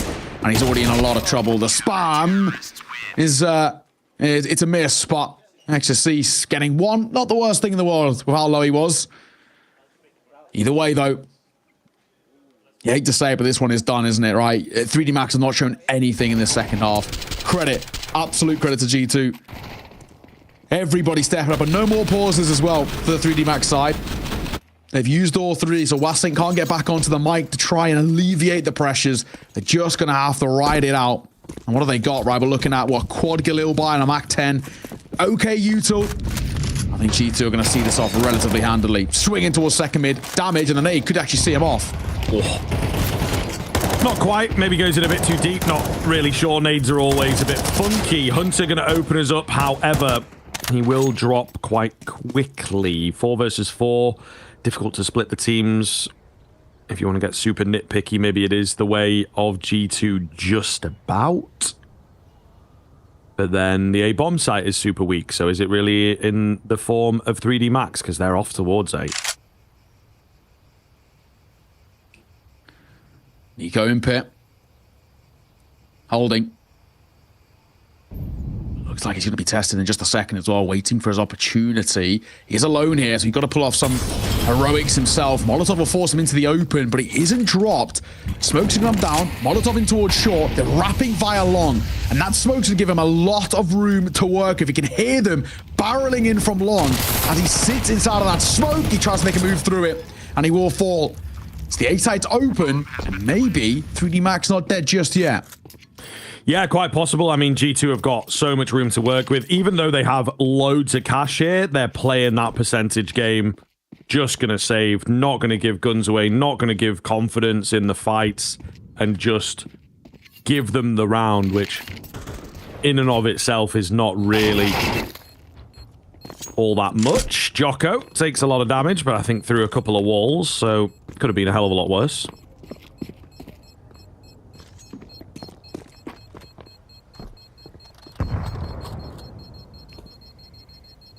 Any more at the end? We'll take. I don't know whether that'll be the case, though, but... Oh, yeah. Okay, so you'll take one. Jocko. seeing it often, yeah. A survival, a brief moment where at least for 3D Max, they are still alive, they're still in this game, but it's such a long road to recovery. And I just do not know whether they've got it in the locker. It really would take a ridiculous recovery to get into that. However, in all fairness, we did see a really good recovery out from the G2 side on Nuke. Not the most impossible thing. Once again, trying to make their move up in through Banana here. Hooksy can take a lot of damage. Hooksey's probably a dead man walking. He is struggling. Will get the smoke down just about in time. They've got to know he's there. Off the back of the flash. Nico can only get one. Hooksy can trade. Sticks around for two. Talk about a time to step up. Brilliant. So needed now into a 2 versus 4. 3D Max are in trouble. Yeah, just exploded out of nowhere here for the side of G2. 3D Max, it was an insurmountable task. It felt like maybe a quick death is more merciful. Long drawn out. We'll see. Exorcise. Fortifying Munacy the first. He is now confirmed that bomb as well is with him. What does he do from here? They're set up 2 for 2. Looking good across the board. 45 seconds to work with here. Try to pull off one of the most miraculous clutches to keep 3D Max alive. And I don't know what he's got in the locker with how low he is tagged. The setup, the 2-2 split like you spoke of, should be insurmountable, and it is. Down goes Exorcise, down go 3D Max. It's G2 who take the series 2-1 and move forward now into the quarterfinals to face off against MongolZ with the all-elusive spot on the line deep in towards the playoffs. Good series, though, all in all, out of G2. A little hiccup on Anubis, yes. Not a great map for them in general. The other two, Nuke, and of course, the Inferno, very, very strong. That's our 6-win streak on Inferno 2. Yeah, Inferno seems to be a map that, they really can fall back on. I think a very, very smart play from them. The Anubis was pretty predictable into this matchup. 3D Max being the map that they've been absolutely spamming, really effective on it within the tier 2 space. Probably the best team in tier 2, you might argue, on the map at the moment. Definitely up there. So it's fair play. I think 3D Max, though, for me, have still put up a really, really solid series. It's a shame about Nuke. That's the one that they'll go back to. There was definitely a moment where they could have taken it over the line, where if they just managed to figure it out on the T side with the rifles in particular, it might have been a very, very different story here, but that's not the way that it goes down. G2 in particular showing us why they are that world-class team. I think that CT half from them was nigh on flawless, and we say that kind of phrase once in a while. I think it's the closest I've come to really, really meaning it, to be honest. It was just so well played from them. Some great reads individually, looking fantastic across the board. A little bit missing on the Anubis, though. Like you say, it's a map where they may well get punished in the later stages of the playoffs. Yeah. Absolutely. I'm sure as well off the back of the MongolZ result, and of course now this result, they're going to look at that and say, okay, this is a weakness. This is maybe something that we can expose going down. I'm sure Miles probably looks at that and thinking, okay, there's something to work with here. However, all in all, I think we can be very happy with what we saw out from G2, right? This is a side who have had their ups and downs in recent history. They've had their moments when certain individuals haven't shown up, or they've really required a few to pick up a lot of the slack. For the most part, it didn't feel like the case here. We really got to showcase everything, right? All the stars came to play, which is what we want to see. I think we're going to be joined by Hooksy, get a chance to pick his brains off the back of that series, and a really solid third map as well. So it'll be great to bring him on towards the mic as well and see what he's got to deliver. Of course, taking that one 2-1, you can't complain. Hooksy, brother, thank you very much for joining us. Pleasure to have you on. First of all, nice and simple, how are you feeling off the back of the series? 2-1, very solid map number 3 as well. All happy now as you take on Mouse? Definitely not all happy with this performance. I think our T-sides are lacking a lot of stuff, and we're making a lot of mistakes. I'm super happy with the individual level the guys are showing. They are highlight machines right now, and that's what we need. We haven't played the beautiful CS at all throughout the group stage and also the playoffs now, and then you just need to fight and show up individually to get things done, and that's what we're doing. So Of course, I'm happy with the win, but there's definitely a ton of things to work on. Yeah, I mean, it definitely does feel like, there's an energy about the team at the moment that, you're in serious, but still maybe working things in. You've obviously got Taz behind you. Nexa, you could argue, is still finding his, and things like that. But obviously, it's a little difficult at the moment with the inconsistent performances of some of the players. You don't necessarily know who's going to pop off type thing at any one given moment. How does that affect like your calling as an IGL? Do you just have to stay to the strats, trust that everyone's going to do it, or do you maybe make little adjustments based on, Nexa's had a really nice showing on Nuke, right? Is that something that you maybe lean into a bit more? It's a tiny bit, but it's not really that big of a difference. A good system is always built around us winning, even though when we don't have the best days. So I try to just play our game no matter what. But of course, you can play maybe 1 or 2 extra rounds if a guy is feeling it, and just Nexa as an example on Nuke is a good example because he played really well and punished them a lot when they pushed, but also did good when he got sent into the war zone. So all good. I was going to ask as well, of course, there's been a lot of conversations, obviously, about m0NESY being really, really solid. But recently, Nico finding that form again. We saw that ridiculous ace on Ancient. He had a real couple of highlight moments. That banana pistol from you guys. This game was incredible, right? We're seeing Nico get back to his best. What's kind of the cause of it? What do you think is? Is he getting more comfortable with the game? Are you guys helping him with the spots? Why all of a sudden we see Nico really get back to his best? I can't really tell you, honestly. I think one thing that we changed is before Taz was doing a lot of the CT work, and Nico kind of felt disconnected from the game because he was calling a lot on CT before, and now he's having a bigger voice again like before, and I think that makes him feel the game a bit more. And confidence is a weird thing as well. In theory, it should be easy to have all the time. Just tell yourself the same things. But I think it's just a momentum-based thing as well. And now he got some wind in the sails. So let's hope it keeps going like that. All right, wonderful stuff, man. Well, thank you very much for joining us. We'll let you get off after that one. Definitely a long series for you guys, of course. But yeah, fantastic stuff, entertaining as always. And, well, good luck in the rest of the playoffs, sir. Thank you, guys.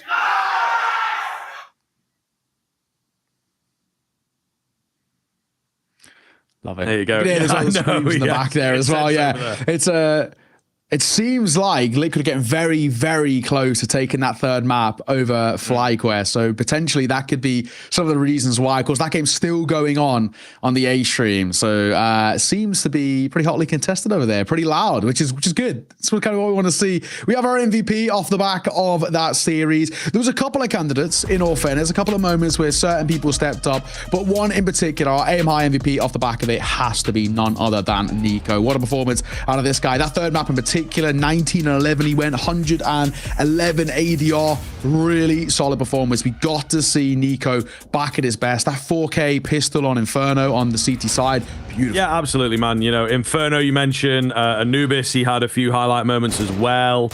Really, really solid game coming out from Nico in general. I think when you talk about the other arguments, it is, of course, m0NESY. He tops the scoreboard on Nuke.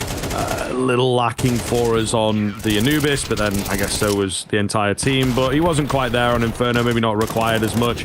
I don't know, man. It depends on how you look at it. He didn't die that much, but he just wasn't given as many fights. The AWP doesn't get as active, sure, you can argue. But then the other one to maybe sneak in there is indeed Nexa. Second on the scoreboard on the final map. Close third on the scoreboard, but really, really solid performance, as Huxley has also just highlighted there. The fact that he very nearly took over the game on Nuke, but he has hard roles. He's not set up as a star ultimately. So, it's great to see. It's great to see. And if we can get that little combination going where you have Nexa, Nico, and m0NESY, they will be a really formidable team. Hunter, sure, might have to roll down and back off a little bit into more supportive roles. That's not the end of the world, really. I'm sure he's all about the winning. But yeah, if G2 can tap into some of the performances like that, then I think they will be very, very happy indeed. But we have to swiftly move on. 3D Max, we wave goodbye to them. G2 moving forwards to face off against MongolZ, of course. However, from our first game, that will be everything. We are continuing on in the round of 12, though. The MongolZ facing off against Virtus.pro. This one's going to be a real banger. Stick with us, guys. We'll be back very shortly. Smokes. You see double smokes in the same place there. Simple just jumping casually into the side. Wait. What was that? Never miss a play again. Simple. It's not allowed. This is not FPL. This is a major. Finally. With Faceit Watch, you're in control. Switch between player POVs live and see the game through the eyes of any pro. Never miss a moment with replays. Relive each highlight on demand from all angles. Watch it, control it, face it.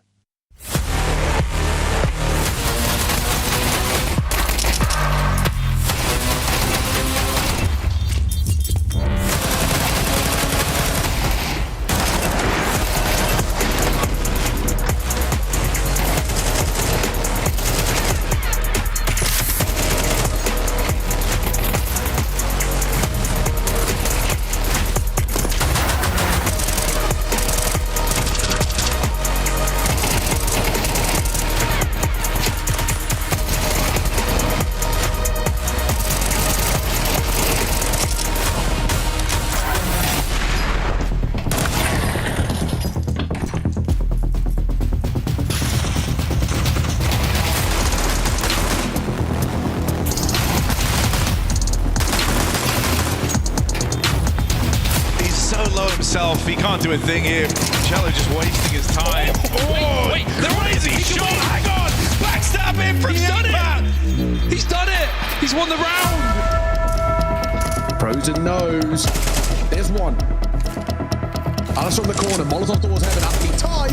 But Frozen might make something of this. Alice is going to get caught. 118 repulls on the bomb. He's still alive, but he's still finding. Bye-bye Ings. Bye-bye FlyQuest.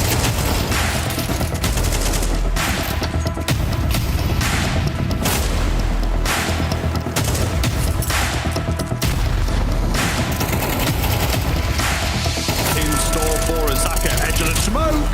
Double kill for him! Oh no, Hooksy into the 1v3. How have we got here? Zaka on the edge of the smoke!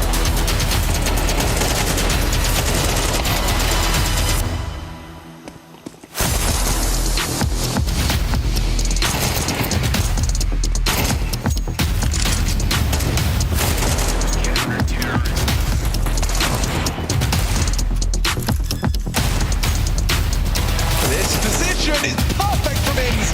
10 seconds left. Not going to be easy, especially now they've lost their heads. It's Ings with 4. Dominant defense.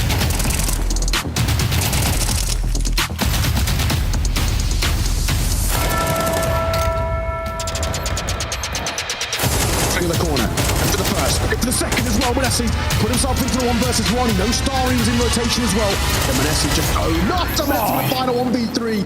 That is a monstrous way to close it.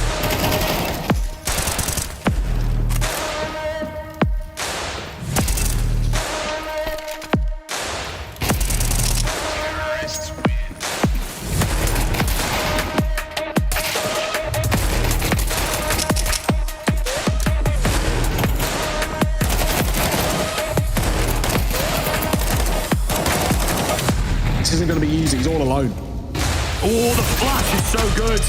Let's Melon, though, can't get the kill. Zaka does manage to trade it out. A collateral landed by MongolZ. He keeps on dragging. A pillar of strength here from MongolZ, looking for the ace, denied away. Nexa surely has to clutch this up now. He's through the smoke, going to move his way in. He spotted Star. He gives his position one tap to keep Lid Vision alive. Zaka finding 3-4. Oh my God, Zaka.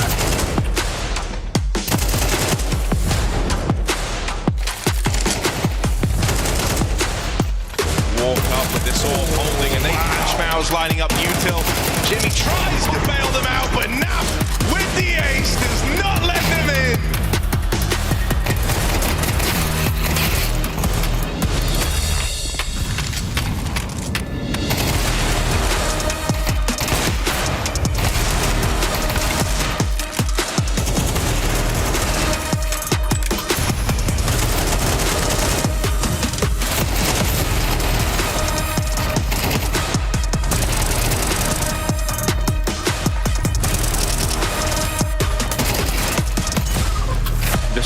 remains against 4. Oh my god, this guy! No scope merchant! What is that? What?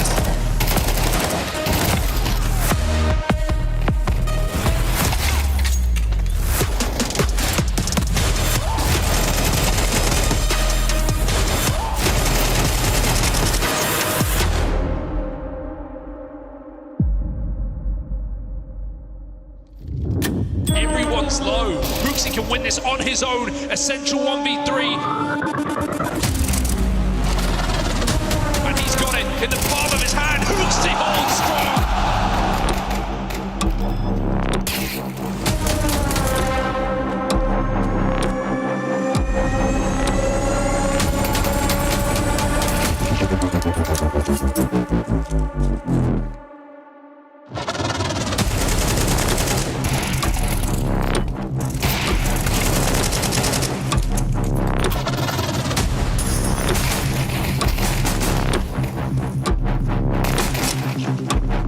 MongolZ tries to make this play. He wins that fight.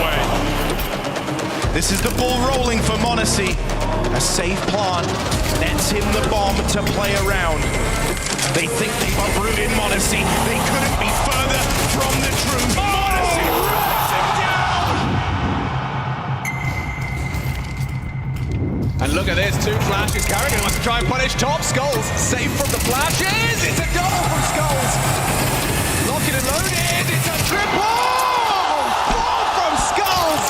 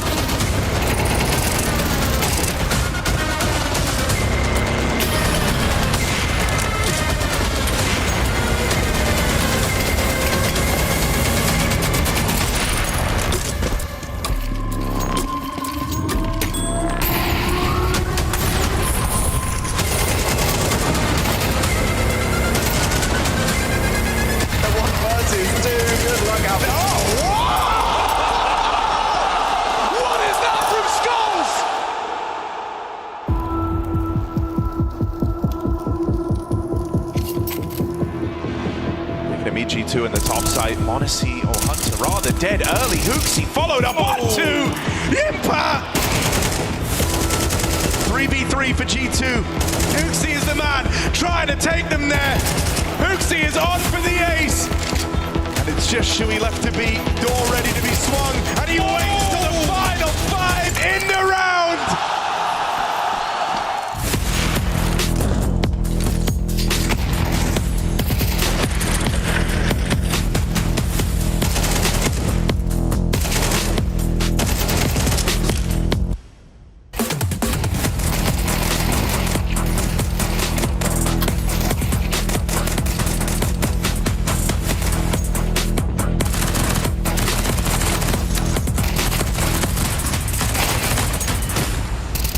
Timing is bad though. Exertion chases down Nico and MongolZ's got to do it alone.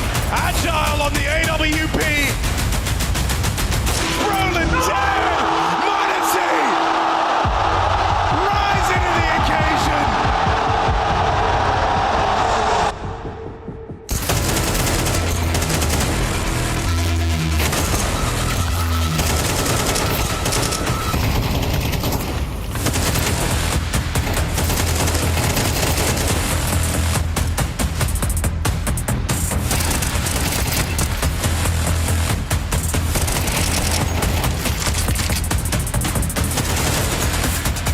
Bro spotting this AWP. That's YouTube, but doesn't want to penalize his ace. No one's looking. Oh, Bro will get 2. A third is crazy. Bro can come on. Clutch! Outrageous from Bro!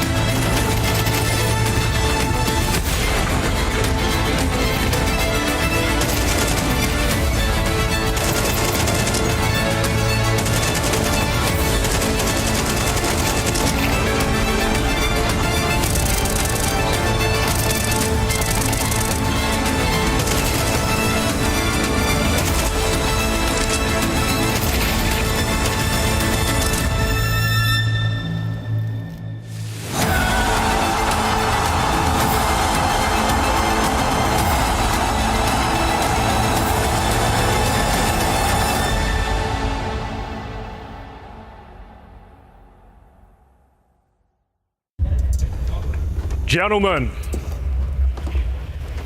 welcome to Season 19 of ESL Pro League. First rule of Pro League is you do not talk about Pro League. Second rule of Pro League is you do not talk about Pro League. Third rule, someone yells stop, loses their voice, taps out, the cast is over. Rule number 4, maximum 3 to a cast. Fifth rule, 2 maps at a time, fellas. Sixth rule, there will be no breaks. There will be no sleep. The Counter-Strike network never stops. Seventh rule, overtime will go as long as it has to. And the 8th and final rule, if this is your first season of ESL Pro League, you have to cast. It doesn't matter about the flashes, he's running. There's 35 seconds left on the clock. Drops it at 1 and 3, he's on the flank. Vitality at the side. This kid from work, Harry, couldn't remember whether you told him to smoke Ticket or Jungle, but Harry was a god for an hour when he casted. Sometimes, all you could hear were the loud, booming sounds of yelling, or the wet choke when someone whiffed and sprayed. Stop! You weren't alive anywhere like you were there, but Pro League only exists in the hours between when Pro League starts and ends. Even if I could tell someone they had a good cast, I wouldn't be talking to the same man. Who you were in Pro League is not who you were outside of it. A guy came to Malta for the first time. He could cast a few rounds at most. After a few weeks, he was the last one off. If you could cast with any talent, who would you cast with? Active or retired? Doesn't matter. Who'd be good? Pansy. You? Sado. I'd cast with Sado Kist.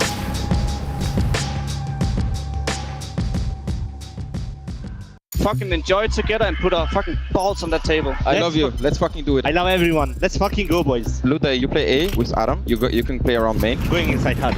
One silo. I'll start swinging. I'm back up there. Honestly. Nice. Back up there. 2 bar. Yeah. I'm inside hut. They can go left side as well. Not dead. Nice. Walking up heaven. Walking. It's one main. I think one is main. Up to main. Can have it. 15 seconds. He's under heaven. Okay. Out. Nice. Let's go!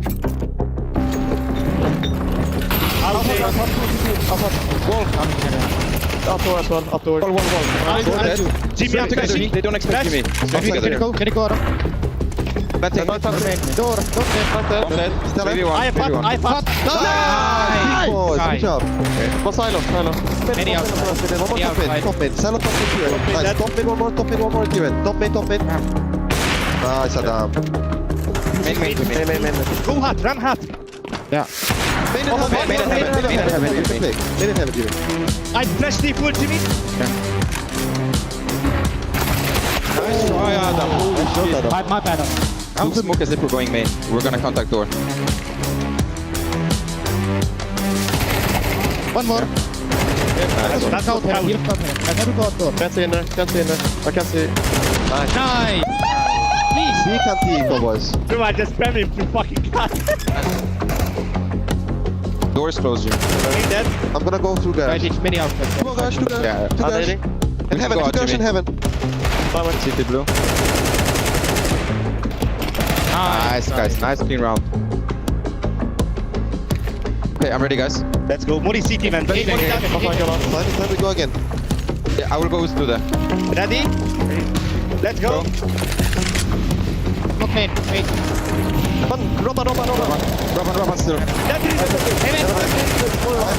I have heaven. Loving clear. I'm holding with you, Jimmy. Yeah, I'm holding with you. I'm hiding door. I pick from you. Nice!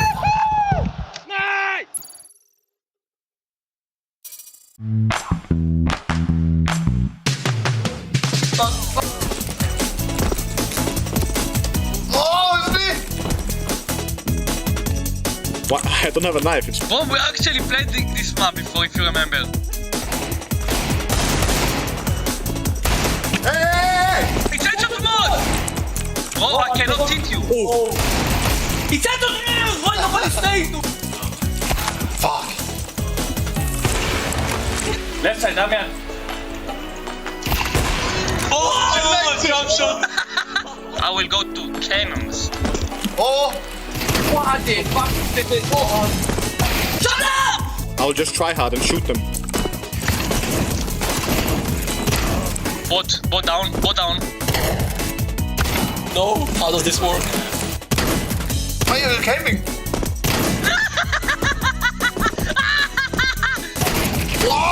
What the fuck is that? Go up. There's probably an orb at the top. Wanna try hard?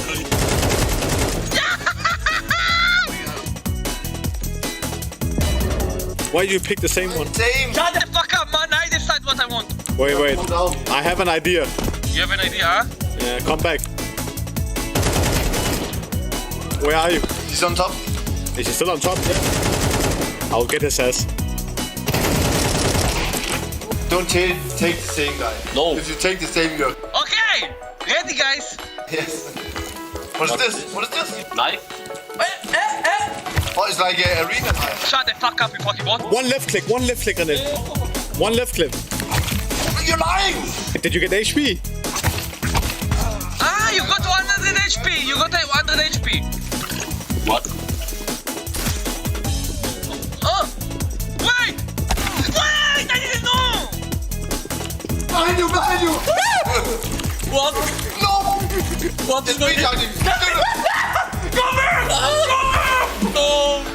We won, right?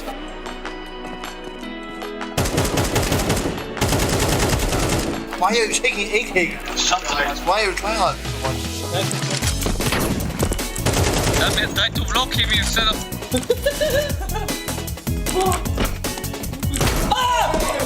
I'm cooking on it. Yeah. I'm coming for you.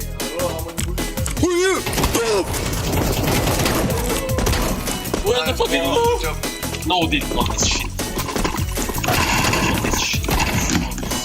Oh, what is this? I'm stuck. What? What? I'm the best. What the fuck? I don't know. I need to reload, guy. Hey! But this is impossible to hit. I have to reload on it. Oh! Oh yeah! Oh. No! What? Yes, René! Hey, man, you Run!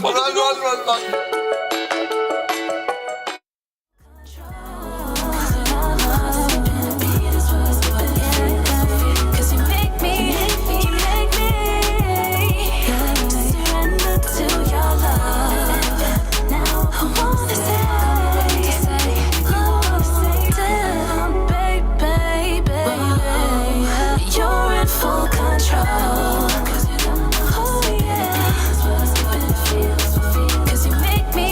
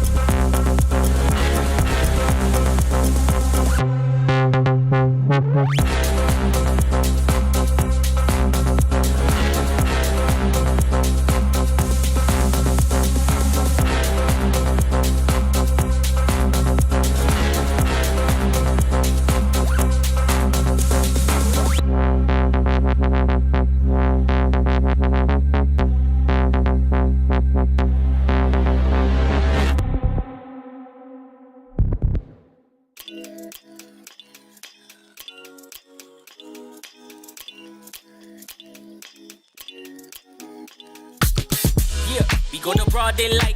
Feeding every night like Friday night. I keep the party on rock and the Bombay ice. Gotta see stars like Broadway lights. I told a baby girl, you don't gotta kick it with the daydreamers. You can skip the line, I'm the gatekeeper. Plus I got the crowd going crazy. Dance floor blazing up, going. When they see me show up, I be feeling glowed up. When they see me show up, I be feeling so. When they see me show up, I be feeling glowed up. When they see me show up, I be feeling so. With the VIPs in your city, getting litty as a BIC, huh? Yeah, screaming life's a gift, so we live to the fullest till we DIE. DJ, put it back on, keep it hype, we don't wanna hear no sad songs. Everybody up in here just wanna celebrate. Sip a little drink, get the dance on. That's all, listen, everything good over here. We don't want no problems, we just want cheers. Toast to the good life, wine, liquor, beer. Haters getting blocked if they trying to interfere. Swag on 100 and my drip too fresh. Certified stunner, need a big blue check. I don't got no time for no BS or no negative ideas in my vibe, cause I'm just too blessed. Run it back. When they see me show up, I be feeling glowed up. When they see me show up, I be feeling so. When they see me show up, I be feeling glowed up. When they see me show up, I be feeling so.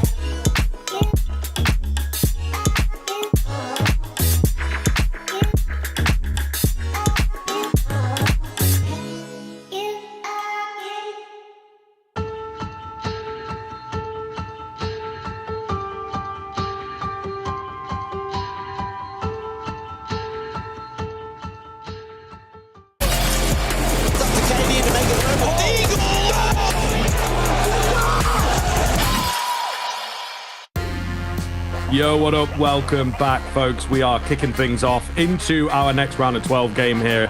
Continuing on with the Counter-Strike. It never stops here, of course, at EPL Season 19. MongolZ up against Virtus.pro. Very much looking forward to getting into this one, aren't we, now, to be honest with you? And as we both just kind of said, we're a little bit in the MongolZ corner, the underdogs. You know, it's a classic British story, but it's also a classic Mongolian story, I suppose. Yeah, man, honestly, this MongolZ side is so fun to watch. When they play their game and when they play the level of Counter-Strike that we know they can, they are one of the most enjoyable teams. They've got some stars in this team. Absolutely one of the best in the entirety of that side of the world, basically. This is a side that you kind of, everybody wants to see them succeed. They you know, they're a lovely group of guys. They've obviously, you know, they come from a region which is not really known for Counter-Strike until the last few years when they've really made a name for themselves. And it's one of those things for me where I'm loving the story that we get to see. I'm loving the narrative that we get to see out from them. Of course, this is their run so far. They lost out to Vitality. Fair enough, right? It's Vitality. But then decimated G2, which was an incredible best of 3 out of them. 13-4, 13-7. And then a 2-1 victory over the Falcons was huge too. And of course, now find themselves with a winnable affair here against Virtus.pro, because Virtus.pro, new player, takes a bit of time to get the it's certainly possible. I think you know, the VP side of things has been a bit shakier, to be honest, which is a little bit of a wild thing to say, but they did roll back quite nicely. Maybe a longer run for them and whatnot, you know, in the last chance, but at the end of the day, I think they will be satisfied with the way that things have panned out and securing their spot. I don't know. It's a difficult call. It's a difficult call on this VP side, whether the electronic edition is going to pick up at this tournament, whether it's a bit too soon, how much work have they kind of done. You know, we did see, what was it, the game yesterday against Volt, that 4K that everyone's talking about, absolutely crazy stuff. You know, a really clean game from them overall, but like, there are a few things that you can see coming into the fold where electronics like, guys, I got some ideas, you know, maybe we play a bit faster. Maybe we get some of those individuals in there. You know, you guys are sick. Plus me, we're going to take over the world. But it remains to be seen. We'll see what happens. They want to make the finals, James saying that's their low bar, as it were. Let's have a little check-in again with the MongolZ, though, of course, and indeed how these guys have been looking across the board. You know, a really great team at the moment. From also an individual perspective, I think you know what all those asterisks mean. We're maybe a little loose here at Pro League, of course, but all the same, looking good. Katie and Sad in the background for some reason. I love that. Actually, I didn't notice that when they dropped it in the WhatsApp. That's brilliant. Yeah, but you can see across the board, they've played off against, you know, some really scary teams and still deliver very, very well in terms of the numbers.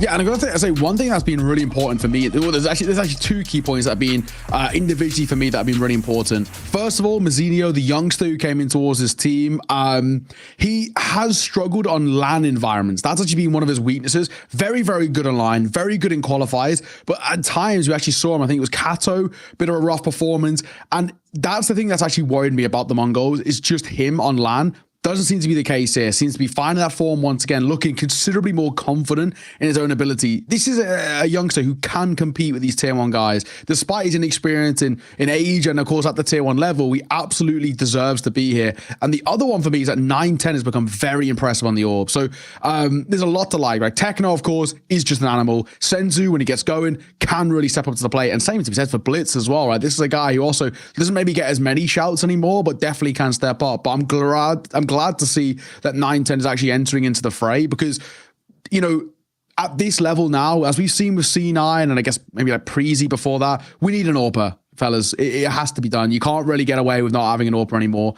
And now that 9-10 stepping up, it was maybe a bit of cheese for a while, wasn't it? You know, the Peak's advantage obviously nerfed during Kato, so that's something. It's been around for a couple months now, but that might have affected that sort of logic. I don't think it was ever really going to work in the long term. You know, just a few teams being like, oh, we are experimenting, but, you know, I think very loosely experimenting. Either way, we do have a little check-in here with VP's new boy, Electronic. How's he been looking? What has he been laying down for us? And ultimately, as it goes, a relatively strong first tournament coming out from him. As we talked about, philosophy immediately seems to have changed a bit here on the VP side of things. And we have to say a lot of that is down to this guy. They're testing the water with what Electronic finds effective.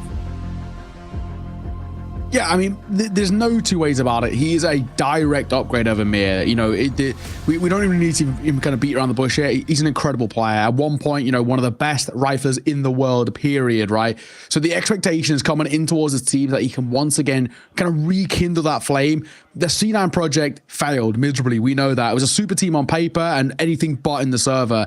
Now, however, coming in towards this team, I mean, even if you think about that rifling core, right? We're looking at the Fame, Flit, Electronic. That, to me, is an insane core, right? All three of them can step up and take over a game. And to give him his credit, Norbert, from playing tough roles, is still putting up some serious numbers and is still ever reliable. So for me, I love this team. The rifles across the board are so important. James, of course, is ever reliable on the AWP. On paper, this VP team should work and should work to an elite level. This should be a team that consistently make playoffs, but not only that, make deep runs. You talk about kind of the absolute, the bar, right, for this team is making their way towards the final. This is a team going forward that with the pieces that they've got, they should be able to compete for trophies going forward. Maybe Pro League might be a little too early. Obviously, there wasn't too much a warning, let's call it, and practice, of course, I'm assuming, before coming in towards this team. But in the future, you know, with what we know of the players in this team, they should be able to compete. And hey, they're already at playoffs in the first tournament with him, so I guess they can't I think really it's even fair. compete. It's obviously a longer run for them in the last chance, right? We maybe wanted them to get through a bit cleanly. Their group wasn't super difficult either. So, you know, there's a few caveats in here for VP. They're very close. The Game of Legion game, though, that was pretty convincing, I think it is safe to say. Not too difficult in there, some closer maps from it, but ultimately looking good. So we'll see moving forwards now. I think if they can make like a top 4 here, that would be really clean for them. But yeah, it's early enough days. It is early enough days that we can give them those kinds of caveats. If they win this one out here, they've got complexity, which you would say of the 4 teams that are in weight at the quarterfinals, certainly the easier opponent of them. So again, they have not had the most challenging run in the world. If they can make it through this game, It remains to be seen, though. It remains to be seen. We're quietly hopeful that the Mongols keep this impressive streak going from the I would say, Mongolian region. You know, the Asian region certainly picking up, but Mongolia itself just seems to be really performing well. We do have the veto to come through here. This, for me, is potentially where things can open up a little more. The nuke permaban of VP is lovely for Mongols. There's a few punish opportunities in here. Of course, VP goes straight in for that overpass. Makes a lot of sense. Great map for them. Not one that the Mongols have much experience on. Then Mirage and Ancient coming out as our second and third now. Yeah, that veto, I think anybody who just took a look at stats could have predicted that. It is bang on, right? Mirage is the insta-pick of Mongols. They always go into it. Overpass is the insta-pick of, the VP side. And sadly for them, not much longer because it's no longer in the pool. This is the last tournament, or at least the last big tournament, using the previous patch. Of course, next time, we're sitting here for a Pro DP stream, whatever. Dust 2 will be in the pool. I know. It's tough times for us all, but, nothing we can do anymore. But for VP, it's a big loss for them, losing this map. So I'm interested to see how things change for the veto going forward with that Dust 2 introduction. But for now, they'll get as much overpass in as they can get. And then the Ancient, if we get there, is an absolute heater of a decider. Both of these two teams absolutely adore it. They float it very regularly, and when they play on it, they normally win. So it really could be the perfect decider. Absolutely, man. Very much looking forward to getting into things. Feels like we're rolling into it quite quickly as well. No time being wasted to get on the server. They've been chomping at the bit to go. We were held off by that first BO3.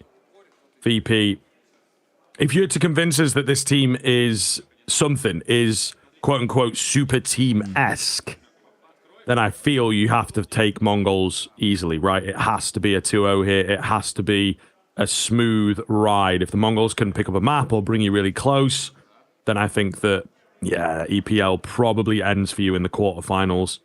And God forbid, as a VP fan, that Mongols end up winning it. But, the little team that could kind of vibe, they're shaking that off as they continue to impress here and keep qualifying in and keep taking names on the international stage. But they still do have that title for now.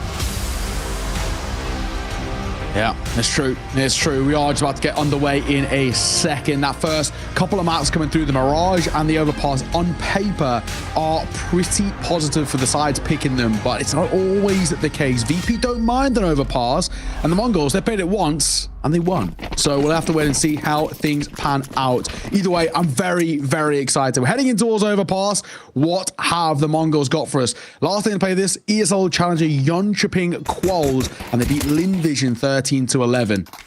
And already, a fight out via long here. Techno making a move. Flick could potentially be caught off guard. Oh my god, he just tucks his head in time. Tap, tap, tap coming off. No fines, though. VP, of course, beginning things quite slowly, not wanting to give the game away. Norbert catches Blitz. Going too deep, ultimately. Sensu, however, looking for good timing here. Ooh, Mazzinho, distractionary shot round the corner. Not able to get anything else. There it is, Sensu. The fight comes his way. Standing his ground here, nice and confident for it. 4 versus 3, make it 2. Sensu with a big hold in at short water confirms the position of the remaining 2 players as well. Still not a sure deal for Mongols. It's a very, very slow pistol being played out here. 2 remaining though. Electronic and Flame got a lot to do and not a hell of a lot to work with. Making their way up towards bottom con here, and the choice might be to go up towards that top side. Techno's going to hear this and information relayed over. He's posting up front bathrooms. He might be able to catch him on the flank. He might be able to make it work. Fame doesn't check it. Techno getting in behind. Should get one for free, and he will. It's the bomb being dropped. Time ticking. And they just surely cannot get towards the site to plant here. Surely not. Electronic picks it up. Needs to get it down. He's being flanked from behind. Surely 910's not going to give him the luxury, and he won't. So no plant and no round. It's Mongols who draw first blood. I'd say pretty convincing as well, to be honest with you. Again, individuals standing ground, looking very confident there. Super impressive here as we see it pan out. But yeah, I'm very much impressed by the Mongols hitting the ground running on overpass. Not going to be an easy showing. Now, one of the things is, right, you can start to roll them forwards, but the Mongols themselves have had a couple weeks off. You know, they've gone home, they've come back. So this is certainly an area in which they could have improved. Perfect flash round, though. Sensu, not this time. Yeah, gets caught. 2 rifles to work with. Actually not terrible. Virtus.pro, 9-10. He's tucked. Deep long. It's you know, traditionally against, I guess, a gun round, it's a bit of a one at an angle. Against pistols, might have the opportunity to isolate a couple of fights. He might just get it as well. Does Fame even clear this? I don't know whether he would. 9-10. Barrel spotted. Easy kill. Finds it. And he sticks around. He hasn't seen any more presence. And when he does, going to start delivering on a couple more kills. James going to pick up the rifle. I don't know whether he can make too much of a difference here, though. Numbers now back in favor of the Mongols.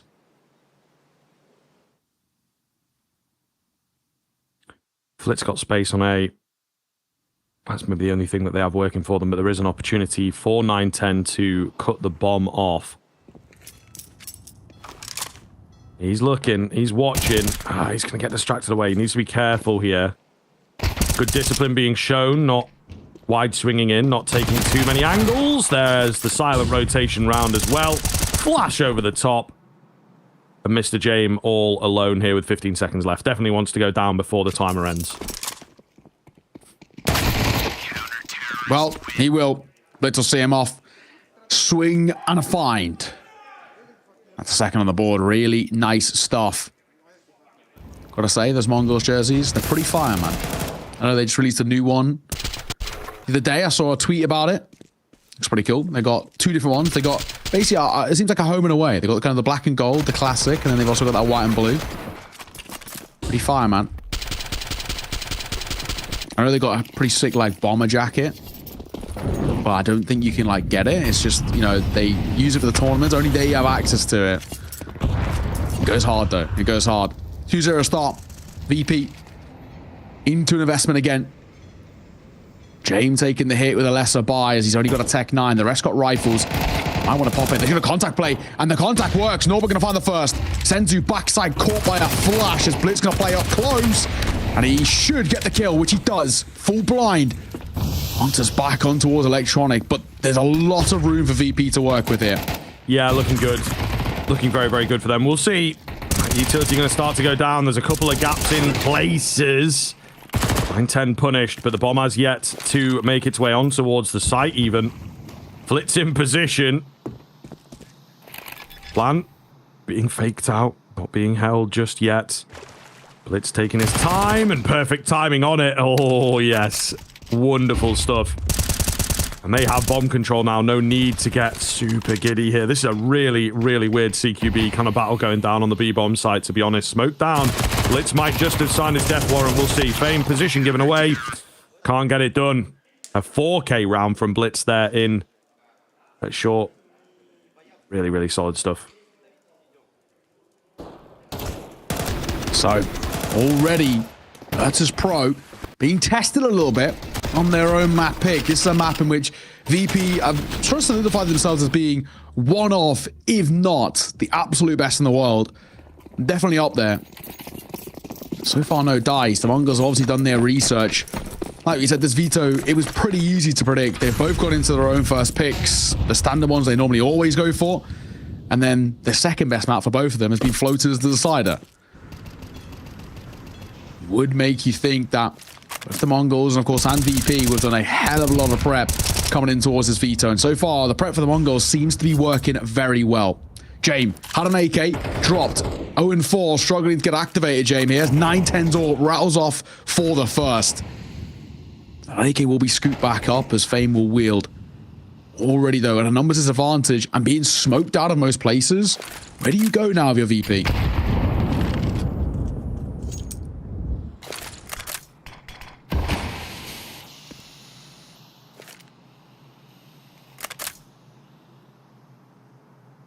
Looking very comfortable. Mongols quite quite ready for a B hit to come in. Are they ready for 3 from short, though? The AK in the mixture trying to bait the teammates out. Electronic does well for 1. It is Fame on the backside. This could get a bit scary. These are 2 of the best riflers on this squad. Electronic dropped early. Fame left to do it all. Actually had the drop on Blitz there a little. Still able to reset the fights ever so slightly, but they know exactly what he is up to. He's got that bomb. Ooh, Smoke doesn't quite do the job that he wanted. 40 HP here as well. So, you know, everything kind of working against him at the end of the day. They're starting to surround him, starting to close the gap. 10 seconds left. Not much that he can do. And again, this is a situation where he probably does want to go down. A desperate attempt to the bomb plant will not happen. And 4 in a row now for the CT side. Great work. Really, really solid out from the Mongols. This is exactly what we want to see kind of coming towards this game. And just sort of take out the scruff of the neck. Don't allow Virtus.pro to play their game. The Mongols can do that. So far, so good. Of course, there's been maybe some slightly dicey economic situations for the Virtus.pro, which is holding them back a little bit. But they're starting to run out of those excuses. Lost that previous gun round. A couple of half buys not gone well. Missed Molly, though, by Techno. Not the end of the world, but a little bit of rust there, I guess you could say. Full AK's out. Or VP. One of the things they do lose out on as well is util across the board. Fame doesn't really have any left. I need a double flash from Norbert too. Might make a double pump execute a little bit dicey, but a contact play towards A is the call here. 910's in the open, and 910 gonna get caught. Very exposed angle, and a reface from Techno. Inefficient, doesn't work. Double opener, and that probably should be the round 2. Yep, looking likely, sir. I'm gonna go down. I think with that, they will indeed move to save Norbert on the other side. Maybe starting a hunting party. The Mongols will be aware of their surroundings here. Paramount that they hold on to these 3 rifles as well if they are to find themselves a continuous buy pattern. VP, though, getting there first and getting it flawlessly, man. Not a single point of damage taken. Really well played.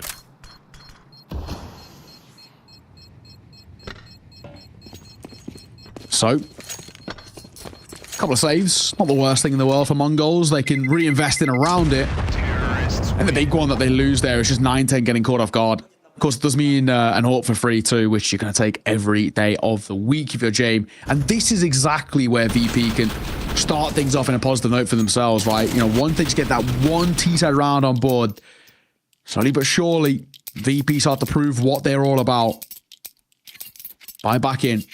910 gets his trusty AWP, but he just got caught so exposed there. If you're going to play out via map, if you're going to rotate off it, you've got to rotate back dice. Going in front of the site like that, one missed shot, which of course happened. Attack slowed down, and before you know it, dead man walking. They done towards the monster smoke, doesn't expose it. James doesn't take his pop shot.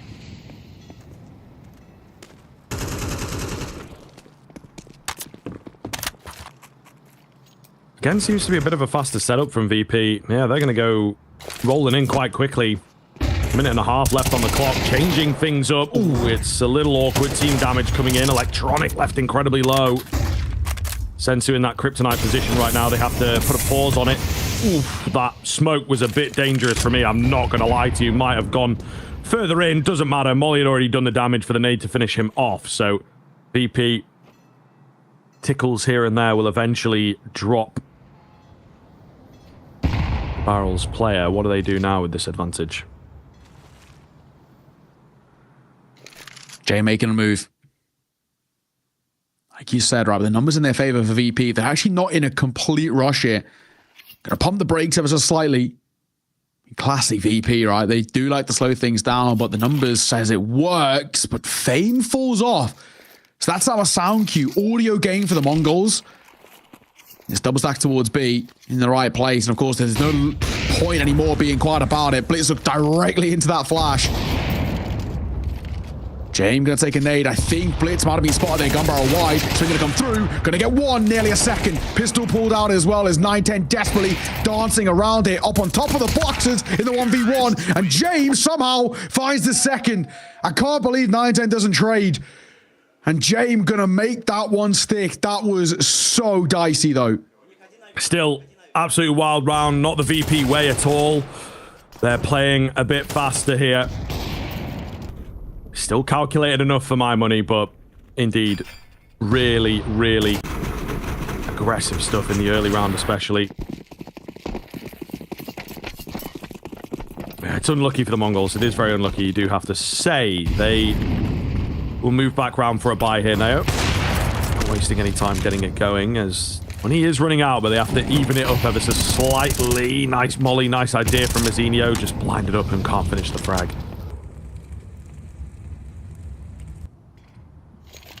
Electronic holding for push out via short. I don't think I'm going to be giving it. It is a feasible investment though for the Mongols. MP9 at close range where Techno is pretty scary. And a Deagle in Blitz's hands. That too. Not a decent game so far, but a real chunky nade. Senzu, 910 played this position earlier. They do not clear him, so he's going to get one. James round that corner. But if you post up, a rare, uncharacteristic miss. And the MP9 up close going to get one too. This is very sloppy from Virtus.pro, and they are being punished. Head on a swivel as Senzu turns around. He looks for yet one more. Flit's got other ideas. But a 1v4 turn 1v3. This is not easy to convert. No, sir, not at all. He will try and pick up everything that he can. The AWP not actually out of the map, but a decent enough job on it. Still, ace overall required here. 20 seconds as well now. I don't know if he's even going for it. I think at this stage, without him finding anyone pushing in or whatever, there's no real option but to save. He just has zero info. So it's kind of fair enough. Kind of a shame at the same time. Mongols, though, they will find number 5. A huge steal from them there on the half. Well, full spend, yeah. Weak buy. Let's call it a weak buy, but it is still around. They definitely shouldn't have been winning like that. Yeah, you know, they're coming in with an MP9, you know, a pistol. We're looking at that, and we're not expecting fireworks, but we absolutely do get it. Really, really solid from Senzu. Just so reliable. And even the MP9 getting one up close there, super important. The Mongols is still a good start. However, you know, I know there's what the numbers say, but let's talk about, you know, the vibes, right? I would say 4 rounds on T-side overpass isn't actually that bad. I think it's workable. I don't think VP are in too much trouble just yet. You know, we're into the midway part of this first half. 4, 5 rounds, I think is absolutely fine on what is, at one point, was the most CT-sided map in the pool. It did change towards the tail end before it got removed. Nuke kind of reclaimed the throne there, but for a long time it was overpass. I can kind of understand why. It can be very difficult this T-side, and Virtus.pro are feeling the difficulties of it right now.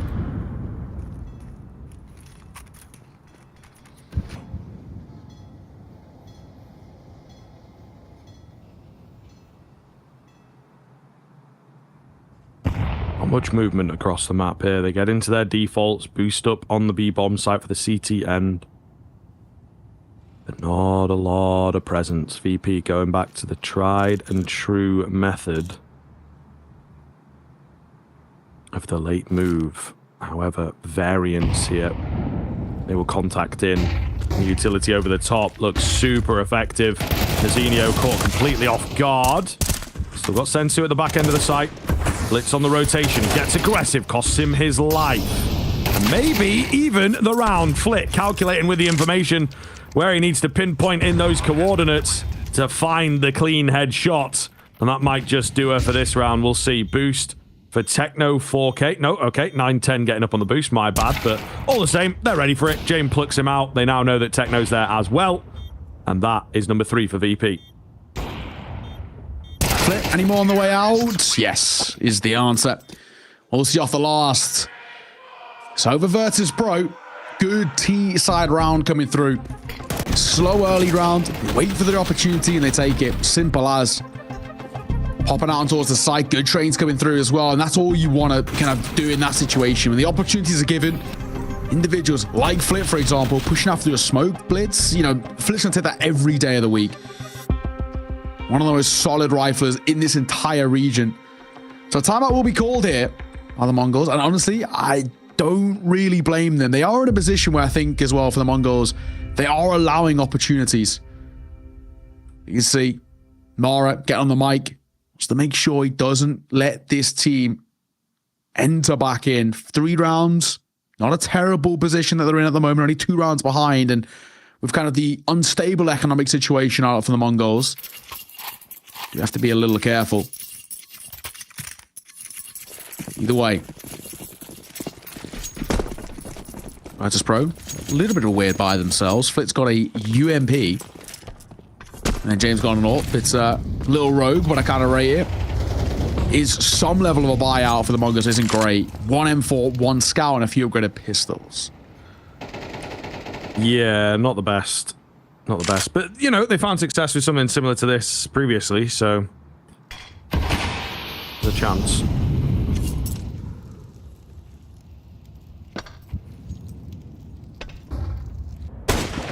Ooh, what a shot. Splits will open up proceedings for the Mongols. Alrighty, these low-buy rounds seem to have Mongols written all over them at the moment. And the M4 that Electronic is walking into looks pretty scary. Flash comes round, he knows that he's here, but 9-10 cleanly takes it. Mongols, some lovely instinctive plays, very spontaneous plays, I think is maybe the term that I'm looking for, and they find great success there. 5v3. So,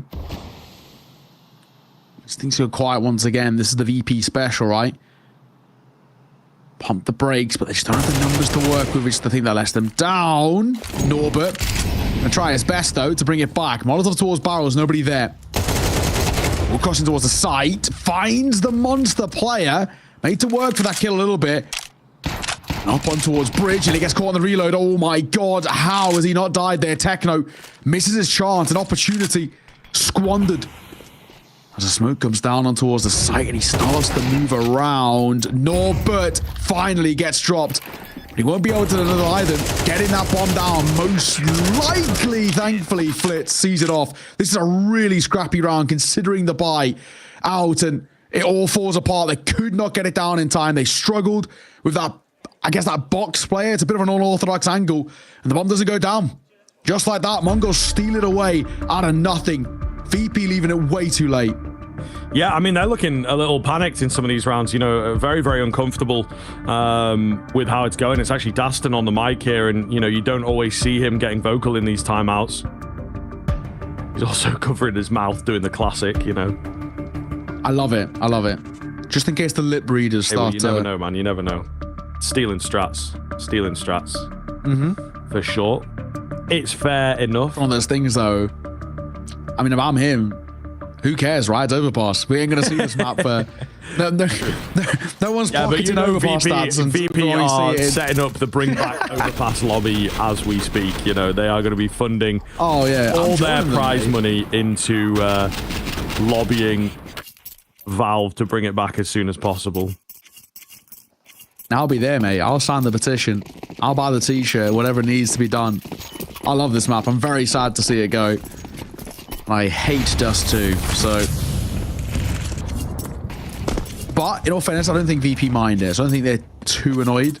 I think I remember seeing one of the... I think, the lobby, the little interviews, and I'm pretty sure Electronic was saying he didn't mind it. So, maybe it could be the start of the VP arc on this map. We'll see.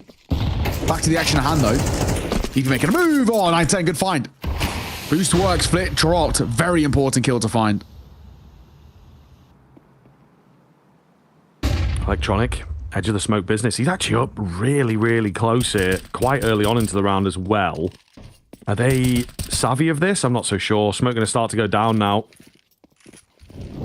What does Electronic do? Ah, yeah, they must know. Molotov goes in to force him into a fight.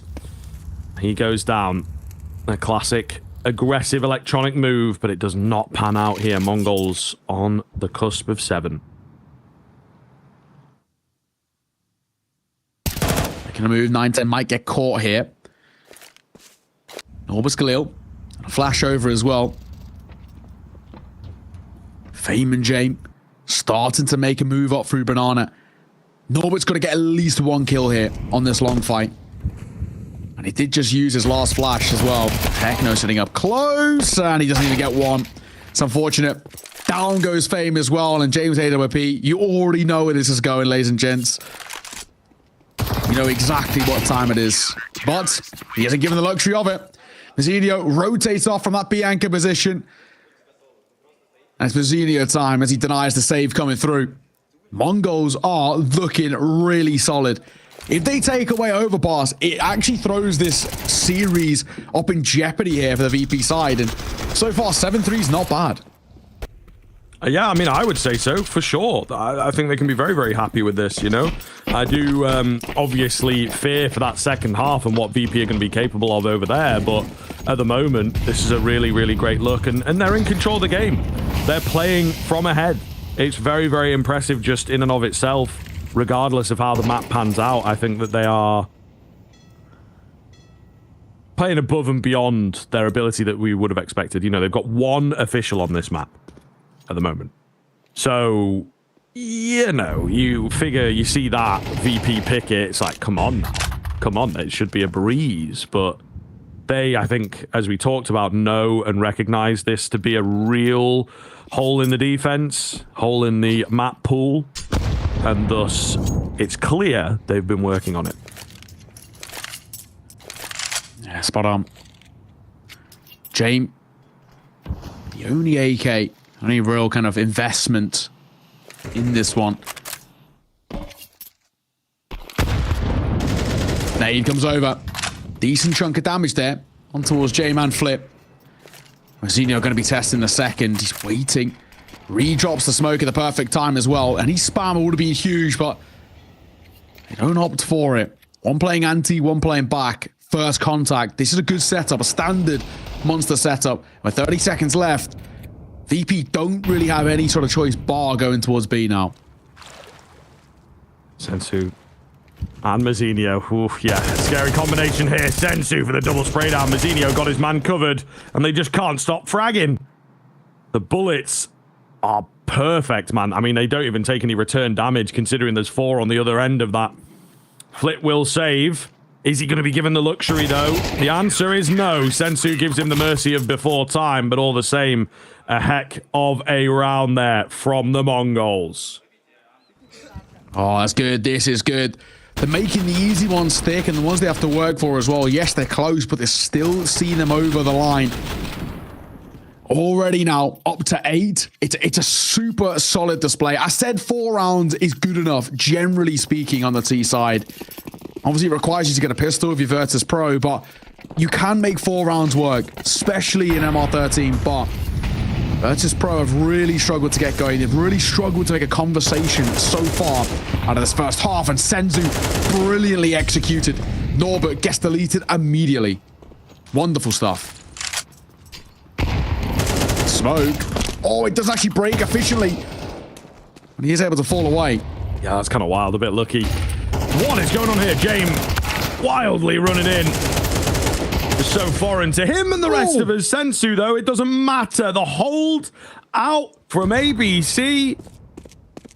Easy as 1, 2, 3, you might say. 4, in fact, to be fair to him. The ace, I think, will be starved away as Fame left to try and pick this up, of course. Final round of the first half, 4 to get through. He does have the bomb. That's about the only thing he has going for him. Full HP. Really clutching at straws, though, isn't he, at this point? Sensu, he might get it. He's on the flank. Surely he's going to get it. Timing should be his best friend, and Fame going to be seen off. All 5 for Sensu to close it. 16 kills to his name at the half, and a really good half of Counter-Strike by the MongolZ. Question is, do Virtus.pro have anything in the locker to answer back? We'll have to see after the break.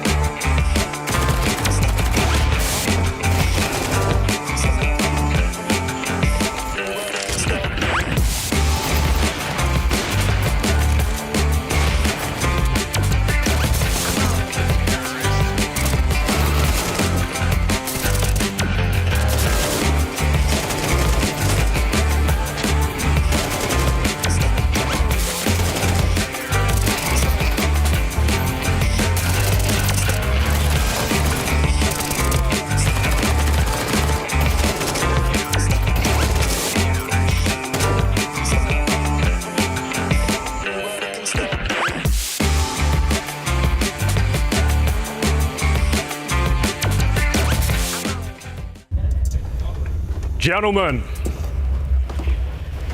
welcome to Season 19 of ESL Pro League.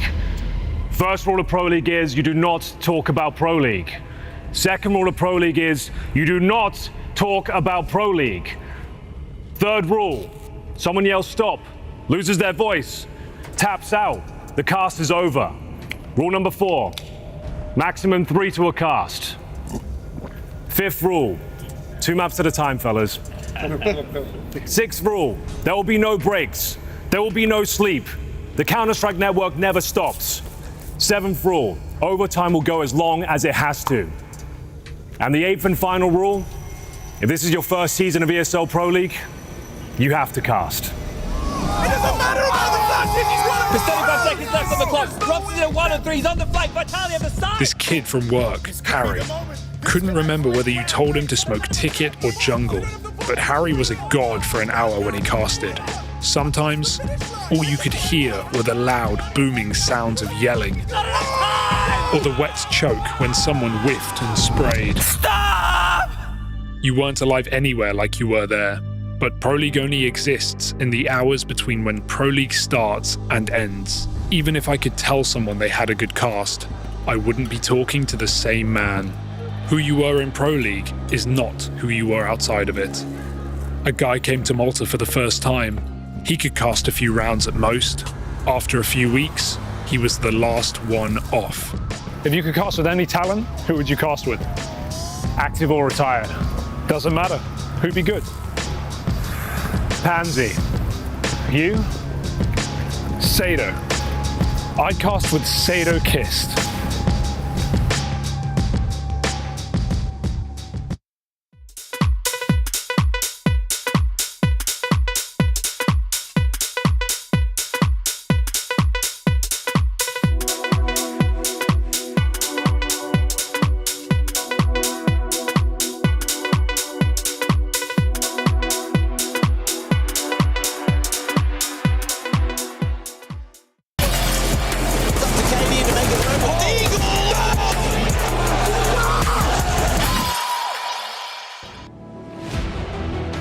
Yo, what is up? Welcome back in here. The MongolZ taking over Overpass, it would seem. We do flip halves here, of course, and flip sides is the important thing because VP, they will have a real deep CT side, a real scary CT side, but MongolZ, I would say, have given themselves enough room to work with, get a pistol, work on 1 or 2 rifle rounds. How hard can it be? Now, we have seen already today, it can be quite hard, in fact. So they have to pick things up where they left off quite swiftly. And Mr. Flitz has got other ideas. 4 out on B right now. Flit will go down, however, and it's all a fake out at the moment. Mazzinho just keeping attention in this B area. One out via long, one making a move to join up as a 2 front bathroom play with the bomb. The only issue is, though, as they're making a move here, the rotations are coming over from Virtus.pro. Worst spot to find themselves in at range. Couple of taps from James as well. That's information gained at the very least. It looks like they're going to commit towards A. No bother. It's a lot of presence. It's basically going to be 3v3 on the site itself, leaving 1 down to Anchor. And it all comes down to the Raw Angels as Uto's running low now. James, backside. Waiting for the opportunity, and in comes the swing as well. James, Fame combined with ease. And the last one of Techno got nothing in the locker.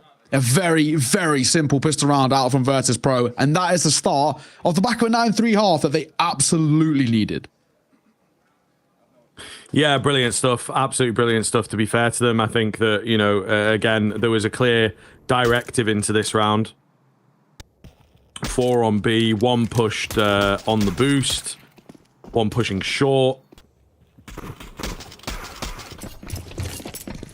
And sort of well recovered in a way from them. The loss of map control down to the 4 players on B early. So we'll see here. Eco coming out from the MongolZ.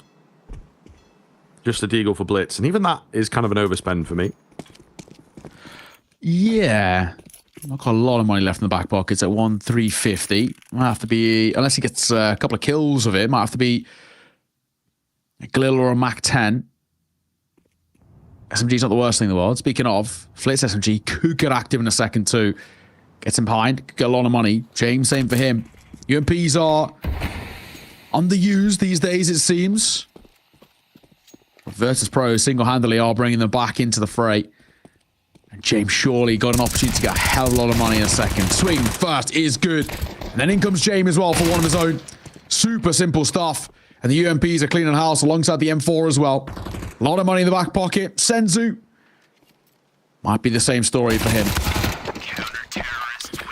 And it is. Nice and easy. Super simple. Yeah. Easy stuff in the end. All right. So we'll see moving forwards here if the Mongols can actually deliver on their T side of things. You know, this is where we kind of start to worry about them. Could be a disappearance.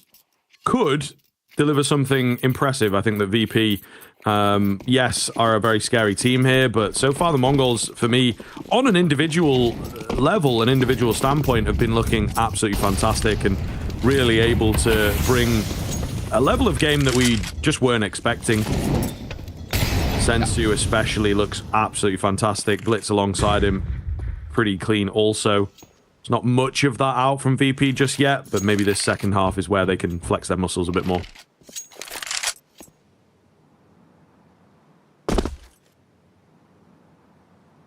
A little quiet. James holding. The AWP. Back in the flash as well. Takes a pop shot. Does spot some information. Just playing out towards Rock. Actually a pretty good position for Tekno to hold in all fairness as they're grouping up via front bathrooms. Once again, A seems to be the site they want to hit as James rotates over. I think he might have spotted the hand there as well. Gonna fall away, but it should be good information being relayed. A flash to buy some time. Just shy of a minute, and in comes the execute, it seems, as they're making a little move. And there's that first kill. James Orp rattles off. Very important opener. Standing strong for long as well. Creeps forwards, eventually finds another over there. Keeps them coming. James, absolutely unstoppable. They have no answer for him. Sensu now finds himself alone, going to reposition towards long and at least be near the bomb, but I think he's given it 25 seconds of chilling. And VP, a huge message to send here now. No contest at all for them in this first rifle round.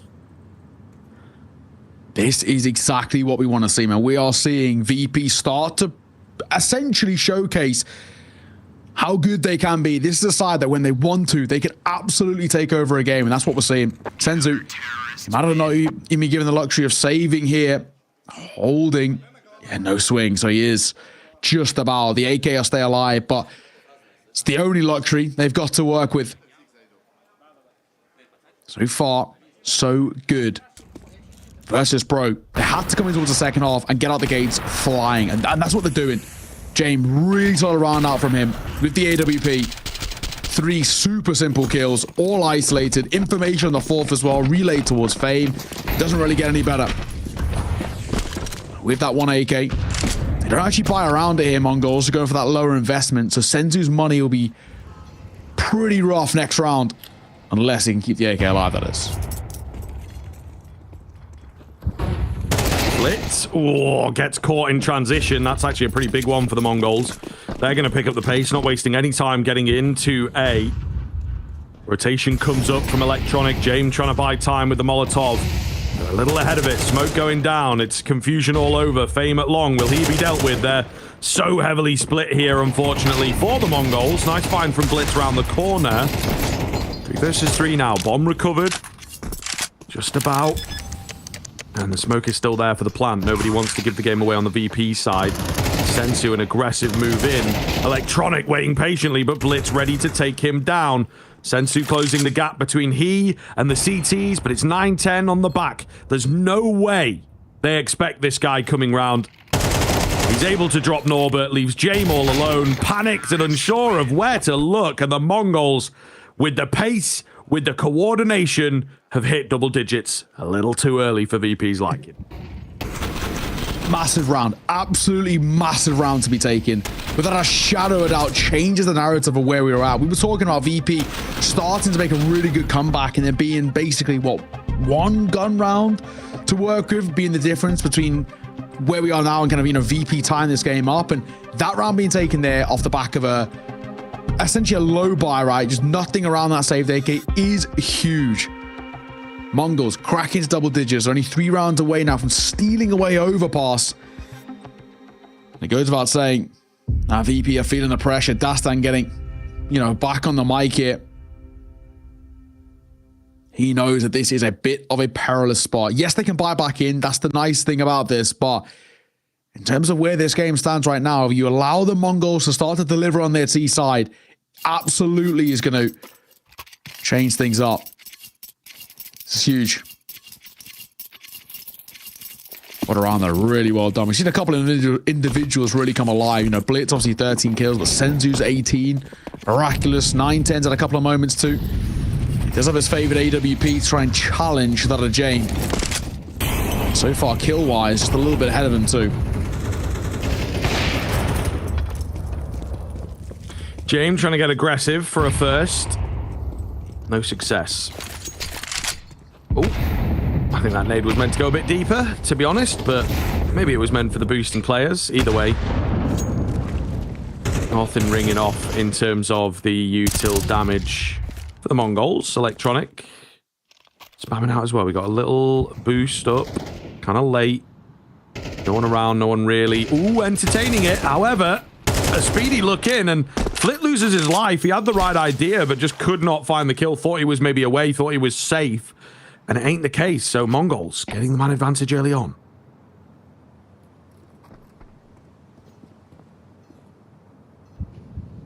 James holding. Senzu spotted and dropped. Good find, and he'll fall away untraded. Huge. 40 seconds for the Mongols to make a decision. Bathroom control taken, which is good. Bit of long presence too. That's what the Orb's holding for. Only issue is James kind of isolated there. He very much could be overwhelmed. He'll get the support of Fame rotating back through. Is James going to play up close? Techno could get some timing on that swing as well. Looking for the fight. Tap away. Fame and James both combining. Trying to bait out the shot, and now it will.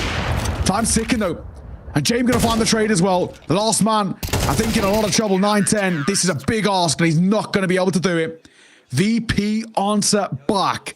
And they're going to find a 7th. And they are far from done in this one.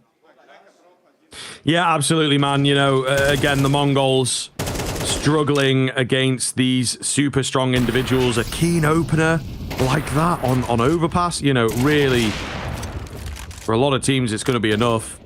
But James especially just continues this monstrous defense in and around Dice. Second round now, we've seen him find high numbers from that spot. Scary stuff for the Mongols to deal with. Low buy to come round. 2 AKs and an AWP. Still pretty scary, but surrounded by Tech 9s is never nice.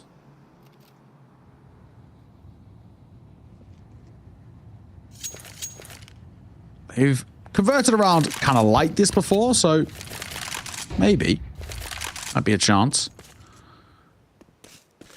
Open an AK.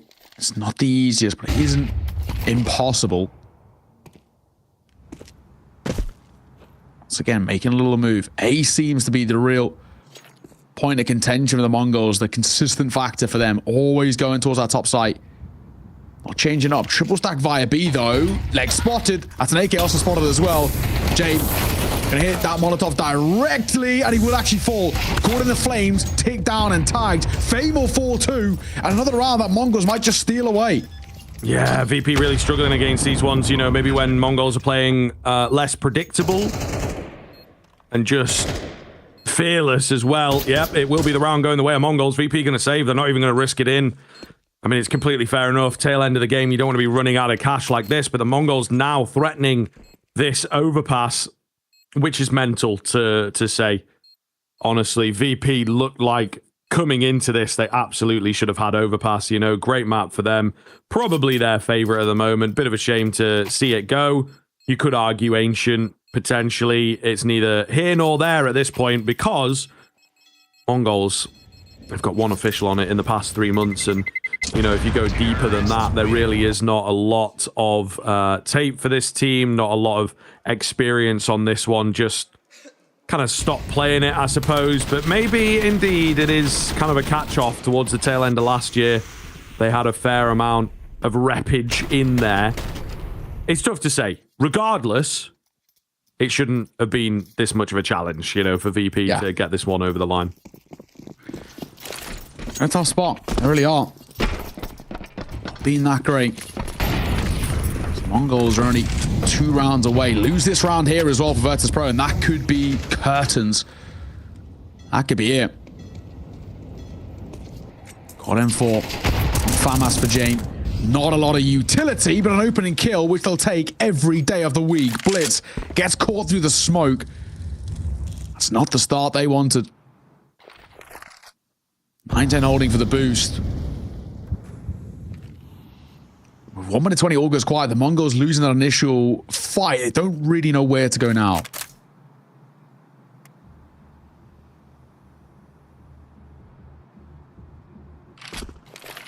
Grouping up outside of B, it would seem. Another smoke at Monster makes life difficult though, doesn't it? They're still going to go in. It's that bomb though, man. Oh my god, the flashes are so effective from both sides. Everybody blinded. However, it's VP that come out on top. Once everything is said and done, 9-10 looking to save. He heard some footsteps around here. Little does he know, they've gone flying past him, so he should be all good, actually, to get this AWP into the next. He's got 2.7k, you know, it's worth it. It is most certainly worth it to save it. VP, though, staying hot on the heels. They can actually maybe go for a full buy here. He can drop Mazzinho, and the rest should be able to pick up maybe an investment. They'll really lack utility. That's the big thing. If they go for the more kind of firepower route, these last 10 seconds, I was going to say, he should be okay. However, James got the right ideas. James really has the right idea. He's looking in. 9-10. What's the reactions like? What's the test like? Good enough. Passes with flying colors. And he will survive. So, nice little sigh of relief at the end. But it is still now Virtus.pro, bit by bit, clawing their way back in towards this game. Pause called. Second for Mongols. So they desperately need to make sure they do not allow Virtus.pro to tie this game up. They're getting close. They're getting very close. Yeah, Mara gets in towards the mic here. He knows that taking away this map absolutely changes the entire story of the series. It gives them such a good opportunity. Many would even consider them maybe the underdogs in towards this matchup. We don't. We're big fans of the Mongols, but this map specifically, like we said, VP have been one of the best on in the world. The Mongols are doing so well to make it a one that they can work with. Rather than dropping over, a bit of util picked up a 9-10. And Mazia just left with a Tech 9, sadly for him. It's still a buy around it, so at the very least, they've facilitated something here. So they move once again in through connector. Then from here, it's actually where they struggle.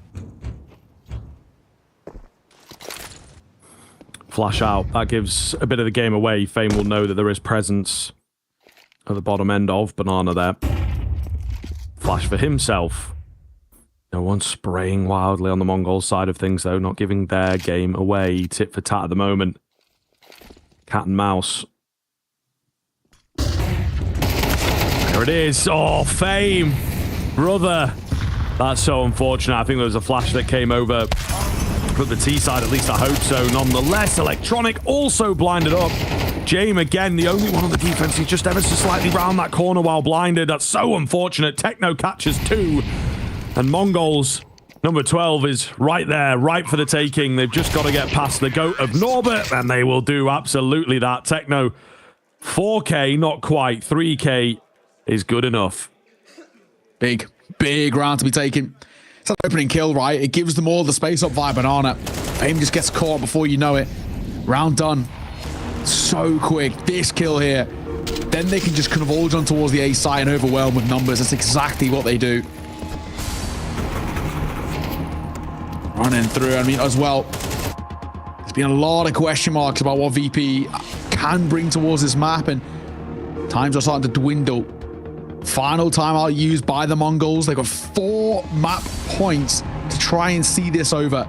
Virtus.pro, they'll get a buy, but it's with loose terms here. Got double M4, a UMP, and a double 5.7. This absolutely, that round there could have spelled the beginning of the end. This is not going to be an easy one at all for the Virtus.pro side to convert. Let's see. MongolZ, this has been a really impressive overpass. Yeah, honestly, just, it doesn't necessarily blow your mind, but definitely is really surprising here, and it is looking to be convincing unless VP can run us back here. But yeah, super impressive thus far. Flip up high. Close. They are certainly close, but he doesn't want to stick around. He's one of only 2 M4s. I guess the worst thing in that boost, if he died, he would have just, dropped to the floor. And then someone would have picked it up. So it's okay. Fame. It's pretty standard to pop flash this. And here it is. Beauty. Beauty of a flash there by 910. Techno gets the easiest kill of the game, really. And already one of those M4s gone. Now that is dropped, but it honestly is very unrecoverable. So a lot of onus now on the remaining 4, and that 1 rifle of flip. The other thing is, well, they're running low on a utility. 1 nade, 1 smoke. Oh my god.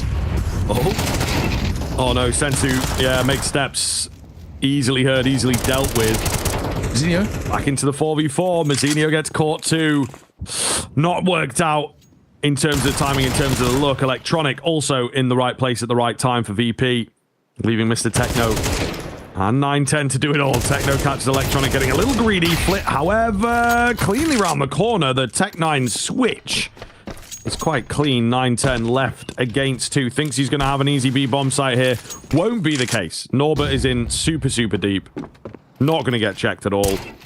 Easy kill for him, and an easy 9 for VP in the end.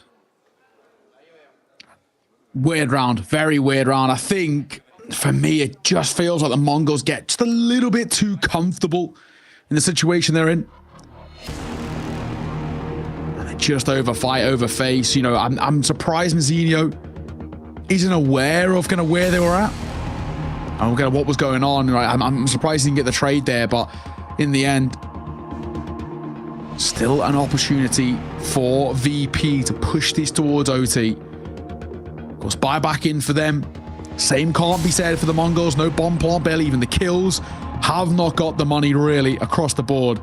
Yes, 910 can buy and blitz, but bar that, it's where things do really get dire. Hero AK? Or is it going to be a full buy? Oh my, it is. Full buy going to come through. However, 2 of the most important rounds we've seen on this T side so far have come from these kind of low half buy situations from the Mongols. So I actually don't hate it. If it ain't broke, don't fix it. And so far it's been working. Virtus.pro at this point, late in towards this game, they should be expecting it.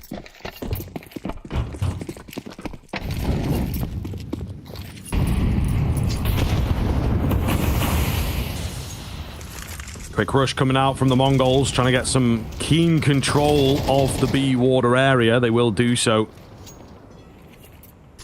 910 looking for a fight, but nobody giving him anything. Boost coming over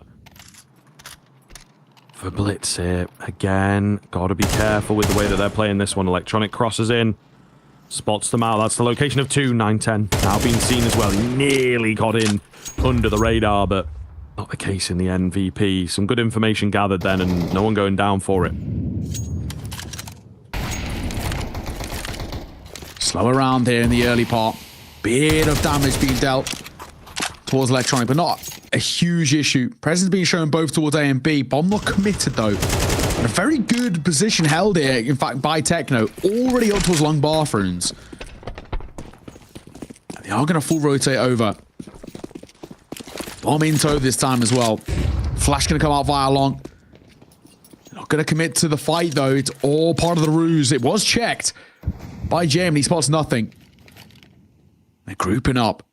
James should get a fight in just a moment. Around this corner. Tech9's can be dicey. Flash on the swing. Oh, brilliant. Fame finds 2. James delivers one of his own as well on a platter as Virtus.pro are about to take a 10th round, and that is a beautiful transfer. Absolutely ridiculous. James chomping for a bit more here, and they'll get it together. Double digits, VP still alive. And yeah, if they can tap into moments like that, then we're definitely on. Denying a bomb plant away is massive. So we're going to see now, what can VP do with this opportunity they have given themselves? Certainly an easier said than done type situation. But against the Glocks, definitely should happen for them. Yeah, nothing that Mongols can really do. I think they're just looking to group together and send it. Yeah.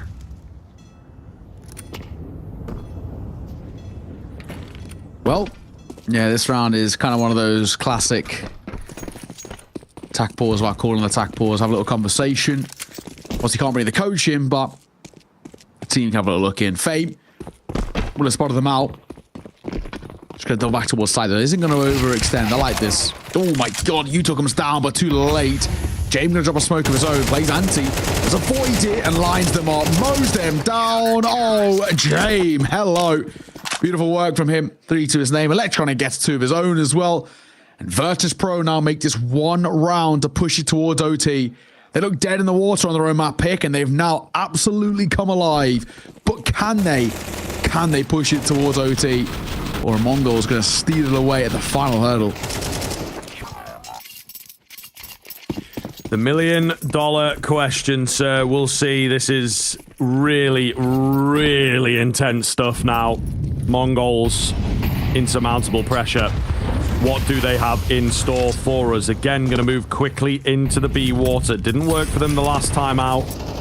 Was a weirder buy, I suppose. Now they've got the AKs working. Slight variation coming in the fact that Blitz gets super aggressive. 9-10. Oh, he tries for a frag. He loses his teammate. Almost loses his own life. This time they're much more ready for the spam through the wood there. 9-10 again looking for an opener here. Super, super risky stuff. Flit around the back of that pillar. Could just guess the right direction and drop the half HP. 9-10. Oh my. Slow encroachment in. Gonna catch one. It's now all about the trade, which never comes. Oh, they don't even take the peak. So he's able to drop back with a clean 4v4. This round's still opening up. Still a possibility. I mean, Tekno's gonna have a little look. Doesn't commit to jumping up, which is smart. The jump peak for information, but it still leaves him very vulnerable, surely. James Orb can hit that. I'll go up on high. Has crossed and a leg shot. Blitz, a lucky man, stay alive. Nade will come over, but it goes deep. Molotov aptly timed. Tekno's up close here, and he might just catch one off guard. He does. Beautiful stuff. Flash isn't good enough. Fame's gonna fall. Oh, surely not. And it's all a ruse. Look at the bombs going. They're too late towards B. The plant will come through. That is a beautiful fake out from Tekno. Oh, Norbert, quick find from him, though, brings it back to a doable situation. Absolutely has to be doable here. They've got the kits. That's about all they've got going for them. Both of them moving in from Heaven as well. It's all a guessing game. Heaven is completely open. Sensu, though, for its 24th kill. So brave. 9-10. Capitalizes. Absolutely wonderful stuff coming round from the Mongols. 13-11. It is hard fought in the end. It is close. But they will be so happy to have stolen that one away. Nobody, maybe not even them, expected them to take the overpass there. And they managed to get it done. Oh my goodness gracious. Series blown wide open. And now we do not know what to expect. VP are going to have to show us what they are made of moving into Mirage. A break first, however. We'll see you there.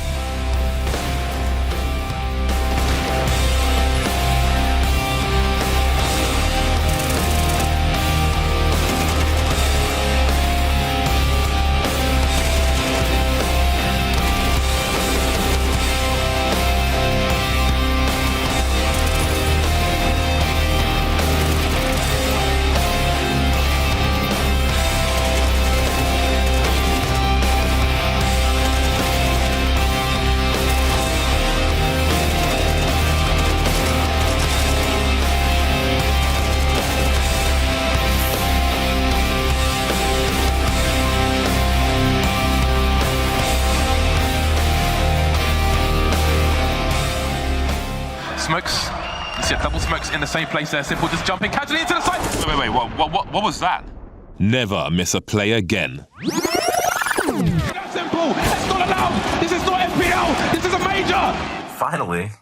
With Face It Watch, you're in control. Switch between player POVs live and see the game through the eyes of any pro. Never miss a moment with replays. Relive each highlight on demand from all angles. Watch it, control it, face it.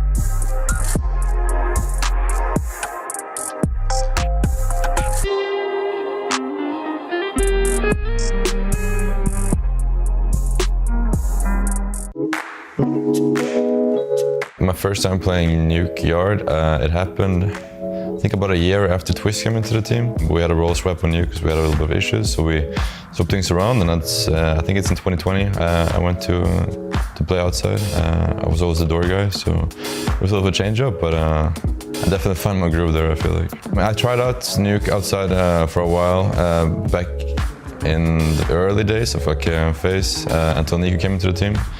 So I still had a little bit of experience, but everything had changed so much since then. So I came in basically like a rookie, but I definitely wanted to try it out. It's something I think fits me. There's a lot of open space, a lot of movement you can do. So I prefer the aggressive style, but it's not always you can run aggressive if you have, for example, Dunk on the other side, you know, waiting for you. So you have to play smart outside. Making sure some of your routines in the start of the game, like the Molotov, HE, like flashes, aren't always the same. You should have some change-ups because it's very easy nowadays to see tendency players and find and use gaps from them. I think Nico, I watched a lot of his demos in the start, not demos but games of his. I also watched Apex for spam timings. I think he is actually the most annoying guy to play against outside. He constantly finds spam timings, so I've copied the lineups from him and spams like that. I think the main switch up from coming from door to outside is definitely communication. You have to know, like, all the rotations kind of depends on what kind of information you give on nuke. If they can be done secret, if they can wrap. There's so many gaps on nuke that it's very hard to control everything by yourself.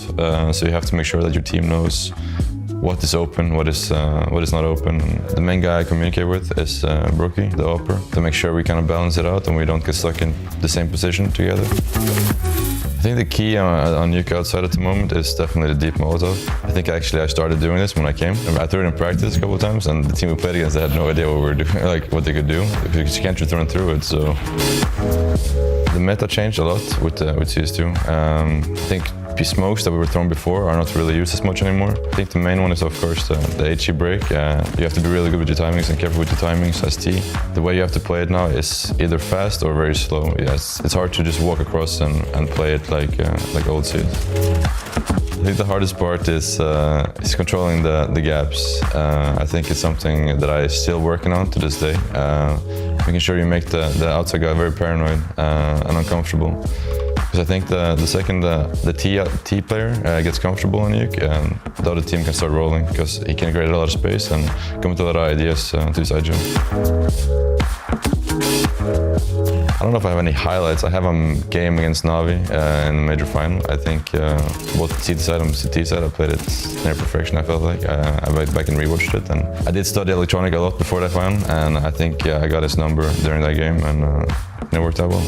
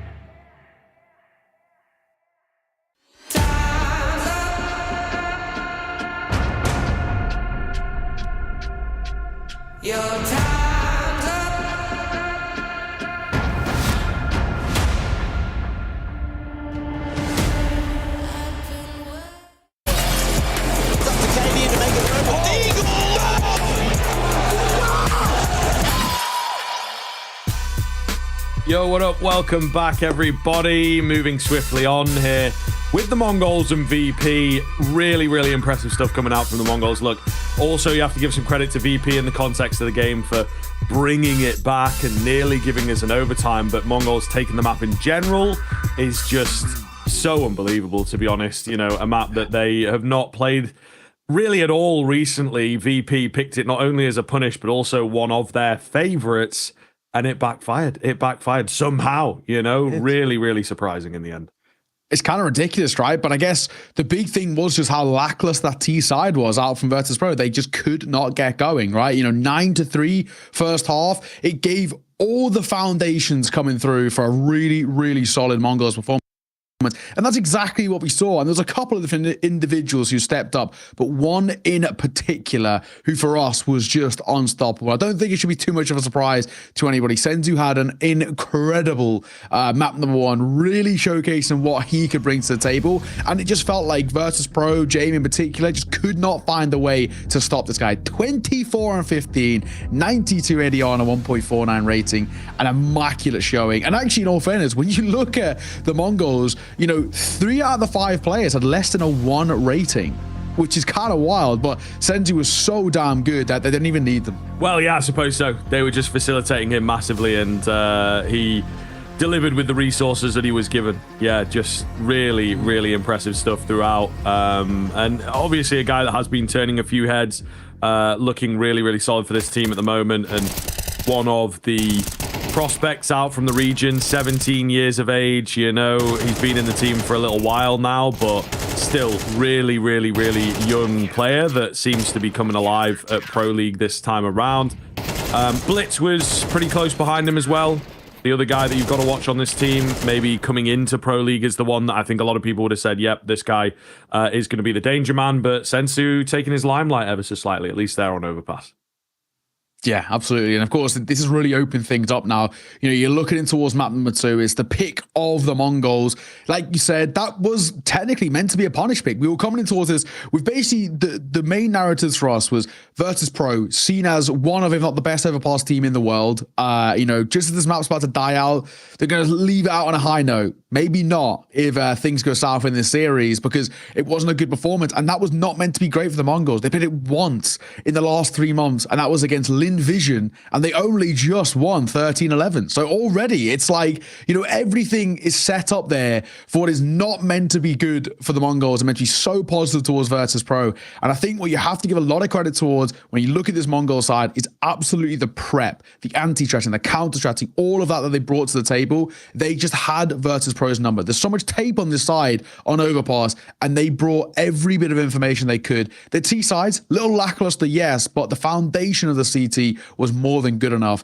Virtus.pro, this sort of 10 to 15 minute break, I'm sure Dastan has been giving them a bit of the hairdryer treatment, trying to get them back in towards this series, because in playoffs, there's no room for error.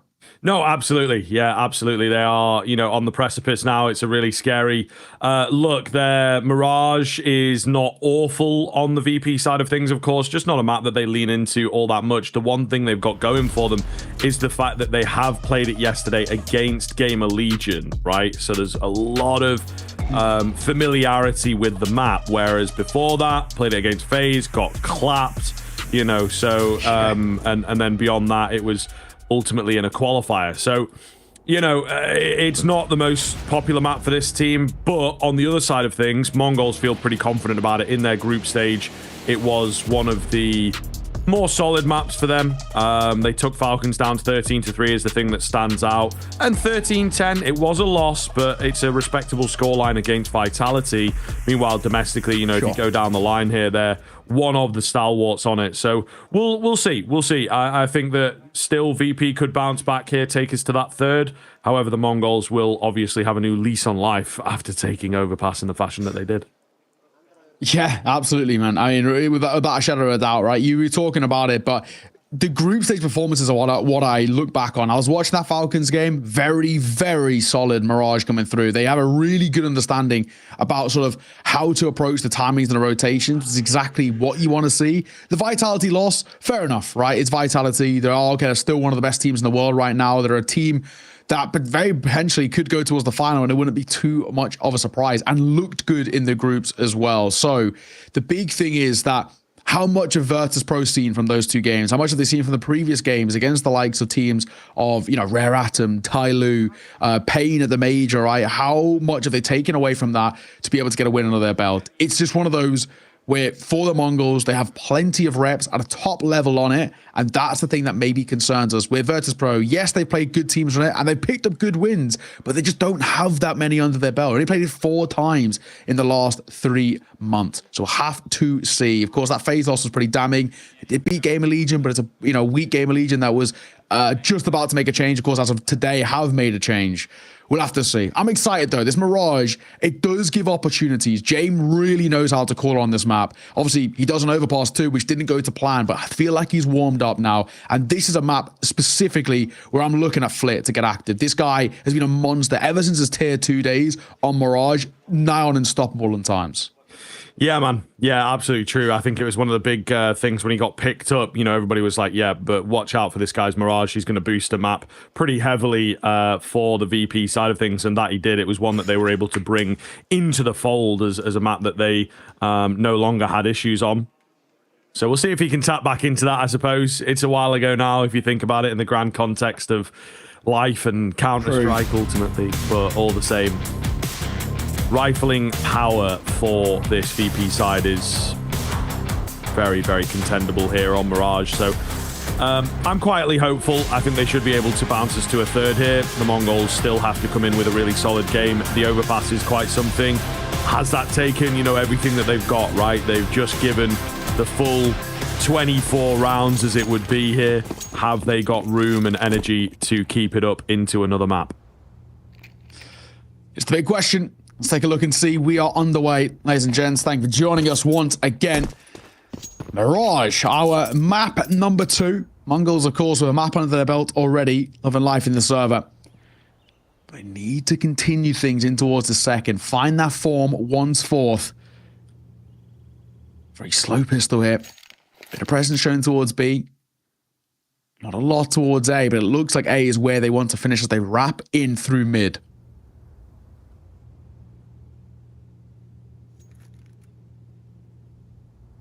Techno getting away with a lot here. Boosted up. I mean, little does he know, he could very easily get in behind Sensu with a big find on the P250 as well. Flit. Yeah. Out in the open, tries to get away. It's Mazzinho with the 2-piece, in fact, on both those CT players, as it were. They weren't quite in, but Toll Booth, beginning of CT, nonetheless. 4 versus 2 as the bomb goes down, and Fame can't really do very much from here. His position given away by that kill. I wouldn't be against the save. You know what I mean? Like, you've just been completely battered on A there by the Mongols. Yeah. Nice, spot on. Shot from Norbert. Not a bad attempt either. As Fame finds one, it's just a shame that they don't really have the kit to work with. Mazzinho looking around.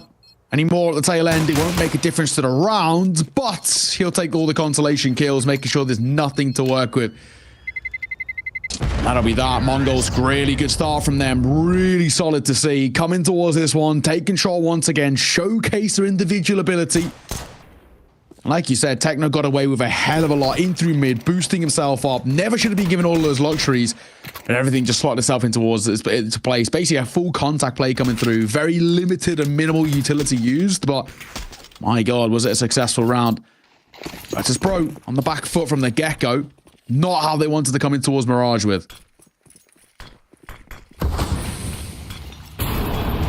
Trying to cook something up here, though, with the force buy.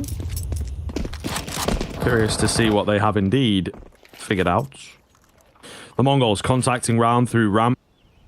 Quickly. Ooh, blitz. He was in the money. However, Electronic gets the better of him. Surely the molly will drop him here. The bullets do the job. But he was a goner. Another one comes around here. Mongols looking good. Sensu in particular. Lovely and crisp in these early rounds. Some really clean shots out from him. Down to James and Norbert. And again, no arguments against saving here. Wouldn't be angry. I don't think that's what they're going to go for, but it's half and half, isn't it? Exits maybe for Norbert. James seems to be slowly backing away. Away. Yeah. They were at least looking like they were tempted to just stay around for exits. Thankfully, they don't opt to do so. 5-7 in the scout. Will stay alive. It's basically all they've got to work with. Not a huge fan, I'll always say it, about the force buyers on that CT side, and this round's a kind of a prime example of why they barely even scratched the surface, to be honest. 1 kill with a 5-7 for Electronic, and that's it. And he gets very, immediately traded. Doesn't really have that much impact in the grand scheme of the round. Upgrade a pistol. Dropped over towards James. Nobody gets one of his own. Nobody in through apartments, and that will be the Mongols 2-0. Only the 1 casualty. No complaint at all. And they should get a third here without too much of a competition. Where we're at the moment. Mongols are in a very happy place. They're loving life in the server. That 1 kill, like we said, didn't really have too much impact in the grand scheme.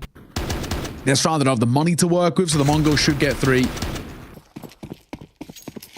Not too much sweat off the back. We'll see, though. James Scout can attempt something. Maybe. Might be able to call them back into it. Pop shot through mid. They're going to give up that control for the most part.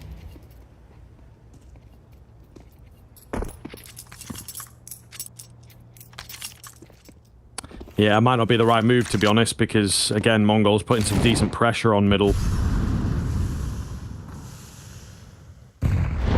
Using a lot of utility here. The Asian squad. Slow build-up. Unsure of what VP may well be doing in this round. It is more of an alien coming in from the defenders. Sensu goes digging. Clearing angle by angle. 9-10 on that bomb. Keep your eyes on him because quite close around the corner is Fame with a 5-7. Backed up by James. Yeah, it's a dangerous setup. Molotov's going to go down low. Doesn't disturb Electronic's positioning. Norbert gets a catch onto Sensu in at short. There goes Electronic with the timing. Getting a quick trade. They are being overwhelmed here. 9-10 left low. Nade finishes him off. And Techno 4K is all alone. Making plenty of noise here as well. They're not giving him the peaks. 30 seconds remaining. He's got a bomb to retrieve. And he has to take some difficult fights. There is a bit of a thread of the needle, but he cannot find the headshot. And VP with a big steal. That's a massive round to be taken. I don't really know what goes wrong there for Mongols. Every single fight that's taken, VP are fighting guys, who've got their back turned or coming onto them sideways. I mean, I don't really know. There's miscomms or something coming through the Mongols, but they were all over the place. Even something as simple as, these 2 plays here, not even clearing the close angles absolutely cost them. So a very, very weird round of Counter-Strike that Mongols lose. Thankfully, they can dip back into the buy, but they've given guns over towards Virtus.pro for free and a round, which never should have happened. Fair play, though. VP, they are the sort of rounds that can absolutely change the tides of momentum in your favor. A lot of presence being shown in through mid. You got James, Fame, and Flit, all with a bit of presence. He comes over, first swing, Galil will find it, and Tekno will deliver as well. So Mongols right back to it. Yeah, again, really solid stuff from them. Fighting individually, playing confidently, not suddenly turtling in on themselves and letting VP control the game after a half-buy win like that. Absolutely love to see it. Can they convert this one over the line, though, is the question. Electronic is in a really, really good spot to deal with them here. They'll all come creeping through the smoke, however. 9-10, trying to be a distraction. It works pretty well. James also spotted out. Mazzinho does get bested. Still on, yep. Gotta be careful. You see that little pull away from the CT peak. It's 4v2, but you don't want to be the guy that ruins the round. Norbert gets caught in the worst possible spot. And it's just Mr. James here with the scope, slowly looking for a way out. And that kill might just give it to him.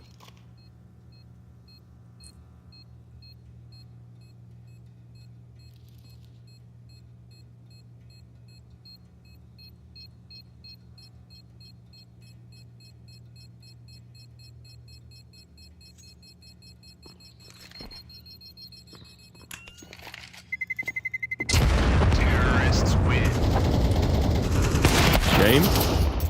Oi, misses the shot and will go down eventually. Yeah. Ah, that's rough. That's very, very rough indeed.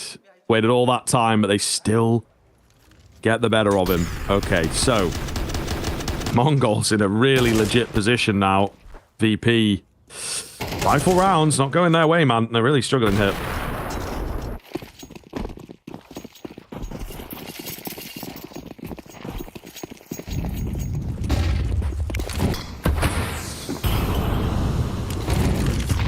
These rifle rounds have looked dicey, to say the least. Double M4 and an AWP. It's a bit of a weird buy to try and kind of back yourself with, you know what I mean? Like, you're leaving yourself so vulnerable if this one falls flat.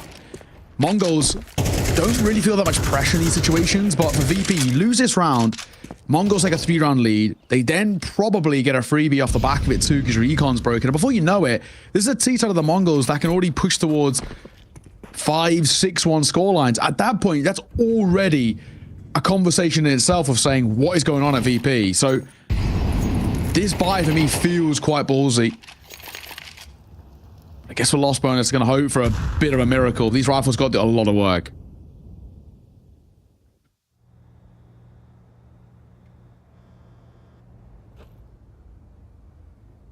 $45 seconds. It all goes quiet. There comes Norbert, though, with a wild push forwards. Nearly a double for him. Not quite, however. That bomb now has been spotted. The jig may be up. 30 seconds left to get rolling. Another kill as Sensu was on a solo play. Oy vey, what is going on here? 9-10. Really make difficult work of this so far for the MongolZ. He's left all alone, and what is he going to be able to find from here?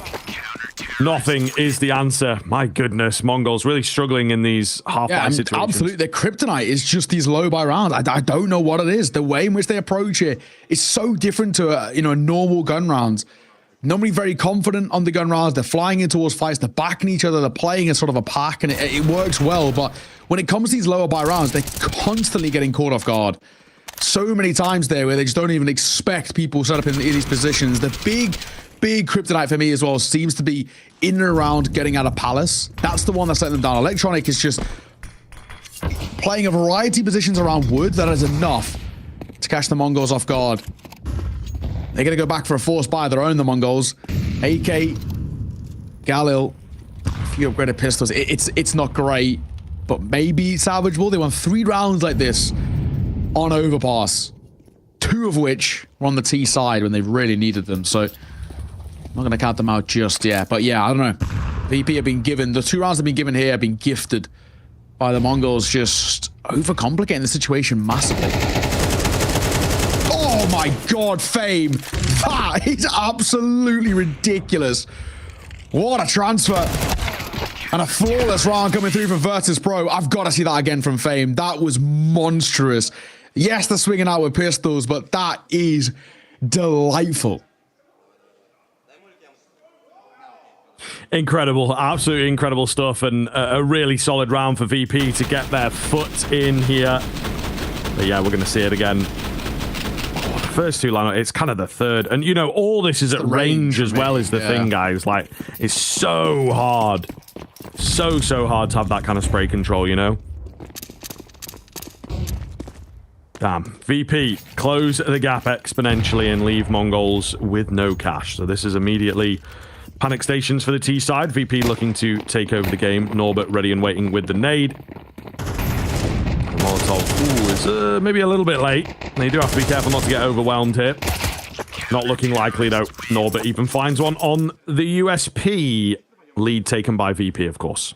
VP are back in a very strong position at the moment. This is pretty solid. To be said, we already spoke about it with the MongolZ. I feel like I've gifted them a couple of opportunities. That round, of course, expectations are pretty tempered, but Virtus.pro, the 2 rounds they were gifted, they've utilized well. It's given them stability in terms of their economy. It's kind of reinvigorized this team quite a lot, where they've got so much momentum in their sales now. It's working. Flash is beautiful. Senzu will get one for free, but instantaneously answered back by Fame. who looks for 2. Always good for it. It feels as Jame will deliver as well. Now this is Virtus.pro firing on all cylinders. They have indeed awoken. Maybe figuring out the Mongols, or maybe just remembering what they are capable of. Techno, a cheeky move here through the smoke. However, Jame, distracting away a little bit, and Electronic knows what's up. Make sure Techno ain't getting away with nothing. Mazzinho, what have you got for us here? He's slowly encroaching in towards the mid area, but nobody around, no fights, no easy kills is ultimately what he's looking for.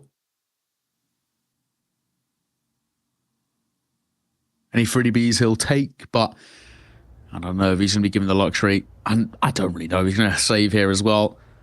So much time to try and burn. Not the easiest. Be caught in a second. Makes his way up. Does he clear TV? Does. Oh, a shot on Norbert. Does get deleted. And this is the bomb on his back. But let's be honest. A 1v4 surely feels out of the realms of possibility. Molotov out towards backside. Swing and a miss. Oh my god. Jesus Christ. What is that shot? What is that? Fame's 12-4, by the way. He is loving life. We spoke a lot about Flip, but Fame was also somebody who back in the tier 2 days used to absolutely cook on this map as well, prior to being picked up by VP. And he is showing it. Playing out through short here every single round and always feeling like he's good for a couple of kills. It's just that reliability from him, which is what makes him so important to VP. Beautiful stuff. 5-3 is a nice 2-round lead and probably going to be a 6th here as well because the buy's not great for the Mongols. Lovely finds, though. They're looking good on the VP side. The pace picked up by the Mongols, finding 1 kill. I was going to say 0 success, but unfortunately, Fame, of course, let me down. But it's all good. 6 coming round. VP threatening a pretty scary scoreline here. No bomb plant there. They are keeping the tension to a minimum at the moment, playing with their best foot forward. Very, very confident stuff. Mongols, meanwhile, timeout. First one for them, in fact, just as the half starts to get away from them. So a lot of pressure into this rifle. Yeah, absolutely.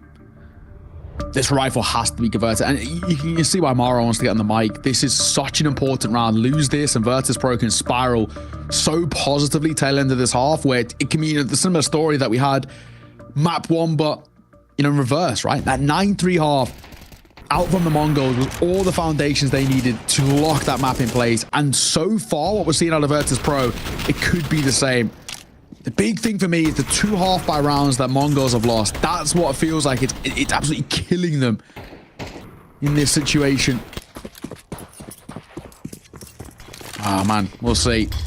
What have the guns got for us? All about a 9-10. He's been a little quiet, but T-Side opening Mirage, I can give him a little bit of leniency. It's pretty tough in comparison to the CT side.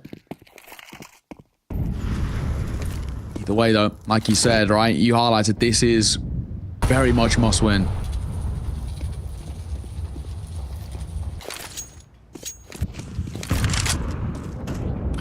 Fake out over the top? It seems to be the case. So much utility coming out of just a couple players, really. Let's see. Interesting smoke there from VP, actually. No one's going to use it, but I think it certainly does slow you down a bit. Ooh, maybe it was for the nade play there. Either way, as I said, a fake out up through Con come 2. They're set up decently well, but if good timing is found here, then maybe there's a couple of kills. So Sensu tracking Flitz, still going to win the fight. He was definitely a goner, though, because it's Electronic that was hidden away in the corner of jungle. Blitz takes him. Bomb going down. 9-10 to pick off Jame, and the bomb is confirmed. The even scenario, short-lived, however. Norbert picks up the AWP to see if he can cook something up. 9-10 has got many open angles to work with. Molly forces him back. The bomb not planted for Blitz, it has to be said. Long-range spray down does not work for him. Smoke going in, 9-10. Surely not a chance at this one. Through the smoke even, he will be finished. And VP, despite a shaky mid-round, hold on. Oh, man. This is this kind of back and forth scenario that we're finding is there's opportunities here for the Mongols, but they're just not converting them. Another round for VP. Retake successful. All in all, really nicely done. And you know, that post barn, I think just comes down to, like you were kind of talking about, it wasn't set up for them well. One thing that really felt like it killed them as well at times was that overextension in towards jungle. The swing coming through and Flip being gifted the kill the way he was. It just feels like a little pedantic for me, where you don't need to be going that aggro. Yeah, like we said, a real important gun round, not going the favor of the Mongols. So where we find ourselves, it's a 7-3 scoreline. And already not a bad position. I think we've had a little crash here for James. Thankfully, not during the rounds, so we're okay. End of the round stuff, so just a little reboot and we go again. I don't think it's going to make too big of a difference. Of course, he still have his weapons and all the rest. So as crashes go, it could be way worse. It could. Jane would know all too well about that. I was going to say it could be a key round at the biggest event of the year. You know, bless him. Yeah, it's all good. It's all good. You know, he sort of knows what's up now, and I'm sure this one is not as tilting, so he'll be all good. A slowdown in the play, though, may well be exactly what the doctor ordered for the Mongols. They can just cool off a bit and get themselves into a clean headspace. 7-5 would be nice. Would be nice. Definitely workable. Kinda need at least one for my money, to be honest. A quick move up short, it would seem. Have at least been spotted. However, Techno finds the first frag. They are not slowing down here. Fame so blind. Mazzinho running into him. Mazzinho confused, I think, as to what is stopping him, and Fame gets away with all three. Oh, no. They've all rotated in. Not a chance. Fame does it again. 17 kills for the man. He's not died in a good 2 or 3 rounds here as well. Absolute ridiculousness.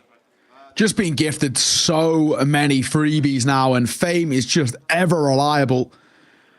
We kind of were saying it sort of half jokingly, always good for a couple, but this is now getting kind of ridiculous. Mongols cannot seem to scratch the surface. 8-3. We did a 9-3 first half of the first map, was good foundations, and this from VP is already more the same. They could be about to match it. Jane finds the first already. Blitz will answer back, but 1 point of HP is not going to be easy, and the nade might just do it. He might be in trouble. No, he will survive briefly. 9-10 goes 1 for 1. James trying to maneuver around lower stairs, and one has made their way out. He will get caught. This is such a weird round. Oh my god. They've not seen each other. Techno didn't see him. Wait, did he? He did. Oh my god, thank god. Flit almost saw him as well, to be fair. Flit gets a bit unlucky. Oh, but with the off. Oh, you're joking. Okay. He's going to get away with that. But still. Kind of ridiculous. And he guesses the wrong bomb site. No. Okay. Yeah. With the nades that gave it away, to be fair. Put it down to the 1 versus 1 before the bomb's even gone down. A wild swing from Techno, and Norbert gets it done. Oh my goodness, what is that round? But a great half coming in from VP. 8 in a row. A formidable showing here on Mirage. Should be enough for them, but you never know against the Mongols. See you in the second half.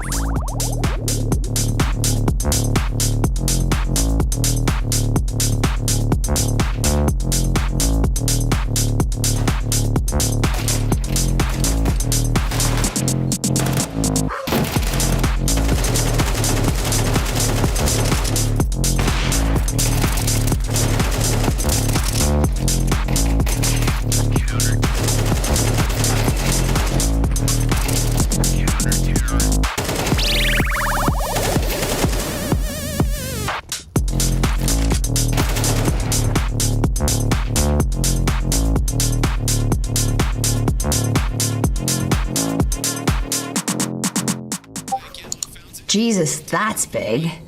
Oh, wow. That is quite something. Can you imagine playing with that? Oh, surely that's not enjoyable. Now that's a good size. Yeah.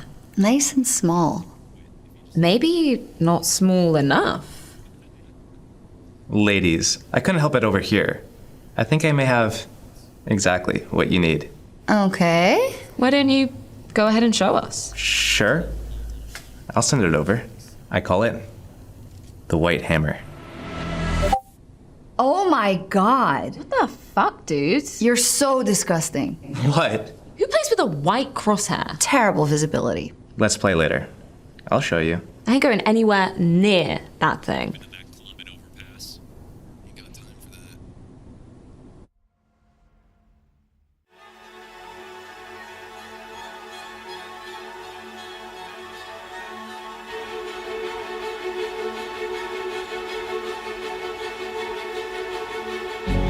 This world is slowing down. How can I fight it? How can I listen when there's no sound? Oh, the wolves are out. Yes, the wolves are out.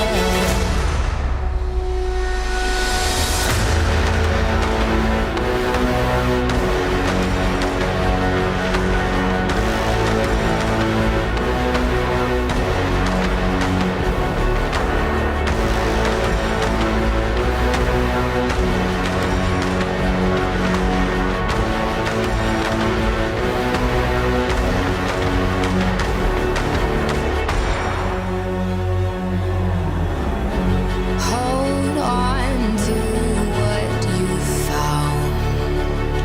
Days are deceiving.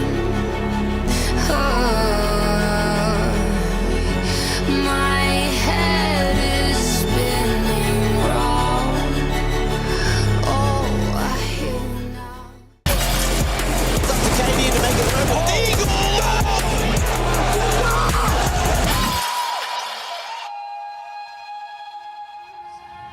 Hello everyone, welcome back round. The Mongols looking to stand strong in the second half. Their map pick going south thus far. VP and Fame in particular really looking great there on their defensive side.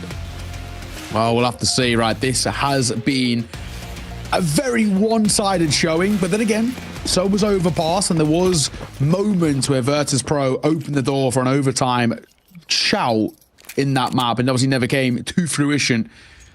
Mongols pistol around to the CT side, a necessity, and then we need a lot more before we even remotely get close to a conversation about OT. This has been Virtus.pro in complete control. No two ways about it.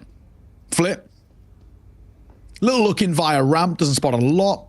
Seemed like this wants to end over in that direction of B, and there's actually one player playing backside, so they probably should be okay.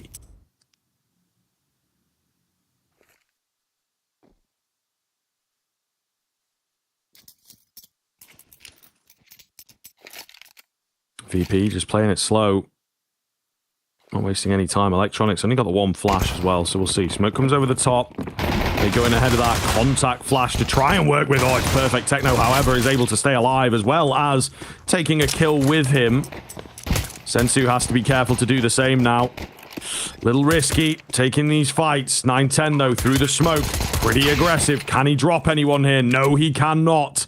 It's just down to Mazzinho. In the 1v3, double swing is successful. And VP get the pistol. Oh, man, they were right place, right time, but the shots, the execution, just not quite on the mark, not quite quick enough. Yeah, honestly, super, I mean, one of those things where that can be quite demoralizing because you had the right idea and because you had the opportunity to make that stick, and that you don't, that's going to hurt. Really does. Tough stuff, but decent round, of course, has to be set over towards Virtus.pro. We can give them their credits. They're now up to 10-7 round lead, and this is pretty sad. The Mongolian side have gone for a force here. Scout and P9, which gets very close to first and will get it, thankfully. In the end, made to work for a little bit. Norbit might overlook under Palace because Mazzinho's got one. He's desperately trying to stay alive, and he will. They're actually making this work somehow. Mental, absolutely mental stuff. Can they get the bomb down here? Oh, there's a denial opportunity, and he actually manages to deny it away. It's not the player from CT, but all the same, James is suddenly alone. What a wild little move coming round. He's left on 16 HP. MongolZ with a big, big, big win on the horizon here. Absolutely no way they drop this for my money. Just a case of whether James survives or not. The answer will be no. And Blitz rushing to get this AK. Ooh, didn't quite catch. I don't think so. I don't think so. I want to say no. Right on the wire. It will make a big difference, though, getting an AK early into this half. I want to say no. I think he was close, but no cigar. But hey, a round's a round, so you take it all the same. Yeah, got the confirm. Didn't get the AK. Ah, unlucky. Unlucky. But fundamentally, not the end of the world, right? It's still a fine position they're in, right? You look where they are now. They've kind of forced into an MP9 and a scout, basically, and they've made it work. And now they do put a little bit of pressure on towards the shoulders of Virtus.pro, which is what we're seeing here, right? Timeout going to be called. The first one as well, where we have to look at this and say, hey, what have they now got to offer for us, right? We need to see Virtus.pro respond in kind. They obviously are going to go for a force because they kind of have to. Sort of how their economic situation finds themselves. They don't really get a decision. They've got to scout themselves, a few got pistols, and that's about it. It's not the greatest, but it's probably manageable. At least to make it a bit expensive. I don't know about the round. If they get a bomb plant, I think they could be okay.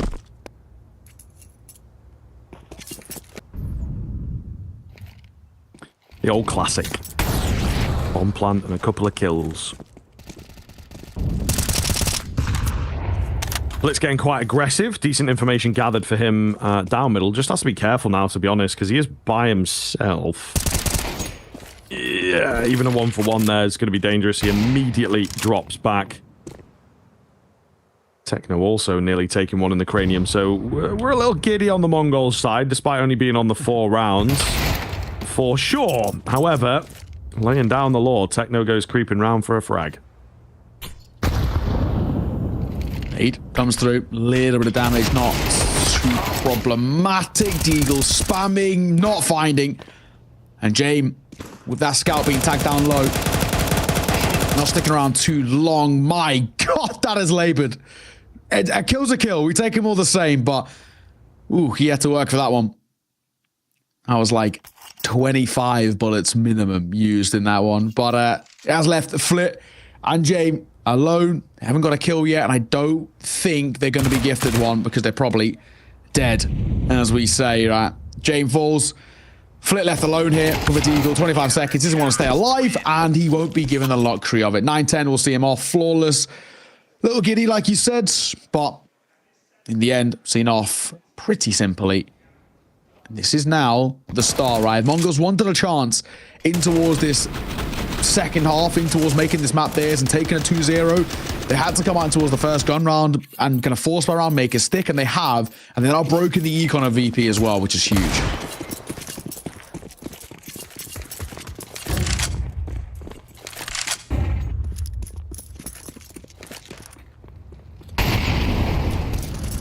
Deep Molotov to come round, keeping the VP contact move at bay for now.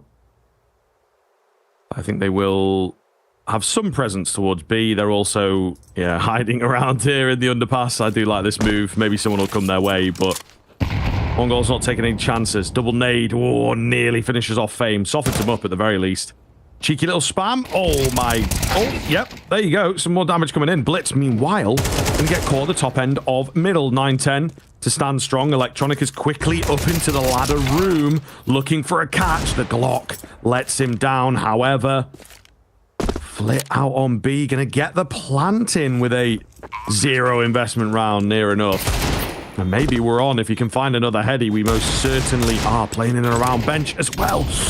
The opportunity was there. Robbed of it, unfortunately. Nade leaves James both alone and low. He's just going to back off and not even give them the kill, really. Yeah, no point. Doesn't want to feed the SMGs. He did get off the tap for half a second, but not going to make a big difference. Oh, my God. James. Oh, he died. Why did he peek? I don't know. But he does die in the last split second there. Just checking if they fall off short. A little weird, little wonderful, but MongolZ are starting to make a little move here. This is exactly what we saw at a VP on Overpass in reverse, right? Where they start to come back a little bit, but it feels like there's a little bit more legs behind this to the Mongols. Their CT side so far, for the most part, has been okay. They're very proactive. They're very aggro. And at times, that is the perfect way to kind of counter VP, who can naturally be very slow.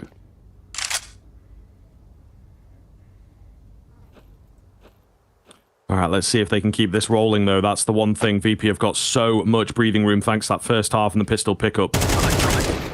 Getting boosted in. Spots the back end of Sensu. And that is a big frag to be taking. However, trade is there. They know where Electronic's at. Molly going in. It's a big fight out from Palace. However, good read from Fame to be ready for that fight. It leaves 910 all alone, and he does not know where to look. VP may well be doing it here. Just Blitz and Techno 4K. I think, to be honest, your only real option, unless another kill comes their way, is to save. I think you're right. Gonna have a little look in there, Blitz. Jump in. Oh my god, flying down the final Electronic. They're gonna give this a go. They shouldn't, because Jake's got other ideas, but Techno has a kit, Molly 2 flashes, and technically enough time. It looks like he's being called off. He pulled back to save in. This will be another round going the way of VP, so well done. Kills across the board. Flip Fame, Jame, and Electronic. And make that one work for them. It did look like the Mongols wanted to give that retake a go, but the second Jame finds that kill, it basically kills that idea dead in its tracks. And now we find Virtus.pro only 2 rounds away. Both coaches getting back on the mics here. Timeout going to be called by the Mongols, their penultimate one here. Virtus.pro not under that much pressure, but this is definitely big question marks. It has to be said now about the Mongols. Have they got anything left in the locker? This is their map pick, and so far it's not looked like it consistently across the board. Like you said, that first half, very, very good, and we haven't seen enough yet on the second for us to maybe give this a chance.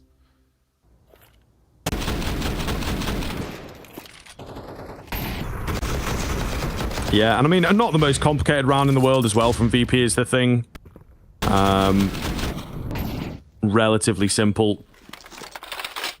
But we'll see. I think the Mongols, at the end of the day, just trying to find themselves some rounds to keep the dream alive. This next map's going to be an absolute banger, so I am kind of glad that it looks like we're ending up over there, to be honest. Fantastic decider for this series. Ancient, of course, maybe if you are unawares. 9-10 to open things up. Mongols not quite done just yet. Yeah, not on Ancient just yet, buddy old pal. There may be a chance. Blitz breaking his legs a little bit as he looks around for some information, but through mid. Not a lot of presence being shown here by Virtus.pro until Norbert pops up and gets one for free. Blitz gets caught. An important kill because he finds it, falls away, and doesn't really reveal now what the idea is Virtus.pro, but Senzu gets some very important top mid information. He'll just double away, not going to give over those fights. Nice and simple, 9-10. He has to hit this first one, and preferably fall away too. Looks good though, I like his spot. And I think indeed they might not be expecting him to be so brazen with an angle like this. Slow encroachment in. Maybe looking for a jump across. Oh no, it's a double peek and he lands a leg. That's unfortunate. Would have been great to find a kill. I mean, they lined up for him as well, but the bullet's just not quite succinct enough. Techno, they know what's up. They know that these boys love a good jump out through the smoke. 4 versus 2 to essentially see it over the line, make it 1. Sensu no option but to save VP. Showing why they are deserving of the victory here. Really, really clean T-side thus far. Absolutely. In the same vein we spoke about on Overpass, right? Mongols have done great preparation for Virtus.pro on their favorite map, showing kind of how good they can be, their preferences and all the rest. VP have done exactly the same here. Senzu. I mean, he's actually having a little look in. Oh my god, he's picked up a kit. Surely not, because he's going to find one. Oh my god, I thought for a second, but he isn't able to cross. James will deny that. And that's probably more or less the final nail in the coffin. Map point on your opponent's map pick. That third map looming here. And a really solid Mirage out from Virtus.pro. James has called a bit of a masterclass here, and especially towards the second half as well, because the T side has been a little wacky. The Mongols just don't seem to have a read on them.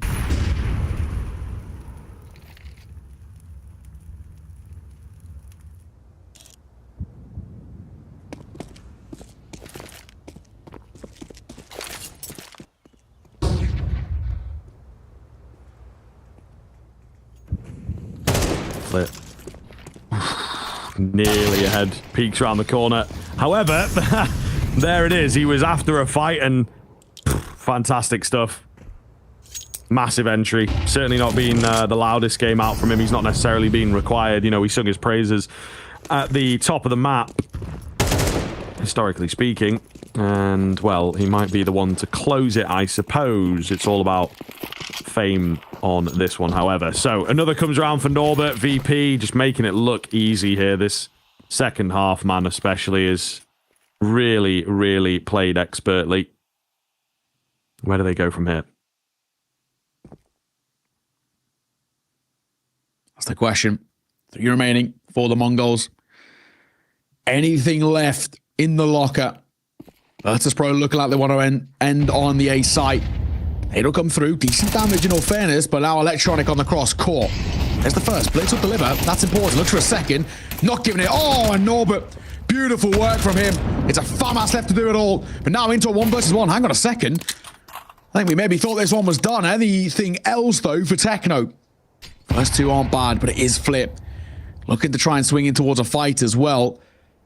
Does cut noise. Looks round, and Flip will find. That'll close it 13-6. Virtus.pro far from done in this series. Far from done in ESL Pro League. And a third map required to decide who is going to move forward in towards the quarterfinals. You do not want to miss it. Sit tight. We'll be back in just about 10 minutes.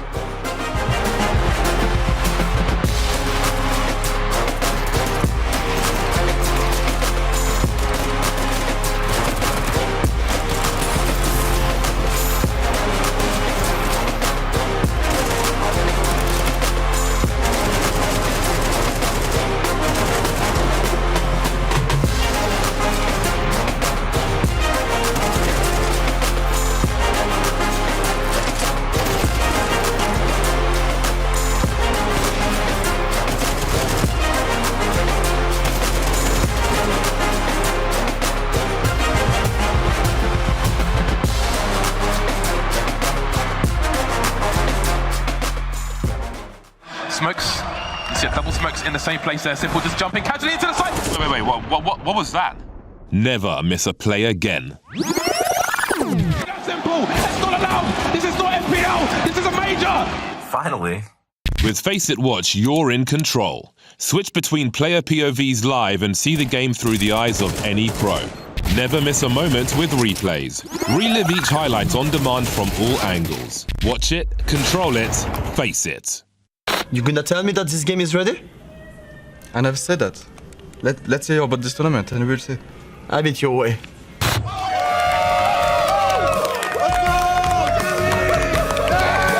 Hello everybody and welcome back to the Jerry Kinger Show. All right, settle down. We've got a great show for you all here today. So let's go ahead and meet our first guest. Meet Freya, a 27-year-old CS2 matchmaker who claims that her teammates invited a known cheater into Discord. Settle down. Let's hear what she's got to say. Well, Trace, I've been in a bit of a tricky situation because my matchmaking partner, he just turned 28 and apparently he's completely washed now. So we knew that we needed to add somebody that's going to, help our performance a little bit. Okay. And so what did you do? So we decided to maybe get someone younger into the lobby, help us get our spark back a little bit. Okay, a little spice never hurt anybody. Carry on. Well, at first I just thought, man, this guy's really good, but then I noticed that we were climbing the MM ranks maybe a little bit too quickly. Why were you not suspicious immediately? Just gonna slop this in here. Look at the whole thing. Colloquially known as the Crimson Jelly. Well, audience, let's get down to the bottom of this one. Let's go ahead and bring out Freya's duo Q partner. It's Chad. Is that you really want to do it, huh? International television. International television, you want to do this? I did not know. Fantastic. You want to know your balls and you want to get them in hard and fast, all right? Every single time you get right, I had no idea. I told you everything you knew. Oh, Captain, my Captain.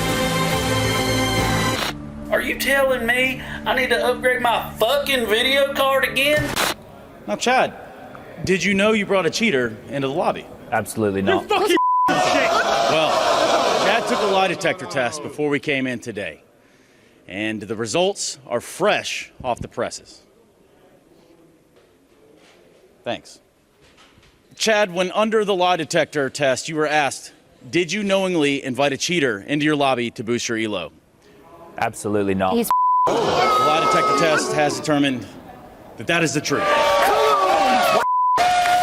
How? Vindication! There's no Vindication, way. baby! There is a God! There's no way. There's This is what literally I'm no talking way. about. You want to accuse me of that shit? How accurate are these things? Like, there's got to be a percentage, right? Can we run it again? There's no way you didn't know.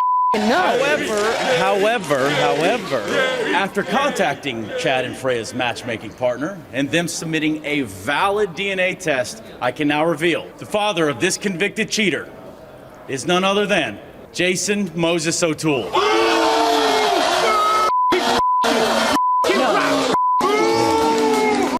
What did you just say? What is wrong with you? What did you just call me? Say my name. Henry Greer. Henry Greer, you fucking freak. What's going on? I'm coming over. Wait, no, Freya, I'm not there. You broke your promise. Jesus, Henry. You fucking talked to her about me. Henry, what the fuck is going on? I asked you for one thing. One simple thing. Why do people think that I'm you? Sit.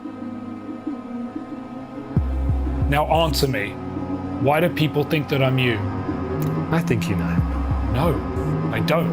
Yes, you do. Why would anyone possibly confuse you with me? I don't know. Oh no, he's actually missed it! What a blunder! You got it?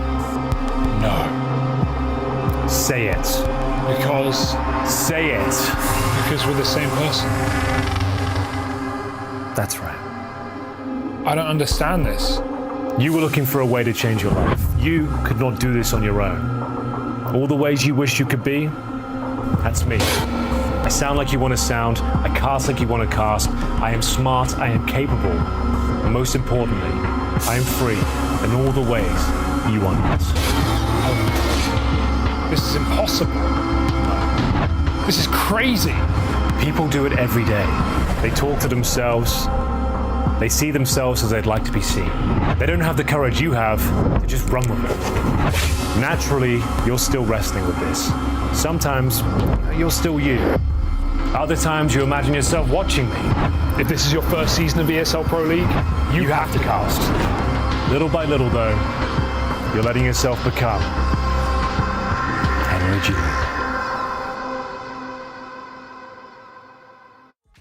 Feeling so, with the VIPs in your city, getting litty as a BIC, yeah, screaming life's a gift, so we live to the fullest till we DIE.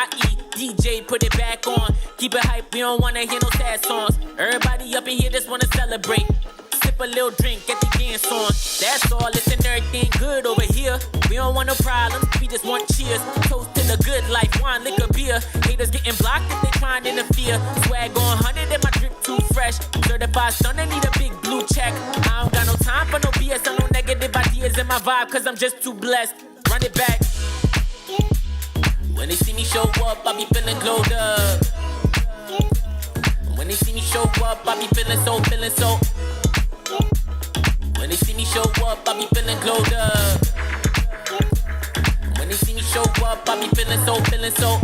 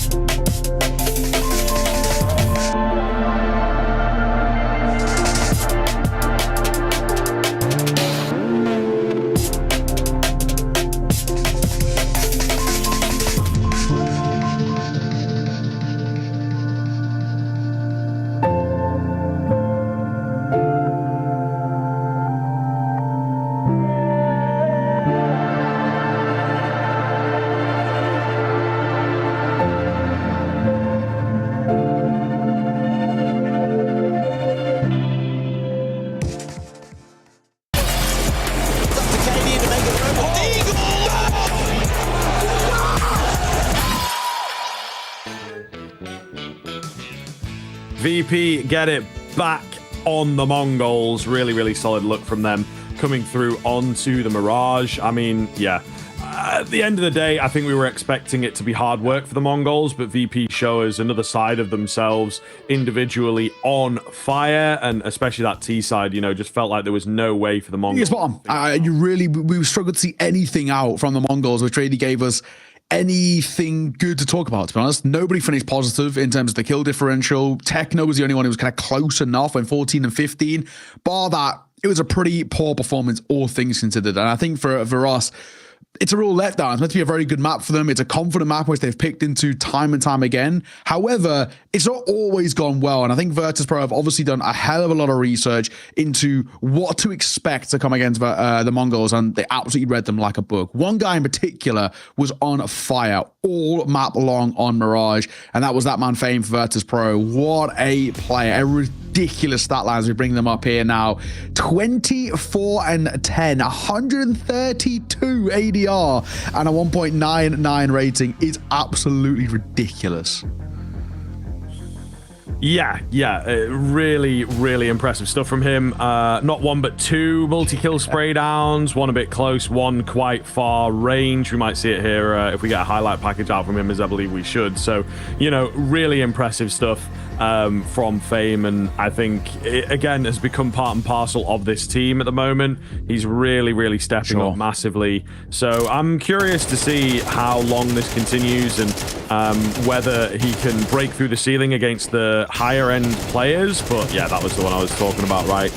Triple kill at range is just ridiculous. But ultimately on that CT side in particular, he was just all over short, which if you can get that position flying like he did, there's just like no way in, you know what I mean? He can cover off B from two different angles and then also help out on the A-bomb site pretty quickly. You know, it's a really, really, really, really solid. There's no two ways about it, right? I mean, it really does allow them to, well, him individually to showcase what he can do. You know, if your short player is playing at 100% the way Fame was, it's so difficult. You basically cannot touch mid or B because he continued to step up. We were kind of saying it jokingly at one point in that first half, like, he's always kind of good for two, and it became more, way further than that. I mean, ridiculous run out from him. And of course, if they can get that in towards the second half, third map, may I say, maybe the Mongols might be in trouble because they petered off quite badly in towards their own map. However, it's, you know, it's a new face. It's a new map we go into. It's our decider here in this third map. We're heading towards Ancient. We've got to look towards maybe what Mongols can do in terms of a response. And recently, things have been quite positive. Started off, of course, against the Falcons. Decent win for them, 13-11. And then, of course, took down G2 13-4. Not just took down, they decimated G2. So there is positive signs. This has been a map for the Mongols, which they have played 13 times and lost just once to rare atom of the Esports World Cup qualifiers. Bar that, they've been beating a fairly decent array of teams. A lot of domestic opponents, but then also Legacy as well, they were no joke at the major. We'll give them their credits. Greyhound, of course, now FlyQuest 2. All in all, this is a very decent map for the Mongols. Same thing has to be said for Virtus.pro, though. They also love this map. The only difference is they lost the Fnatic in this tournament on it. It's going to be a banger. It absolutely has to deliver here.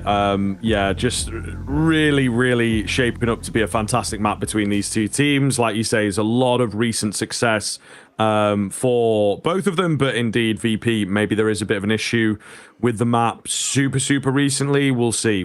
I think that there is potential that VP have worked on it and will have had this as a pretty predictable decider. I believe we just got word through that the Mongols won the knife there, so that'll have an effect for sure. And indeed, starting off on the CT end, that's a huge thing to have. Have that knife, get that CT side star.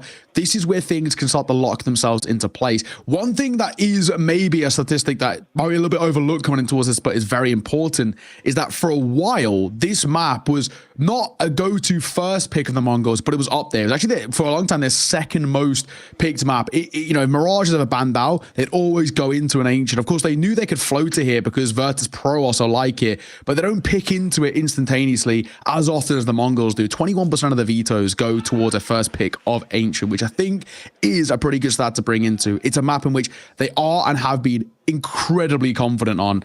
The only thing is, I'm assuming both sides will know all too well about what to expect from their opponents. Both have played at a pro league so far. Both have got very recent reps at a top level on it. They have to know what they're getting. So I think, like you said, this is all set up to be an absolutely incredible map. I'm hoping we get to see the best out of both sides. I mean, recently, you know, the age-old anecdote was all good best of threes have decided on Inferno, but recently, some of the Ancients we've got have been absolutely bonkers. They've been some of the best maps in nearly every tournament. I'm hoping this one could be more of the same. We'll have to wait and see, though. In about 35 seconds time or so, we're heading underway. Mongols on that CT side, VP on the T side. Oh my God, it could be anyone's game. Absolutely, man. So looking forward to this. Hopefully it continues to deliver for us. That first map, a bit of a slog, you know, real long, real tactically thought out. Mirage, a non sequitur at the end of the day for the Mongols, but it is here ancient, scrappy, heavy, and two very different play styles going to face off against each other. A map that Electronic in particular absolutely loves. So what will VP be able to bring to the table? Their confidence refound as they pull us to a third. The Mongols have shown us some great things here throughout this tournament. That overpass being one of them. And just one more ask. One more. And if they make it to the quarters, I think they would be over the moon. Spot on. Absolutely.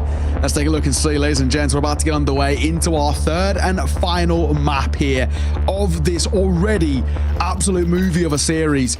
This one, for all the marbles, winner will be taking on Complexity in the quarterfinals. Again, many would see that as a winnable matchup, considering the teams that find themselves directly invited to the quarters.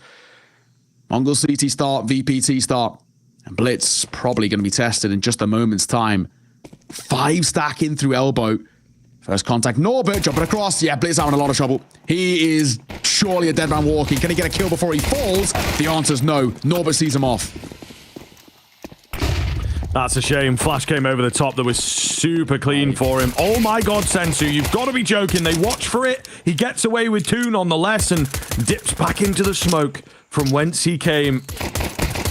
Advantage bagged, but it's short-lived. Let's see here. 9-10 in towards A main. Has to stay alive. Flash comes in to buy space for that bomb plant.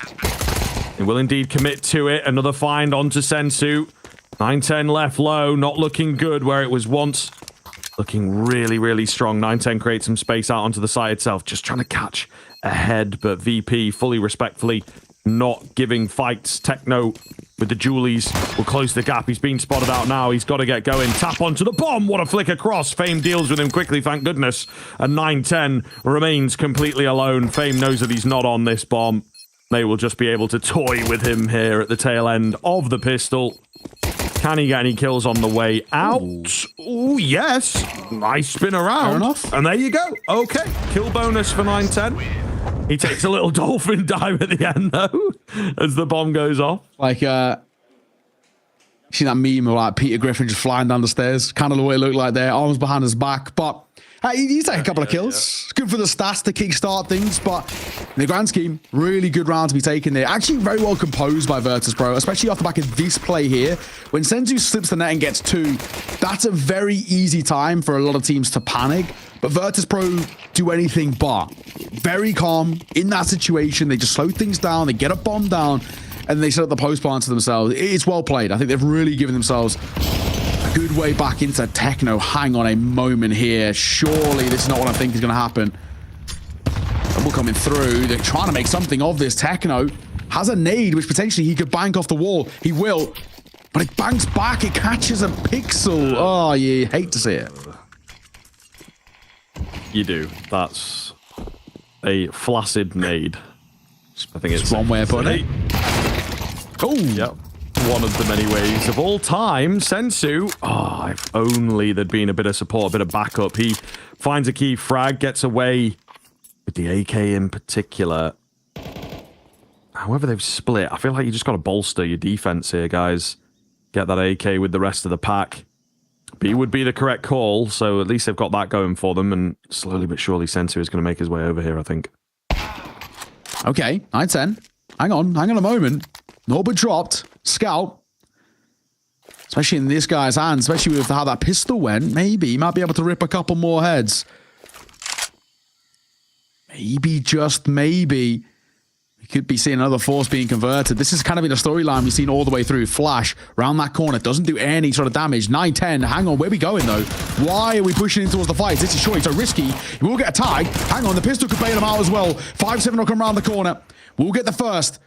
Looking for more as well. Kneecap spotted of Jay.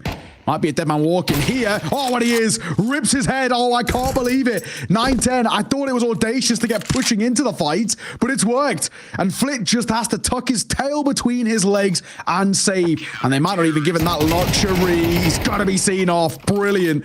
Oh, when he dies after time, it could not have gone better there. What a response from the Mongols. It smiles all around.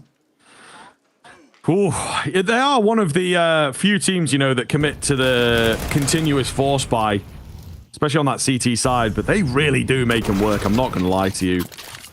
Roll it back a few years, you know, with just the overconfident moves in the force buy. I think that's the thing. A lot of teams will maybe go into the force buy, place things a bit safe, a bit like, oh, well, maybe we don't just want to throw this round away. It's so expensive, and MR12 and all that. And the Mongols are just, you know, shooting from the hip, cigar in mouth, sunglasses on, super cool, flying in for those entries, and they make him work quite often, you know.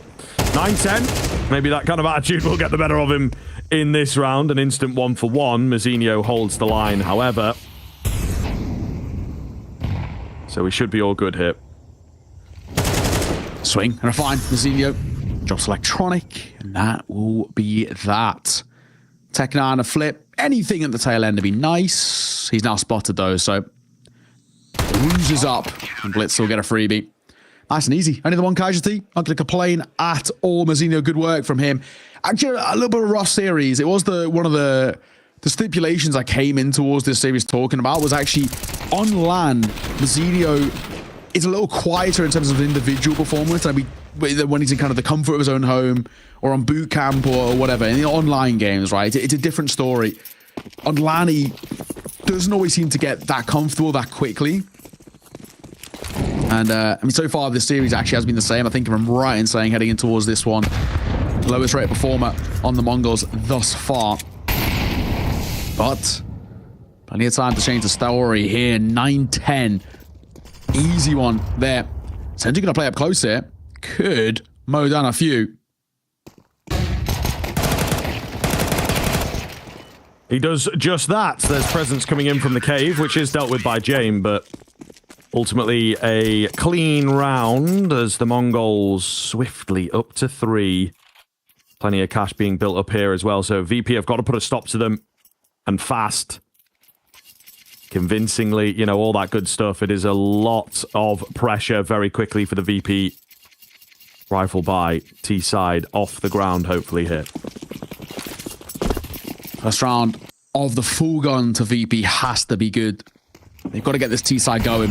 So far, it's not been that great. Actually, one of the big differences that we've seen so far between this map and the others is actually that when we're seeing the Mongols win some of these low buy rounds, they're not taking that many casualties. Only one of the last 2. This is so aggro, and it's working. You can't fight fire with fire when it's the Mongols. You can't try and beat them in their own game of pace. They are always ready, guns up, for these engagements, and it's working. It's one of the things, isn't it, with Ancient as a map? You can't really neutralize the way that teams play it, right? There's a very flat approach. You're either passive and safe, playing heavy rotational base game, or you're getting aggressive and in the face of your opponents. And the key thing is that you have these kinds of approaches to other maps as well, but sometimes you have to adapt a little bit. It's like, how do we play around this team, around this particular player? On Ancient, as you can see, it doesn't matter. It doesn't matter. Whoever you're playing against, what works for you, and it can be very hard to counter. VP, a perfect example of that. There's a load of spots, especially for this CT side, that you can get yourself into where it doesn't matter if, you know, Nico or Donk or maybe a Rain, you know, these great players on this map. It doesn't matter where they are. They're really going to struggle to beat your angles, and Sensu at the perfect time proves my point. It is stunning, isn't it? Really nicely done from Sensu there. 1, fair enough. The second, Fair play, mate. But the third, beautiful, beautiful. Unable to trade, a timeout called for VP. And actually, Dasa not really even getting that vocal. Allowed the team to speak a little bit first. James got on the mic a bit. But I think this is probably more than kind of one of those tack pauses, which is about, you know, the strategy or the game plan or anything of the sort. I think this is probably just about calming Virtus.pro down. Being a little bit all over the place and actually a little bit fidgety in terms of some of these fights. Overswinging, not getting the right supporting utility. And all the rest. 3-round lead though, really good. This time, once again, going to try and go quick. Met with a action airburst Molotov. Wasn't even the right one. If it had dropped, they probably got a lot of damage, but they don't. Techno, forced out of excavation earlier. Now I just got to smoke to try and deal with this.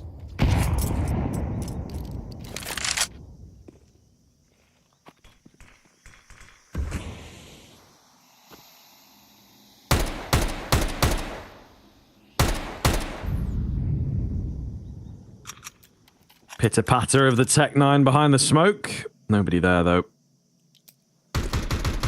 VP falling back into their old ways. Nice and slow, nice and safe. But a mid-round push here from the Mongols through Red Room could be devastating. We'll see. There's a lot of bodies around here for VP. It's a bit scary. And he's also on his own now. 9-10 though, in from Donut, sticking around, double kill netted, looking for more, and he delivers. The AK of James nowhere to be seen, the trade nowhere to be seen, but the 5th round in the hands of Mongols. 9-10, 10-2 by the way, just immaculate thus far. Might even get one more potentially. Sensu gets James and Mazzinio's seat of fame. Oh my god. The Mongols are cooking on gas right now. This is emphatic. Really solid stuff. Granted, a low buy round, but not even be given the opportunity to even scratch the surface of this deep defense out of the Mongols. It is a really, really solid sign to see. This is beautiful. Everybody's hitting the shots. Everybody's stepping up to the plate and home runs left, right, and center. 4-round buffer zone. Back into a buy, but Fame's only got a Glock? Okay, so Fame... I'm sure... I don't know if I'm misreading this. I don't know if he's got a gun down somewhere, but Fame's only got a Glock. And then a triple AK and a Galil. There we go. Mac 10. Okay, I'm going to say... Had to be dropped somewhere. It's probably just searching in the water. It's kind of hard to see. Yeah. And we're not yet on the new patch. So there is no little menu. I'll say that is very... You bear that in mind. Helpful. Before you start flaming him in his head, it is kind of, I feel like if you're in one of the, you know, toxic kind of games where it's maybe getting a bit edgy, you're going to ask for a drop, it's going to end up on the floor, and then someone else is going to yoink it. Oh, I'm putting world record mouse one click speed on. Random drops the orb to his mate. Every bone in your body, you know. Yeah. I'm going to be using, I can foresee that happening in some games, I'm not going to lie to you. I'm using a bit aim labs to train to hit B and click bottom right to get that orb, man. Second I see, can I get a drop orb, man? It is later. It's mine. That's the skill that they've removed, isn't it? The snipe it out of the air skill. Yeah, do you know what? The E button's not been working properly for a while, man. I don't know what is going on, so I'm glad they've kind of made something up here. Back to the action, though. Tekka's on fire. Maybe quite literally. He looks for a kill. Doesn't get it, but damage is good. 9-10's orb is close. And he is being wrapped through. Mazzinio needed a kill there. And now that he hasn't, A-site's open because they know he's the anchor. Very true. However, 7 seconds, they could just send this here. We do have Sensu on the way to deny, and he will find the frag to win the round. Flit left. Ooh, to save, and even that comes a little bit close, to be honest. But yeah, a really sort of tough look. VP just winding the clock down and then flying in. Really not an awful lot of creativity to that round, and also seemed like they were thin on the utility. Or actually, no, there was a slant smoke that came in. They're just trying to get ahead of it. I don't know. A little disjointed from VP there, I think. You're right. Oh, well. Oh, hang on. Tech9. So, no, not this sort of round, boys. This is the sort of round that can maybe change things. Electronic gonna get a double. And in just a moment, there's maybe a chance that something can work out. Got himself a rifle. And now, of course, got the numbers too. Techno got to try and pull something out of the bag here. He's the only one towards B. There's a lurk play. Hang on a second. Look at Electronic. He's getting in behind. He's going to get so much information. They do not need to commit towards B. And even when they wrap back around, 9-10, I don't think he's going to expect this. Knife out, gets caught. I think that's a round. I think Mongol's just got to save here. I know it sounds weird, and they got plenty of money. At the very most, play exits. I don't think a 2v5 retake's only pulled off.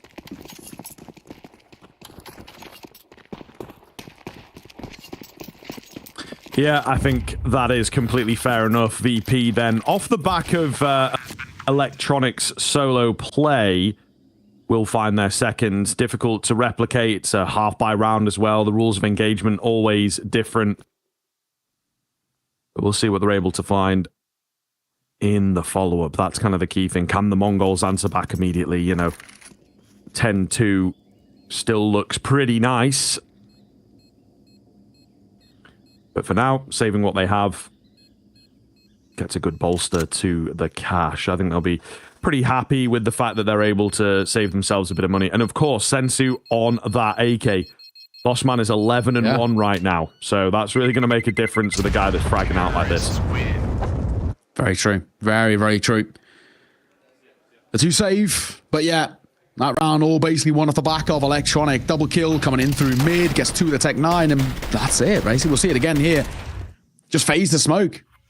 Nice freebies. Very weird round. Not often you see Mongols caught off guard like that. And he wraps all the way through. So a second put on the board for Virtus.pro. No need to panic, though, for the Mongols. They can reset. Plenty of cash in the back pockets, even still. Sensu's just shy of 9k. So he's absolutely fine. Molotov on a shelf smoke. Slow both sides down. 9-10 trying to play around it here. Doesn't want to overextend, so going to dip away.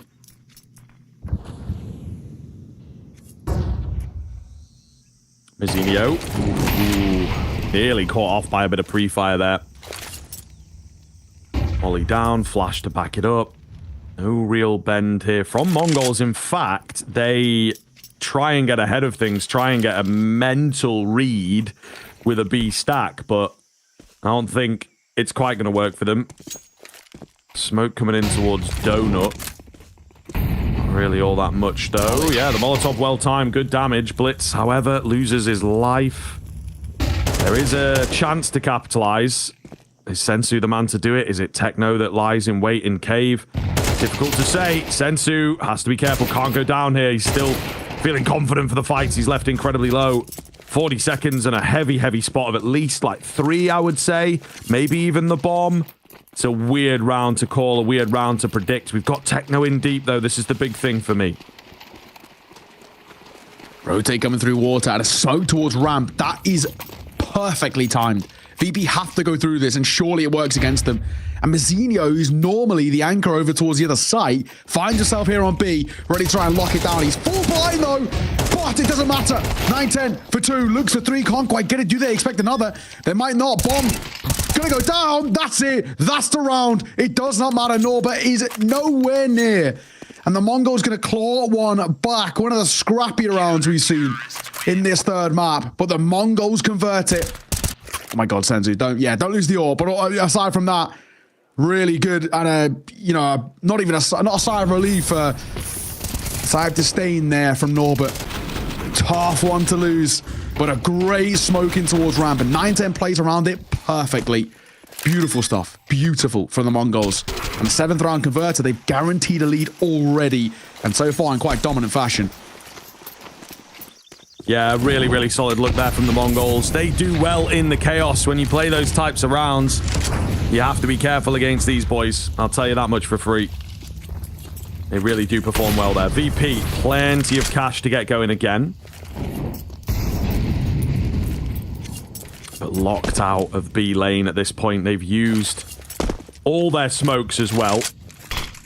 as you can see there on the mini-map, and you can also see, of course, down the side. I mean, all the utility really has gone 30, 40 seconds into the round. There's really not a lot left. Sensu with a keen find round the corner onto a key player.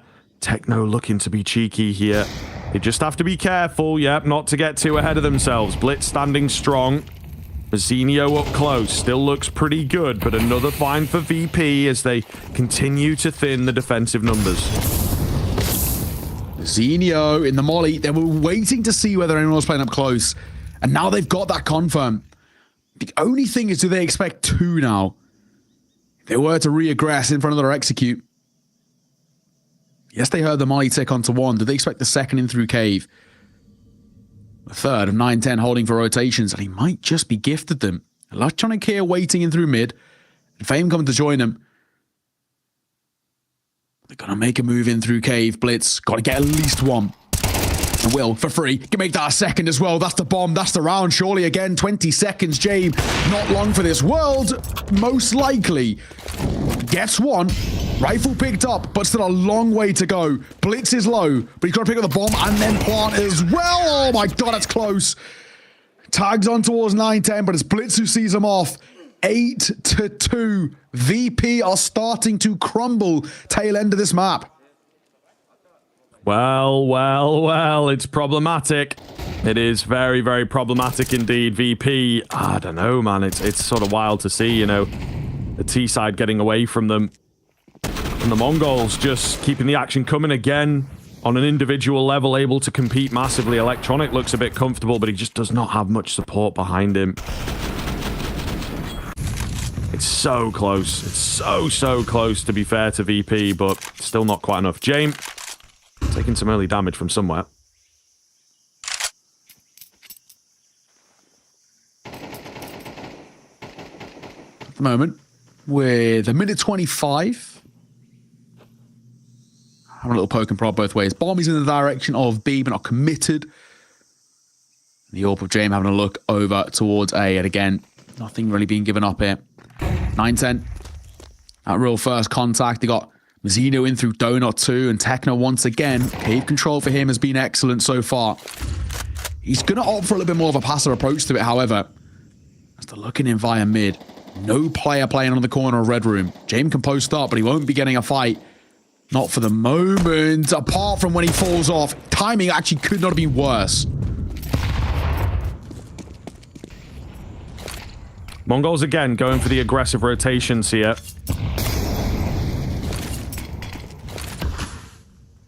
Unsure, VP trying to starve them of information. 35 seconds left to get a roll in here. This is absolutely ridiculous again from them, to be honest. Sensu up top. Double man setup here, looking good. Able to secure one. The site itself might become compromised, but Blitz has got good timing for the double kill. They tunnel in on cave. Sensu with a quick change up, and oh my goodness, VP, where are you? This is really dire right now. It's a massacre. It is. Oh my god, Shame gets deleted. Oh my god, this is a massacre. The Mongols are on fire. On absolute fire. This is beautiful. Beautiful stuff coming through. Lovely little 1-2 setup. It's not the most uncommon, but I think it's just the amount of numbers they've got over towards the site, which catches VP off guard. And a blitz, you know, super simple double from him. Virtus.pro cannot seem to find a thing on this T side. Final round of the half. Double Galil, double AK, and Electronic on a Mach 10 and very limited util when it comes down to it. An execute might be tough, and post-bar might be harder as well. Only one towards his A site though, 9-10. Couple of heroics she did early doors, at least one kill and to fall away alive. Maybe to give them a chance. 9-10, flashed off the angle. Still sticking around though, still confident. Big tag landed through the wall, but no kill for him as yet. The nade will see it off.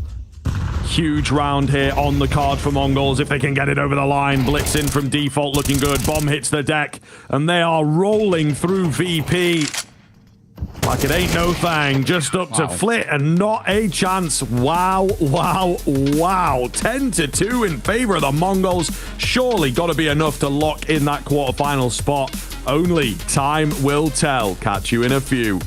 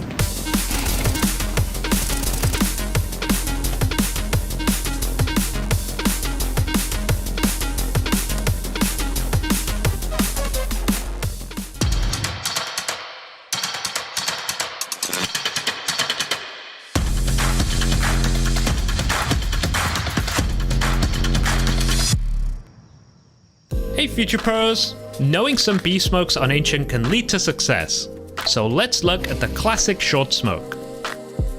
To throw this, stand in the doorway in the middle of this section. Aim at the tip of this leaf. Then throw the smoke. Pretty easy to be honest. From the same spot, you can also molly the pillar by aiming at the gap between the plant and the wall. A very easy but effective combo.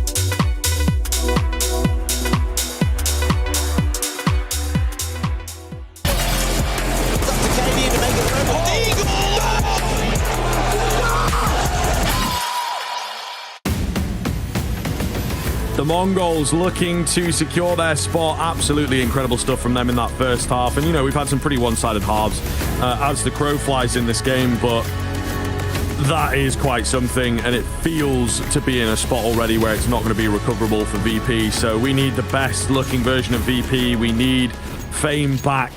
His CT side for a performance from Mirage has to also make an appearance here. It begins with the pistol, though. Let's see. This has been pretty dire from Virtus.pro thus far.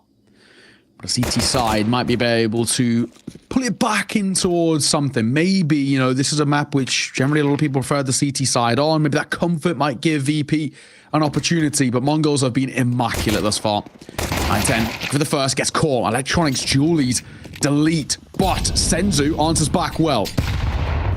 Oh.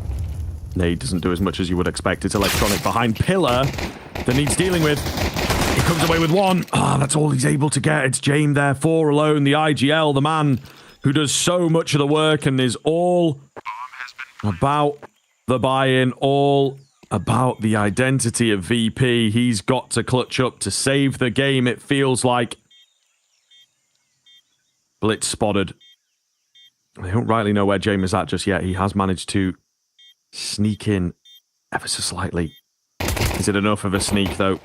Spots out the first, knows the location of the second, and then just a game of timing. Blitz to see it off, and may well start hammering it in. Quarterfinals right around the corner. Yeah, that might be one of the final nails in the coffin here. In a map in which Virtus.pro have just not shown up on. The Mongols have massacred here, and this pistol, another prime example of it. 11-2, and a force buy, and probably the last hurrah. This is Virtus.pro, or chips to the middle of the field. This is the all-in poker call. Can we make this work? If the answer is yes, maybe we stay alive. Electronic will find the first, so at the very least, not the worst start on this force buy, which has to be converted for VP to stay alive in the map, in the series. They draw first blood. Oh. Bit of noise made. It will have been heard. Norbit in the cubby, of course. But still, 9-10 going to dedicate to the upwards angle. A little quiet from Mongols. Not just barreling on in. Looking to clear out cave here. Easier said than done. A deadly little setup. Sensu just rings off one shot, showing presence, but ultimately going to fall away. And now what? Or maybe an A play, I think. It feels like Blitz is getting in nice and deep here. He feels to be in a good spot. Fame, though. Timing. Oh, no. That's so rough, man. And surely a move like that has got to just do it, you know. Sensu waiting patiently. They hear the drop behind them. 30 seconds to roll with. Still not over just yet. Player up on the boost to deal with. Flit is here early. Bomb as yet to be planted, so they need to make sure that that doesn't awkwardly hit the deck. Jane with a key flank. Yeah, we're definitely on. However, there's only one guy in A main, so now it's a 2 versus 2 from the same sort of angle. Electronic gives himself away, but they're not going to be expecting Jame. 9 seconds on the plant. He's trying to deny it, and he will. Oh, big from Jame. Absolutely huge to keep VP in the running. I can't believe it. I cannot believe he's got that round. Fair play. Jame calls around and plays around himself, and it works. And the finest of margins. They stay alive. My God, that's a huge round to be taken. That force opens the door up once again for survival. Granted, an absolute mountain to climb for VP to get back in towards this game, but at the very least, that is as good of a start as it can get. Force buy converted, hurting the econ over towards the Mongols, and basically forcing their hand. They have to buy back in themselves. Galil is the best weapon they've got to bring to the table. And very limited util. They've got 2 smokes lefty wheeled. For the remaining 1 minute 30 of this round. Realistically, VP should get a 4th here and should be able to kickstart something on this CT side.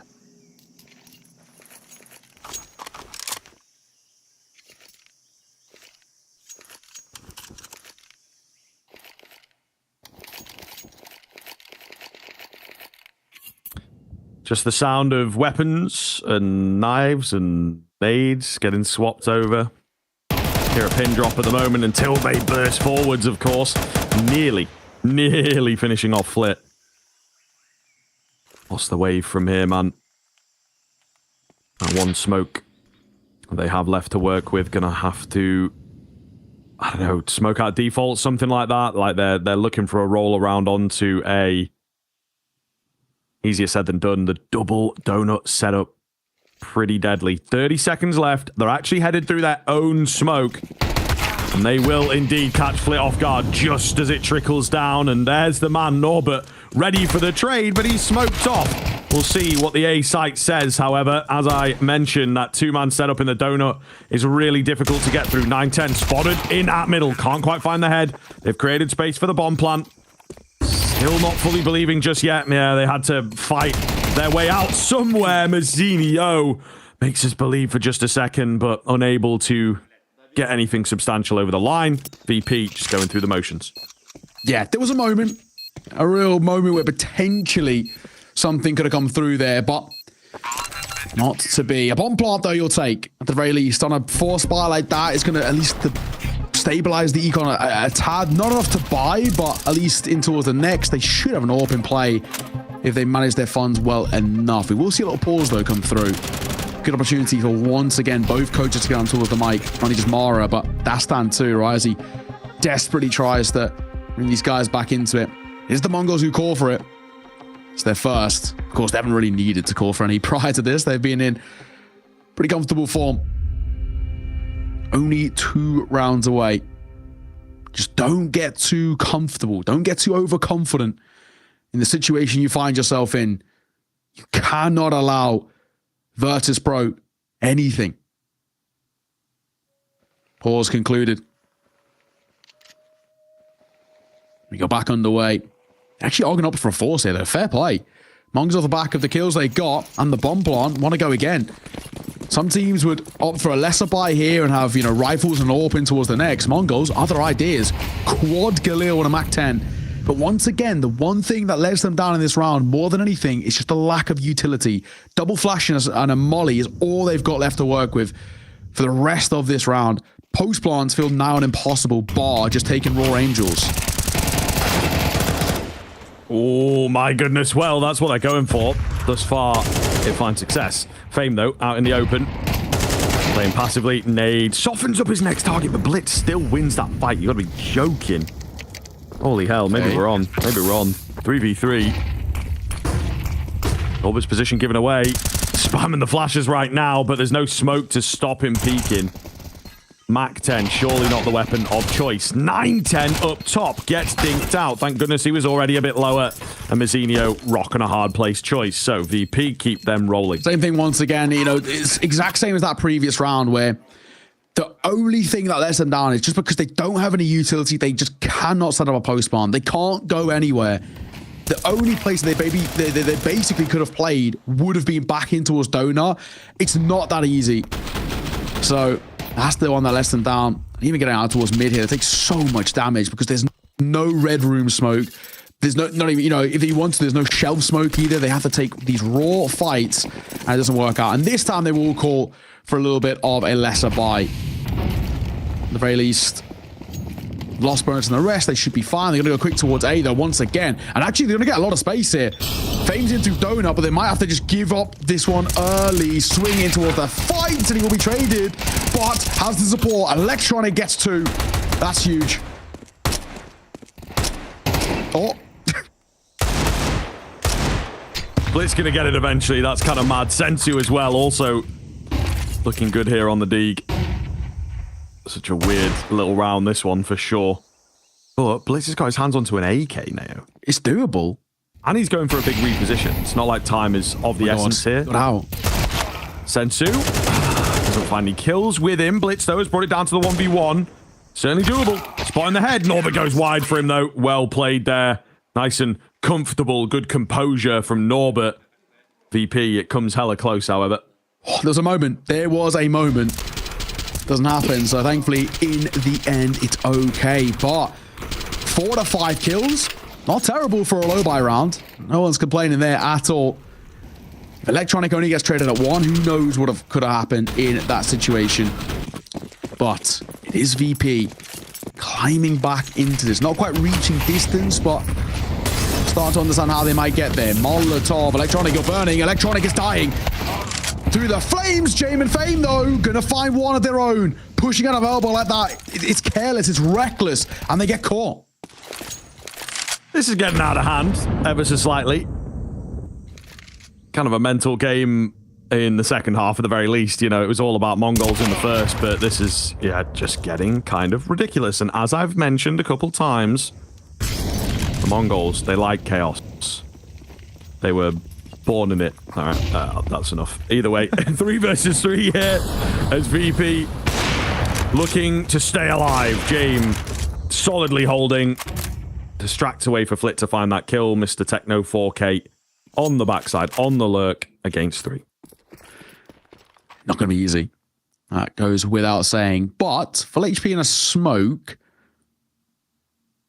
and 50 seconds to try and find some fights. So I'm going to completely count him out. Has a gap to work with, but as he goes towards Temple, that's where he becomes a little bit more vulnerable. Shadow might betray him, in fact, and it does. Nobody see it off. And Virtus.pro far from done in this game. This is a good few rounds.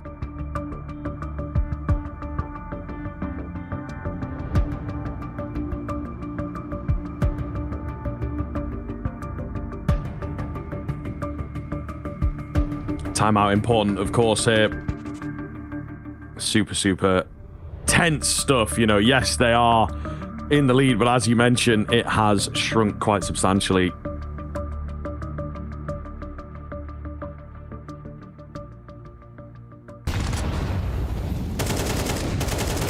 Get to 11-10 before they take their timeout. It's not a panicked call. It is calculated. It is fully respectful. And hopefully for them it will be effective. Securing 12 is that small sigh of relief. Not completely, but it, you know, just, you're not going to lose. You're not going to throw it away. Yeah. Subconscious at that point. James. Oh, he's got the right idea, but that flame burns so bright. Nothing offering up just yet. They've managed to make their way out of double door. That's the first thing. It's first step. This solo AK, the hero AK from Senzu, has got to try and pull off a bit of magic here. It's not going to be the easiest. Much slower round. Similar thing again. Not got a lot of util to work with. One molly, one flash. The Mongols just hoping that VP overextend into them, give them the fights, but so far it's not happening.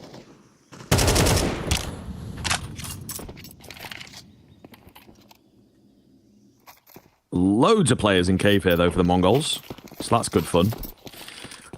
And there's no one around. It is a good time, I think, to try and brute force it through this angle. Flash will come in. Ooh, a little spam, a little giveaway that there is indeed somebody in there, but only the one player that went for it, really. So true. Still, 3 at cave is pretty unexpected at this late stage. Slow smoke over the top, 30 seconds to go. The AWP holding from slant. Your window is shrinking. Flit looking for the early frags. He will spot out the bomb at the very least. Jane misses indeed his second shot, but he will make them work as he gets the wallbang going. 2 versus 2 now. Bomb goes down. Jane continues, but eventually bites off more than he can chew. And this may well be 12. Fame on the backside quite quickly, though, is certainly unexpected, as you can see from the positions. Mr. Sensu moves on to the AWP. Oh my, somehow not spotting Fame from that angle. And now down to Techno, looking for the timing, left low. Fame's got a kit, he's got a molly, he's got a nade. He's cool, man. This is in his hands right now. Spam coming through, unable to find it. Reload has to come off. You're nowhere near. Ooh, the odd bullet is landing, but Fame gets the 5-second defuse in easily. Oh my god. Close for the Mongols. I'm so surprised Jay missed that second shot. I don't even know how it happens, but my god, these rounds are so back and forth. And another kind of not no buy, but low buyout for the Mongols, which gets so close. And this is why they get spurred on into doing these sort of kind of, investments into kind of hero AKs or going towards the tech and armor, because they are getting so close. But that's been the story of the second half. It's close but no cigar. They've only got the pistol thus far. Things have been worrying. This is a, no two ways about it, a very good run out of Virtus.pro. On the top of Senzu, forcing them away. It does feel like this game is far from over. Only 3 rounds in it. The economic state of the Mongols keeps going back and forth and keeps them actually quite vulnerable.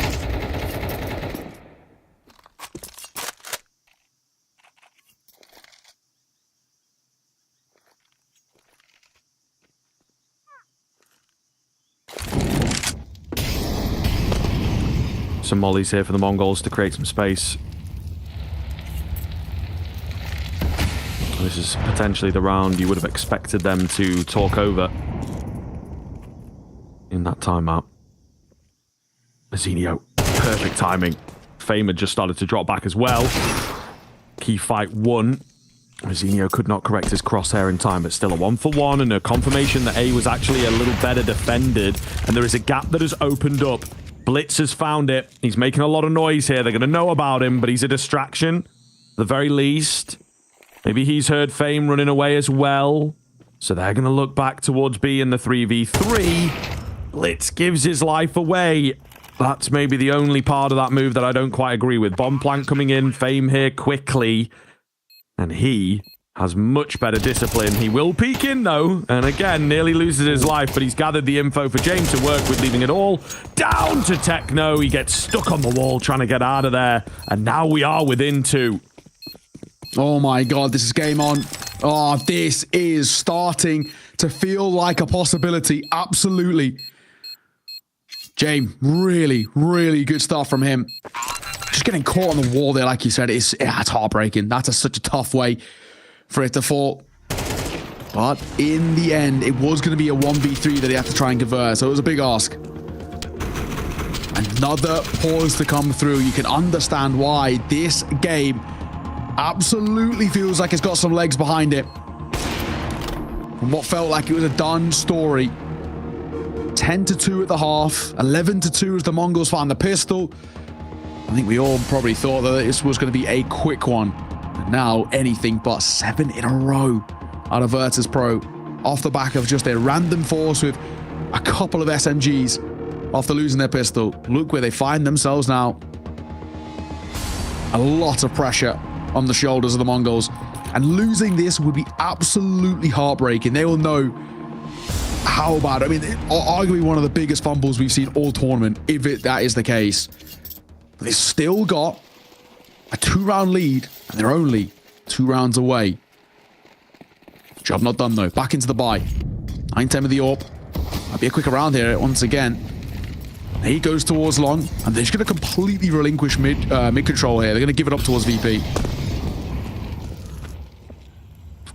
Steps into cave have been heard. That's problematic. 9-10 going to go down to the double nades as well. Electronic with an easy kill. And an easy 5v3. Oh no, the Mongols, man. They've just got to be having all those alarm bells ringing right now. Fame in at Cubby will get checked, but it's easy for him. He was AD in to be a hard target to hit. Team Ace on the cards. Where's Flit? Get him involved. They have really not started anything on that T side. Absolutely mental stuff, VP. They're doing it for my money. They are doing it now. Yeah, no, you absolutely spot on. I mean, they're, for the most part, not really breaking a sweat into a lot of these. Flit does want to Team Ace, and of course, he'll get it. So the Team Ace does come through. Everybody charming in for a kill. Smiles all round. 1 round in it. I cannot believe we are here. Oh, the Virtus.pro. What a recovery. What a story we're being gifted with as well. And no more pauses for the Mongols to call. Mara has to just sit there and watch. They can't take a breather. They can't take a break. This is dire. No bomb plant, no buy. Got the last bonus, yes, but the best they can muster is Tech 9s. And I think in a couple of these rounds when they really needed it, at the tail end of that map number 2, so maybe, just maybe, be a chance. Molotov will come down. Flit will burn. A lot of util being dumped here by the VP just to deny them space, but they might even just fade the smoke here, and it might just work for them. Norba looking in the same places where Flit is. They could creep through.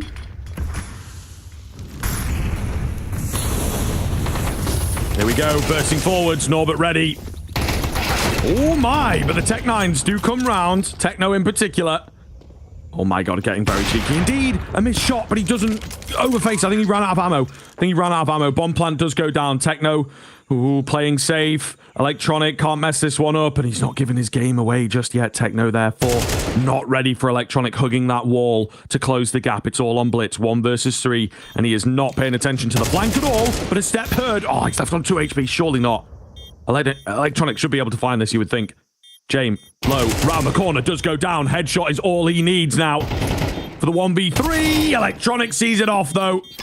Oh my, the heart is racing, I'm sure, for everybody involved. 11-11, but Mongols will not go quietly. And this is what we're seeing, right? So close, but they just can't see the round off. Another one where it's a low buy, and it gets close. Bomb down, 1v1, everything you want for the Mongols, but they just cannot see off. That final hurdle, they can't make it over. Oh my God, what a game we've got on our hands here. Guaranteed the full rounds in regulation, and maybe and some. Back into a buy, and this actually could be the last hurrah, in all fairness. Before the Mongols lose this round, Econ could be shattered. We'll see. Blitz out towards mid. Blitz will find the first. Hang on a second. Maybe finally a bit of comfort. We'll get one, and 9-10 making a move in through Donut. He's got the right idea, but he's not committing to it. Oh my God, he's going to make a call. What is that spam from Flit? Unbelievable. Unbelievable. Know your angles, man. And that's going to turn the tide there, encroaching in towards middle here to try and crunch.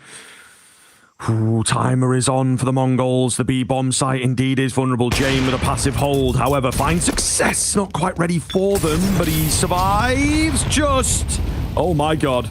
Oh my goodness. Do not move. 1 HP. Techno 4K after him. Takes him down.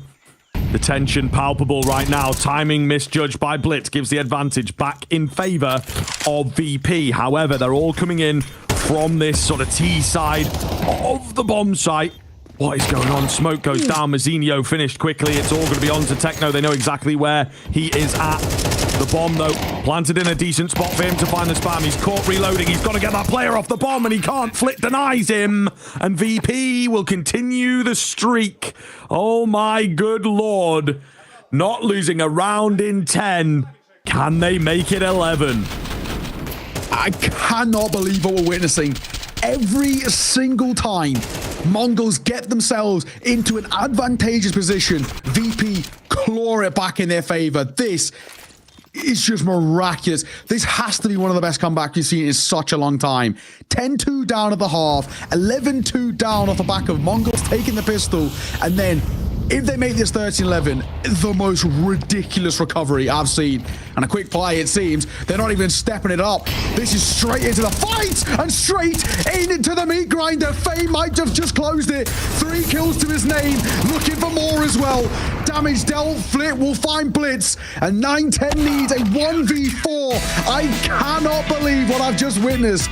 Virtus.pro, the most ridiculous recovery I have ever seen at this level. That we've cast at the very least. That was incredible.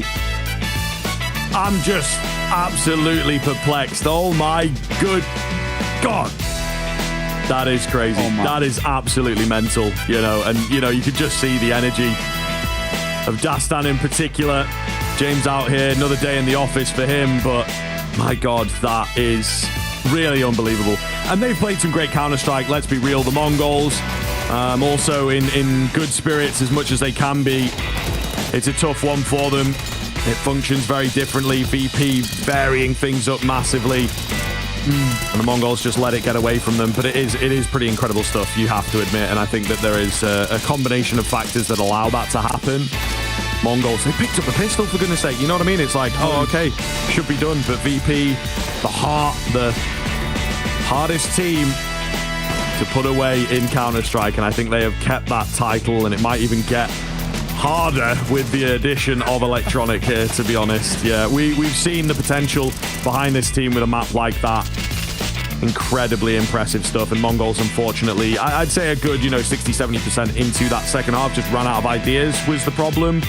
Some very close rounds in there, though. They did nearly get at least up to 12, and it's true. I mean, it's all they wanted, especially when it was like 11-9, 11-10, But yeah, absolutely ridiculous stuff.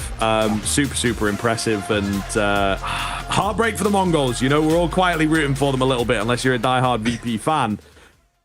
But when VP are playing like that, and when their individuals are popping off like that, you cannot take a game away from them. Heartbreak's an understatement. Oh, man, I can't even imagine what it feels like to be the Mongols. 10-2 up, 11-2, and the most ridiculous recovery I think I've ever seen at this level that we've casted, like we said. I think we've got an interview with Norbert. I would absolutely love to see how this guy feels off the back of one of the most insane recoveries. Norbert, brother, thank you so much for joining us. How are we feeling, my dude? You have just pulled off one of the most insane escapes. You're 11-2 down and you call a force. Man, how are you feeling? Actually, I don't know. We just somehow won this game, and I'm happy that we didn't give up at 11-2, and we just win it. Yeah, insane. Absolutely insane. I also have to give you your flowers, as we say. A great game coming in from, obviously, the entire team to pull something like that out of the bag. Talk to me about Electronic in this team, though. I'm sure you've had lots and lots of questions about it. A game like that, right? An Ancient like that. He top frags alongside James. What does he bring to a game that, you know, is down 11-2? Is there anything that he says? Is there anything that he kind of cooks up? Or is it just a case of him being given the resources and able to use them maybe a bit better than Mir did? I think he just... There is nothing special that he did in this game. We just tried to motivate each other as a team. We help to each other, we talk to each other to communicate better and better. And if we win some few rounds, we just can come back. And as you see, we come back. I want to touch on that as well. When you're 11-2 down, things are not looking good. And you kind of mentioned it yourself, it's very easy to kind of give up, right? Mentally sort of check out. How do you guys go about pulling off a retake or a resurgence like that, getting back in towards that sort of a game? It's such a big mountain to climb. How do you go about it? Is it kind of taking it round by round and just saying, okay, things are working out? Is it, the trust in James and the ideas, or is it just a case of you kind of went into this saying, this second half, we know we're better, we know we can beat them? How do you go about it? We know that our city side is strong, but we lost anti-eco after we won the pistol round on T side. Then we couldn't hit some shots, and in this middle break between the halves, we just said that we need to win pistol round, and if we win pistol round, we can try to make a comeback. But we lost the pistol round, and it goes harder for us. Like if we lost this force, we lost the game, I would say, but somehow round by round we were hyped, we were screaming in TeamSpeak info, and we just managed to come back with of course insane clutch by Fame 1v1. So I don't know what to say more. All right, bro. Well, fair enough. We'll let you get off. Yeah, a fantastic game. Super entertaining from our perspective, which is what we're after. And great to see you guys finding success, of course. It seems the energy in the team is a little lifted. You're all very excited to get this sort of new roster rolling. Yeah, congratulations, of course, making it through to the quarterfinals. Thank you. And good luck against Complexity. Thank you. All right, there you go. Yeah, man, it's good to hear from him. To be fair, a great little story from Norbert, of course, getting dropped after the major win, and then they didn't really know what to do without him. And now look, they're mounting these insane comebacks. All down to my goat Norbert. Yeah, and honestly, he really has turned into an absolute stud of a player. He's become so invaluable to this team, and like you said, right, they do actually need him. He plays a lot of the really tough roles. He can be quite overlooked, I guess, statistically when you look at kind of leaderboards. But when you see the impact he has in the game, my God, what a player. Off the back of what was the most insane series, not only a comeback as well in terms of that final map, but a reverse sweep as well, because they had to take down the Mongols on their map pick and Mirage. VP are your victors. We do have the MVP, the aim high off the back of that. There was a couple of different ways we could have gone. Fame was a good candidate, but I think there was one man who had to take the aim high MVP for me, and it was James. Not only statistically was the slightly better player, but it's just the calls. The balls to call some of the plays that he did, right? Has to carry them around in a wheelbarrow. Absolutely ridiculous. What a game. And, we talk about Virtus.pro, but this guy individually, mentality monster. Yeah, absolutely, man. And as I said, as they ended the game, he stood up instantly. Just another day at the office, winning the rounds. Either works or it doesn't. He'll go back and draw up a new game plan if it does go south. Yeah, I would say, especially, so we see on the overpass here, he was almost a win factor for them, not quite. That A bomb site kind of locked in pretty heavily.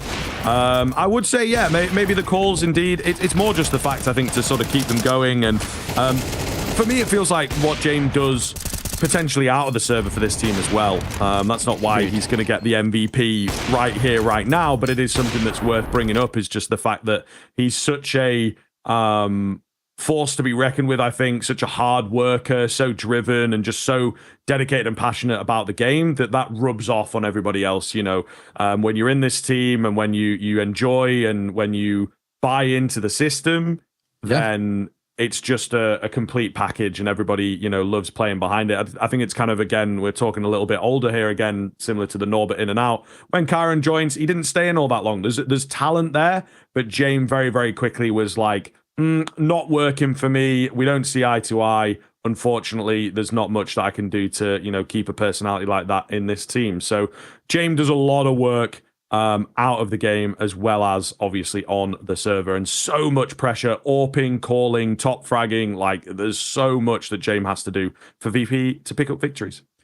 Absolutely. Let's take a look at the bracket. Let's see the context. Let's see what we have decided off the back of the final B stream as well. It has to be said, right? A stream, of course, was running simultaneously. We did have some other games going on. We had, of course, FaZe Clan taking on Na'Vi, and FaZe won 2-0, setting up a spicy quarterfinal against Vitality. Team Liquid took down FlyQuest, but it took 3 maps, and they'll now take on Astralis, meaning for the first time, Cadian is going to go up against Stabby and, well, Stabby and Yawn, Stown and Yabby, may I say, or Stabby, as of course, as being colloquially kind of brought to the table. So the first instance that we get to see the Cadian versus Stabby drama come to true light in the server, and, you know, for damn sure, if Liquid start winning, they win a map or win a series, we know who the loudest man in the room, in the country of Malta is going to be. There's no two ways about it. VP take on Complexity, as we've just seen, and of course, earlier today from our G2 3D Max game, it's G2 who take on Mao. Some really cool quarterfinals here. Yeah, absolutely. I think we've got some great games. Moving on, my sort of prediction, I thought Na'Vi might be able to clinch things against FaZe, but unfortunately not. I did see it was like a 4v2 that they lost, though, in the overtime. Yeah. So, you know, they were close. I was almost right, but unfortunately not the case. We'll continue to see what Na'Vi can deliver, but of course not here at EPL Season 19. That is going to do us, though, now. That is going to do us here on the B stream altogether, of course. Yeah, I suppose on behalf of everybody that has been part of the team here, thank you very much for watching. Brandon and Lucy as well on the cast alongside us, taking in those earlier shifts. They can be a little bit savage in the first week when everything's been worked out, of course. Shout out to Trav as well, who had an appearance here. Indeed, you know, we all love Trav. Who doesn't love Trav? He's an absolute legend. But, of course, thank you very much for watching. None of it would be possible without you guys at home. And that is going to be it from the B stream. Enjoy the rest of the playoffs, and we'll see, indeed, how those quarters go down into tomorrow. See you there.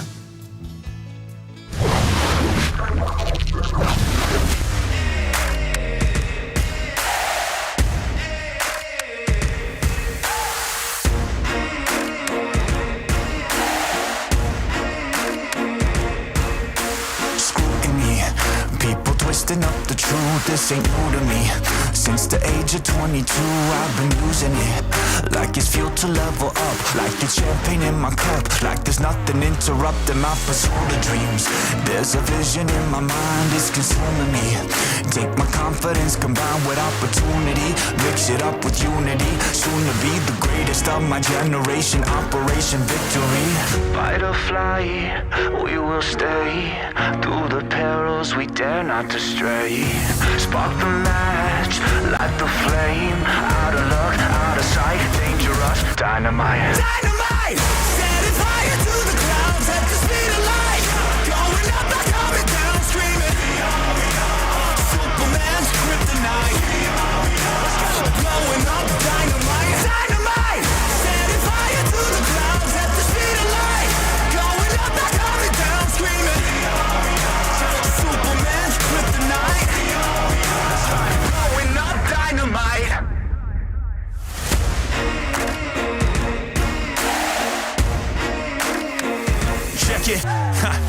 Troubled days, lonely nights, lot of tears, lot of fights. Big dreams met with bigger lies. It ain't what it seems from the outside. On my downfall they pray. Will I surrender or will I betray? Given the trauma that lives in my brain, or use it to fuel up the fire in my veins. I never complain, I boss up and do it. If there's a battle, I fight my way through it. If the wind blows, I thank God that he blew it. Cause what is a blessing depends how you view it. The fruits of my labor are in abundance. Indispensable, I'm not redundant. Incomprehensible the way I've done it. When the struggle pushes me out, I'll shove it. I'll rise above it. Fight or flight, we will stay. Through the perils we dare not to stray. Spark the match, light the flame. Out of luck, out of sight, dangerous, dynamite. Dynamite! Setting fire to the clouds at the speed of light. Going up, not coming down, screaming. Superman's kryptonite. Blowing up, dynamite. Dynamite! Setting fire to the clouds at the speed of light. Going up, not coming down, screaming. Superman's kryptonite. Blowing up, dynamite.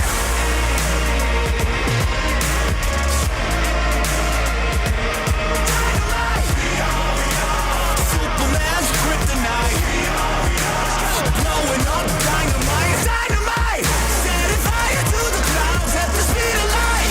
Going up, not coming down, screaming. Superman's kryptonite. Blowing up, dynamite. Dynamite.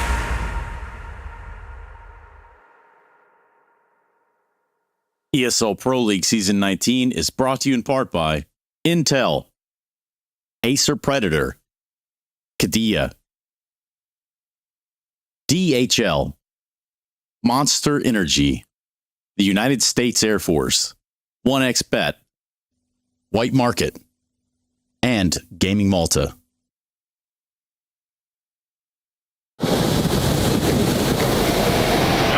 Hey, Chad.